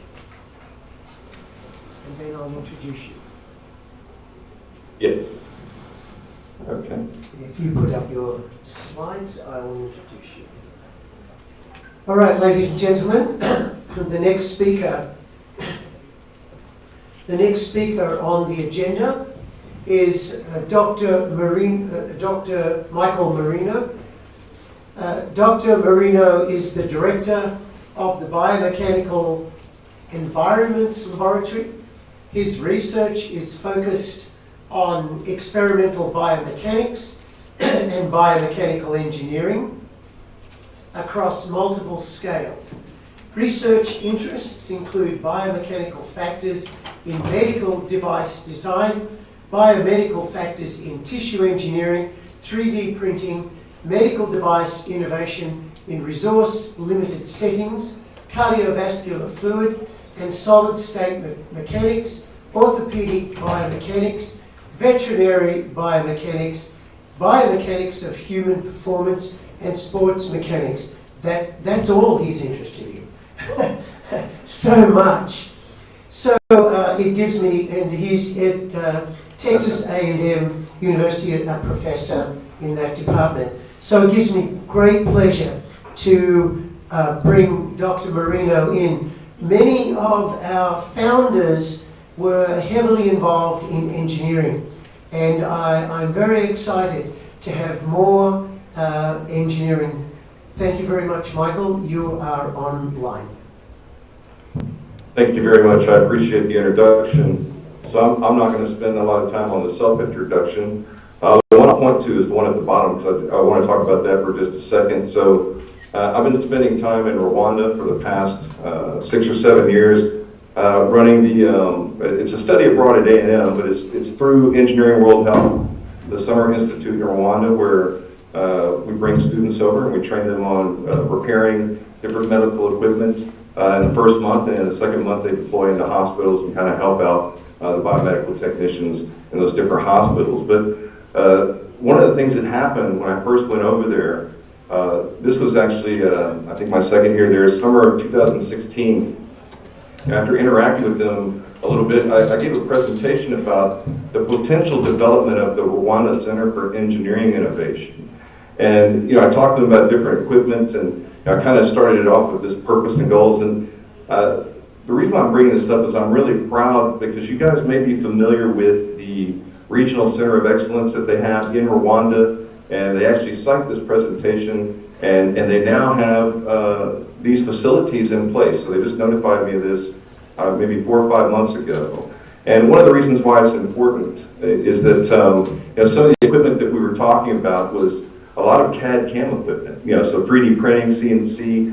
And one of the things that I'm trying to do right now is establish what I call an intercontinental design collaboration between students, where you have engineering students here at Texas A&M University working with engineering students in Rwanda, could be other places as well, where they can exchange these files, for 3D printing purposes, and both teams could be, printing the same, devices or parts or components, what have you, and kind of design and iterate the design back and forth together. And of course, Zoom, enabling this talk would also enable discussions between those students. So if there's interest in that, I would be more than happy to engage it beyond Rwanda, because I think there's a lot of potential there. There's certainly a lot of interest in that kind of thing on the part of the students here at Texas A&M.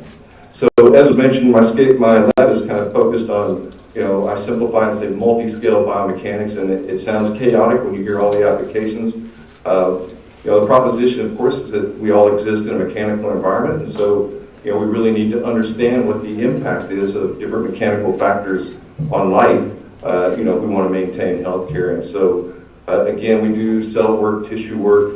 The analogy I give to some people is I have a colleague who does multi-photon imaging, and he doesn't care if it's cardiovascular, orthopedic, he's doing imaging, and I kind of feel that way with the biomechanics. I'm not really concerned about the body system, and I'm old, I've been doing this for a while, so, I do fluid and solid mechanics across a number of body systems. So some of the applications, I'll just go through these really quick. We did, early on, did some vascular stent work, stent graft work, did that in collaboration with James Moore, who was at Florida International University, now he's at Imperial College in London. That resulted in some different device developments, and we did this stress gradient device. We were given an award for this device, where we looked at the effect of stress gradients on fibroblasts and wound healing. The stress angle device, so when you look at cardiovascular disease, one of the interesting things you see to the left here is the carotid artery, and you can see that the flow patterns here are very interesting. You've got these helical flow patterns, and so developing a system where you can kind of vary the angle of the fluid shear stress and the cyclic stretching that you're seeing in the vessel was a unique device for vascular applications, but now it's being applied to lymphatic applications with Dr. Dave Savea here at Texas A&M. This is one of my colleagues who actually is the Vice Dean for InMed, which I'm going to talk about here in just a minute, but worked with him on the development of a minimally invasive cardiac assist and support device. This is still being developed with Coronado Incorporated, so that's the company who's pushing that forward. As mentioned, do a lot of work with veterinary, but that's very similar. It's still bones that you're testing. We've got a really prominent veterinary school here, so this has ended up being a good collaboration. And one of the examples of the benefits of collaborating with veterinarians is, with the advent of 3D printing, there's a lot of potential there, but to do things in humans, you're going to have to go through an FDA regulatory pathway. So, I've been trying to develop some of the algorithms, for patient-specific 3D printed devices using veterinary applications, and in this case, orthotics, so you're not concerned with, implantable. What that led to, though, because that was many years ago, is working with this company in Texas here, in Dallas, Texas, called Biomedical, who actually does 3D printed implantable devices for humans. And what I really like about their devices is that if you look at this is for a total knee replacement, this would be very difficult to produce in just a conventional machine shop. So you're really leveraging some of the capabilities that 3D printing enables for you that you just can't do any other way. And so that's something I've been excited about. We've developed systems for the study of traumatic brain injury. I'm not going to let that one explode on you. But one of the things that we found with this, we were looking at mild to moderate exposure to blast, and when you have these repeated exposures, what this data is showing you, I'll just draw your attention because I don't want to get too drowned in this, but basically the red bars these were in mice who had been subjected to just a mild blast exposure using that shock tube. And you can see that there was a degenerative effect. As we looked at them right away, you didn't see a lot of delay in their activities. And what we were looking at here, on one side, they were basically, there was an island in a box that had water in it. And those that had not been exposed to blast would go straight to the island. And those that hadn't would wander around in the water for a little bit. And you would start to see this effect kind of a few months down the road, right? So it wasn't right away. So there's a degenerative process that's triggered by this kind of mild exposure. And the second plot here is latency to eat. Did some work. This was a DARPA-funded project. This kind of got me into the tissue engineering side of things. Again, the tissue engineer was Ennio Tassiati. We were kind of working on the mechanics stuff. And so we were able to apply this, our mechanical expertise to the tissues that we were doing, the regenerative therapies, the actual devices. This is a biodegradable polymer in the low left corner that's used to kind of hold together the bones in this comminuted fracture that you see in the upper left. And then we were also able to do the gait analysis, so after the procedure, to see how the animal was responding to the therapy that was applied. In working with him and doing other tissues, by the way, one of the things that came to light was seeing how people were characterizing tissues. And they were doing this using pretty simple linear elastic models. And so we started looking at I started working with other people and developing more complex theoretical models. And I looked at some of the work that had been done.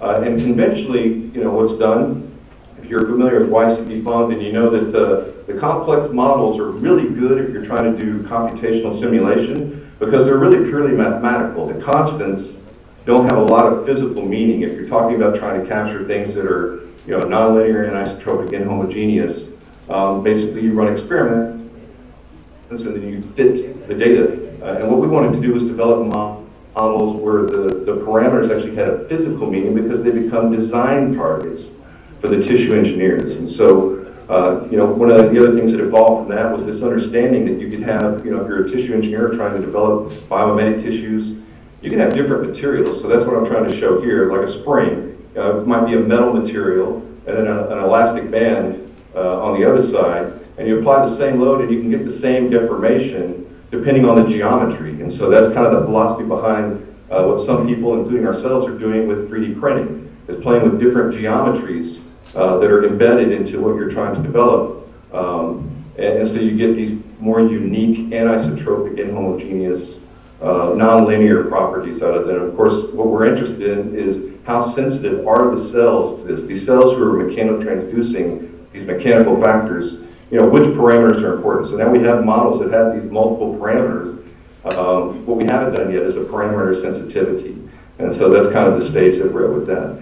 And then of course, I showed you some of the motion capture with the sheep. We started doing that with humans. This was almost motivated more by fun on my part because my son was playing football at the time, and so I started doing this. And so this is we started looking at quarterback biomechanics. We noticed that a lot of people over here will look at pitching or golfing, and I think it's because in those sports you typically are not trying to be tackled by somebody, so you can kind of reproduce the same motions. Quarterbacking is a little bit different.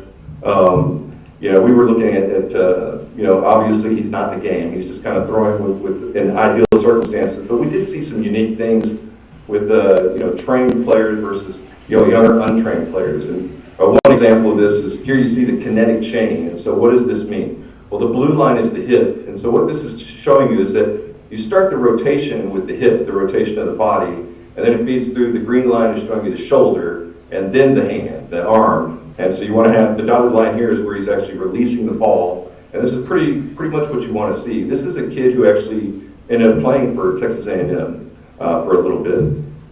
Here's a younger kid who would just be entering high school, and you can see his kinetic chain is nowhere near where it should be. Going back, here's the original slide. So you can see the nice sequence of peaks here, hip, shoulder, arm, and throwing the football. And then when you look at this, you don't see that kind of graceful thing. What we learned in this process in a nutshell is when you want to teach a young kid how to throw a ball, you got to teach them the lower body. They do a very good job of just watching somebody where the action's happening. The ball's in your hand, right? So they mimic that pretty well organically, but they don't necessarily catch what's going on from the waist down. So what that led to, and this is how this is going to start to tie into InMed, is we started working with Methodist Hospital. And we set up an orthopedic biomechanics research lab down there and started doing some work with them on biomechanics on different devices, a number of different topics, because again, when you're talking about a department of orthopedics, they're doing shoulder surgery, knee surgery, that was foot surgery that I was showing before. And so around the time that I was setting up this lab, there was something else going on in the background. And in the middle of this picture, this is the president of our university, Kathy Banks. At the time this picture was taken, she was the dean of the College of Engineering. She had this idea of blending engineering and medicine together. And so because she was kind of aware of what I was doing, she kind of pulled me into the conversation pretty early. And so you can see the program announcement was in 2016. The early discussions obviously happened before that. This is the public announcement. And you can see we kind of launched our inaugural class in 2019. Actually just recently, we became an intercollegiate school. That was announced September 1st, 2021. And so this has really evolved and is starting to get a lot of attention. So here's a picture of Texas A&M. This is our campus. This is in College Station, Texas. So to give you some context for this, if you kind of look away from the campus, there's just a lot of greenery here. So I call this, over here in the U.S., we call these college towns. So there would not be a city in this part of Texas if it weren't for the university being there. So most of the businesses and housing and everything is really focused on the university. Now it's gotten so large, there are companies starting to set up there now, and so it might turn into something beyond that. But in general, it's a college town. And we're about 90 miles from Houston Methodist Hospital, who are the partners in developing InMed that I was just talking about. And I'll go more into that here in just a second. But when you think about A&M, we've got one of the most highly respected colleges of engineering. Agriculture and veterinary medicine are pretty well reputed. And then we've got over 70,000 total students, or 20,000 just in engineering alone. So it's kind of really growing and expanding. I'm listing 14 departments. I know we now have 15 because we just added multidisciplinary engineering, which confers the degree, the master's degree that I'll talk about that's related to InMed. It does other things as well. This is the Texas Medical Center. So this is down in Houston, which is a port city in the United States. Some people might argue it's the largest city, the largest medical center, certainly one of the largest medical centers in the world, largest in the U.S.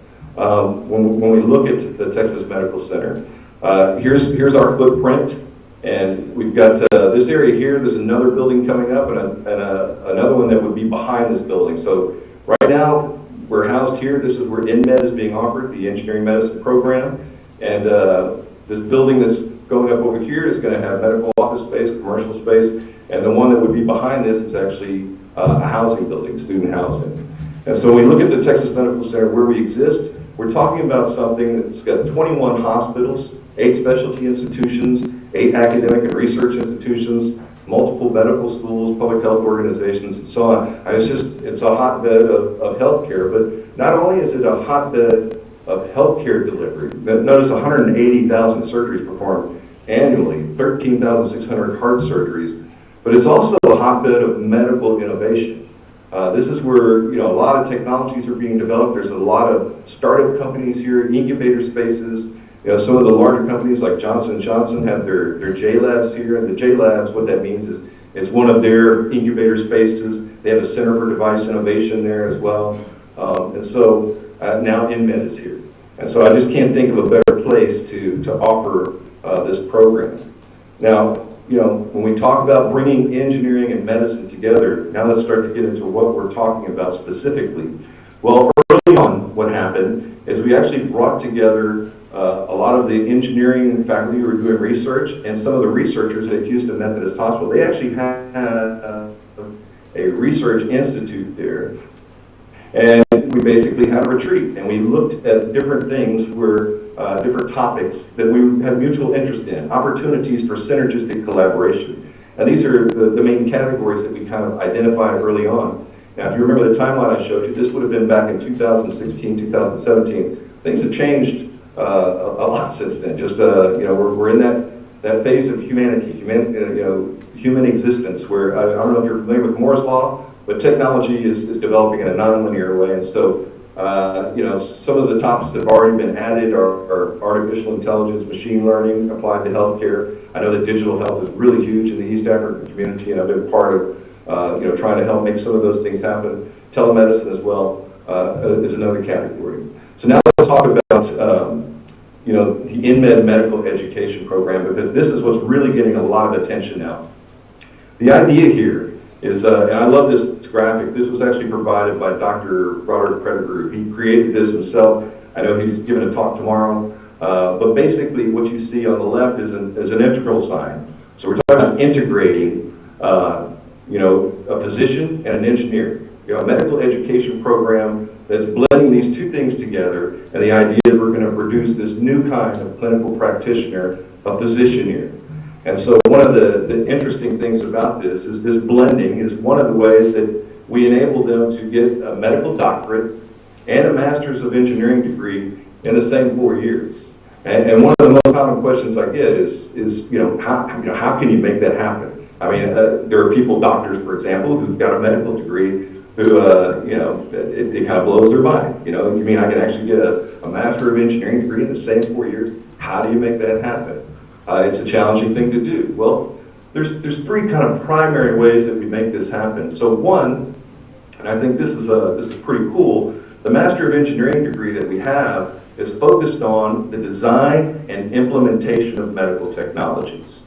And so they have an undergraduate degree in mechanical engineering, biomedical engineering, chemical engineering. It doesn't matter what the engineering discipline is that they came from. We also accept computer science, physics, hard sciences. Or we've had one student that we've accepted who didn't have a degree in engineering, but kind of came from the medical technology industry. And so, as long as you've got the relevant experience, then you can make it into the program. But you're all going to get the same Master of Engineering degree, this degree that's focused on design and implementation of medical technologies. And so we use a variety of educational methods to kind of convey the curriculum. It's actually modeled after the Stanford Biodesign curriculum. So, if you're really interested in something like this, if you look up the Biodesign textbook, then it pretty much encapsulates what we're trying to do with InMed. And so, there are 3 kind of primary phases in this, in the biodesign process, the way they kind of define this out. Identifying what your clinical need is, starting to do the ideation and concept generation, developing some kind of solution. But the other part of this that's really key is the implementation part, which requires a whole another skill set. How do you actually get this into clinical practice? And that's kind of interesting. So one of the things that I always say that we really leverage in this program is if you want to get good at something, you really need practice. And so right now, if I were to turn my camera, you'd see some guitars on the wall, and I can show you where to put your fingers on the guitar, or in the case of this picture, someone could show you where to put them on a violin, but the only way you're going to get good is you're going to practice. If you're more into sports than music, well, think about basketball. Very simple. You just put the ball through the hoop. But unless you practice, you don't get good at it. And the interesting thing to me, as an engineer who's now kind of been woven into medical school, is that they've understood this in medical school for a long time. Medical school is usually a 4-year program. 2.5 of those years are actually spent in clinical settings. So they've got them right away, kind of practicing what they're doing. And so we do the same thing on the engineering side. When students come into the program, not only are they kind of getting the conventional textbook experience, but they're also being constantly hit with different design challenges and design problems. Because when you talk about formulating a problem, for example, which again, it's a simple concept, like putting the ball through the hoop I was just talking about. But the way you get good at it as you practice it. And so we kind of barrage them with these things the whole time that they're in the program. We are collaborating with different people on some of these because there's some interesting opportunities out there. This is the Siemens Innovation Think Tank. I don't know if you're familiar with it, but what's nice about this, and the reason why I like engaging with them, we just did it, one of these the first time this past summer, but it's going to be an annual thing for us, is it is international. And so it gives MMed students an opportunity to collaborate with international students. It's multidisciplinary, so they could be engineers, medical school students, business students. But basically, it's a program where, over a few days, could be a week. It depends on, who the host institution is. You're given a design problem, a team is formed, and you develop a solution for the problem. And so we've engaged them. Another one we have here in the United States is called Mentoring in Medicine. The appeal of this one is that it's more of a vertical integration. And so whenever I say vertical integration, I'm speaking more as an educator. And what I mean is that you have these master's students working with bachelor students, working with secondary school students, and they'll go down to, here in the U.S., middle school students, we're talking about 12, 13-year-old kids even. So young kids, and I think, one of the key things about this is that it's targeting those from underrepresented groups, low socioeconomic settings. I kind of grew up in one myself, so my parents weren't telling me to become an engineer. They were telling me, get a job because you need to put food on the table. But as it turns out, I became an engineer, and I'll talk a little bit about that in a second, because it's another thing that I think is important is the personality of somebody, right? So the second way we do it, so the first way then to kind of summarize that is that we're focused on designing medical technology. So you're a medical student, and now your engineering master's is focused on designing medical technologies to diagnose, treat, monitor patients, right, with different ailments. The second way is blending the curriculum. So whenever I say blending the engineering and medicine curriculum, how do we do that? Well, there's two kind of primary ways. One is if we're talking about the structure and function of cells, tissues, organs, we may use engineering terminology and doing those descriptions as well as the medical terminology. When they're learning about the respiratory system, they may be learning about different technologies. In this case, this is a ventilator. So you're familiar with COVID and what's that's caused is this fear that there will be a shortage of ventilators, and that's certainly happened in some places. But this is one that was designed to kind of address that with my colleagues, the one that I introduced earlier, Dr. James Moore, who's at Imperial College London. He and I have maintained a long-term relationship.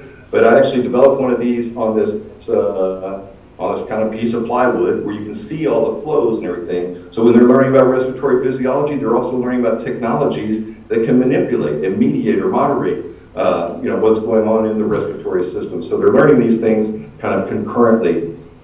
This is what the actual final device looks like, and I'm actually working with the group in Rwanda to get some of these deployed there because it's a low-cost emergency ventilator. It doesn't have some of the added features that the more expensive designs have, but they're not necessary for some of these kind of ICU applications that where you really need the primary function of a ventilator.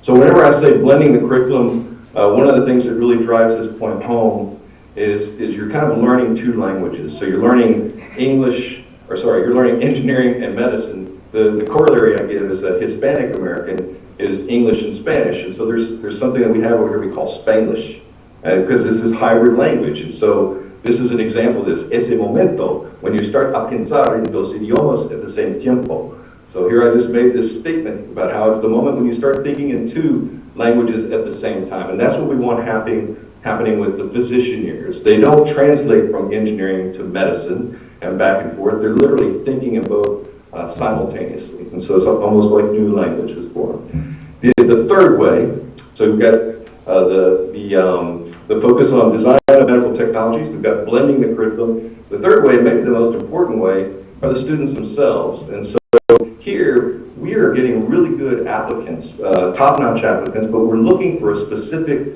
personality type, a mindset. So I made the comment earlier how I was never told to be an engineer, but the reality is when I look back on my life, I was doing things that I'm not surprised I became an engineer. It was a circuitous path, but I made it here when I look back at my youth, I was building things, I was taking things apart to see how they work. So it was a personality trait. It's not just a capacity, an intellectual capacity. Do they really like doing that? And that's what we look for in the interviews, is evidence that they're just kind of these natural, people that want to kind of tinker with things and build things and understand how things work. So this mindset, this personality type is really important. And why do I think it's important? Well, there's two reasons. I mean, one, they're not going to see the engineering being added on to their medical curriculum as a challenge. It's what they want to do with their free time anyway, right? And then the second thing is, of course, whenever they leave the program, we're hoping that they'll actually do that. And if they've got that personality type, we're not going to have to worry about that. They're going to do it anyway. And here's our inaugural class. You can see Dr. Pettigrew in the middle. This was in 2019. Student culture, we don't have, but there's no class ahead of them. So they were going to establish what that culture was. As the subsequent classes have come in, we've got 3 classes in place now. We call them M1, M2, M3, depending on how long they've been here. So the M3's been with us they're in their 3rd year now. But they all get along really well. And this becomes really important because in the curriculum, we've got built in this vertical integration that I was talking about, where you've got, instead of the M3s kind of being isolated, we want them teaming with the M2s, teaming with the M1s, because when you start to develop a solution to something, especially in medical technology, a lot of times that doesn't happen in just 4 years while you're in the program. So to keep that going, you've got to have people behind you in the program to kind of keep giving it in life. And so, because that's one of the things we want to have is that, remember I told you earlier on, I said the key thing here is implementation. In other words, not just getting the idea, but how do we get it into clinical practice? You got to be very perseverant to do that. Another reason why, here's our curriculum. Let me back up. This is our 4-year curriculum. So what you see here are kind of 4 stripes, primary stripes here. I mean, you probably see a lot of stripes, but you can kind of see these general 4 categories here. So these represent the 4 years in the program. The pre-clerkship part is more the classroom part. Now they are given these design activities and things like that, so they are doing some kind of active learning there and team-based learning. But it's mostly where they're kind of learning about the different systems. So the way I describe it sometimes is they're uploading information, right? And then they go into the clerkships, and so that's when they start to enter the hospitals. And so they do these rotations. They're going to do a surgery rotation, pediatrics rotation, OBGYN, internal medicine, family medicine, psychiatry. And whenever they do these rotations, one of the things that we have them do is make observations. They journal about opportunities that they're seeing where healthcare could be improved. And the thing that I really like is we end up having panel sessions and we discuss the observations. And whenever they point out something, we also have clinicians in these panel sessions. And my favorite thing is when you have somebody with 20 or 30 years experience nodding their head saying, yes, this student is right. We really do need a better way to do that. So they're kind of validating the opportunity to improve the way things are done that have been made. This is an observation made by a student. We take those and we kind of feed those back into the pre-clerkship. So whenever I said we're giving them design challenges, a lot of those things are now that we're in year 3, and so we're getting these observations from the students, are real world problems that we've got experienced doctors saying, yes, that's worthwhile. That would be worth pursuing a solution for. We really need that. So, this is what we have in vision for the future. Again, we're 3 years in. We're starting to get some of these projects up and running. What you're looking at here is each one of these things is a map of the process to take some kind of medical technology from ideation, which is the beginning of this, all the way into implementation. So you can kind of see, if you just look at one of these, the different general steps that are involved. You can see the arrows, kind of indicating that you're going to do some iteration in some of these cases. Now I've got many of these laid out, so I'm implying here that we got many technologies we're working on.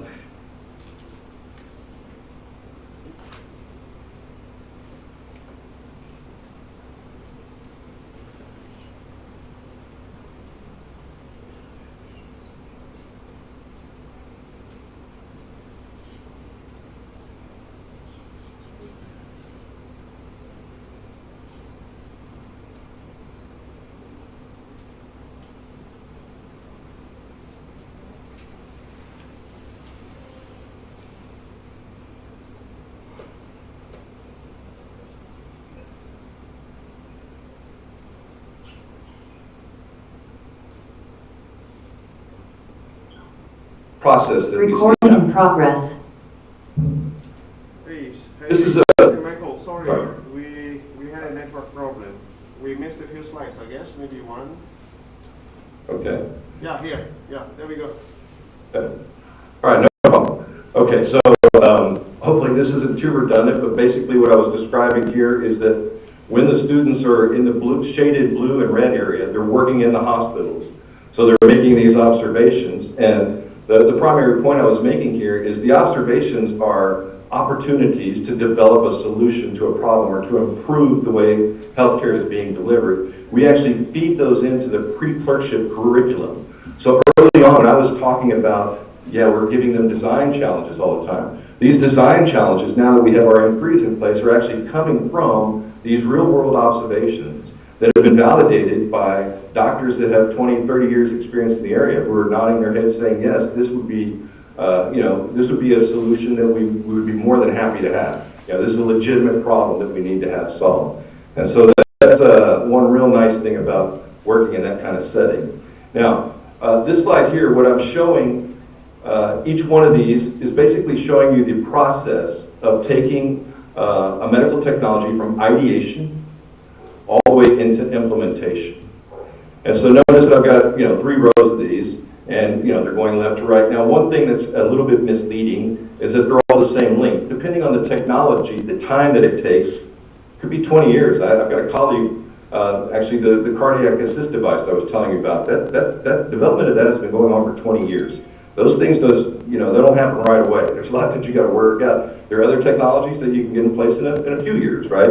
And so the idea here is we've got multiple projects that the students are working on. When a new student comes in, they've got opportunities here. They could join a project, a team that's working on a project that's in the ideation stage, or one that's a little further along, maybe getting close to clinical trials, or we're not at this stage yet, but in the future, a student could come into a project that may be close to implementation. But that's the general premise, is multiple projects happening and the students being able to join a team that's kind of already going. Now, they can do more than one project during their time in the program. I'll talk about that a little more. But so, you can have a student come in and say, I want to get into this team that's close to clinical trials. Then whenever they hit their clerkships, maybe they make an observation or see an opportunity to develop a solution that they've got an answer to, right? They can start their own new team and get that going.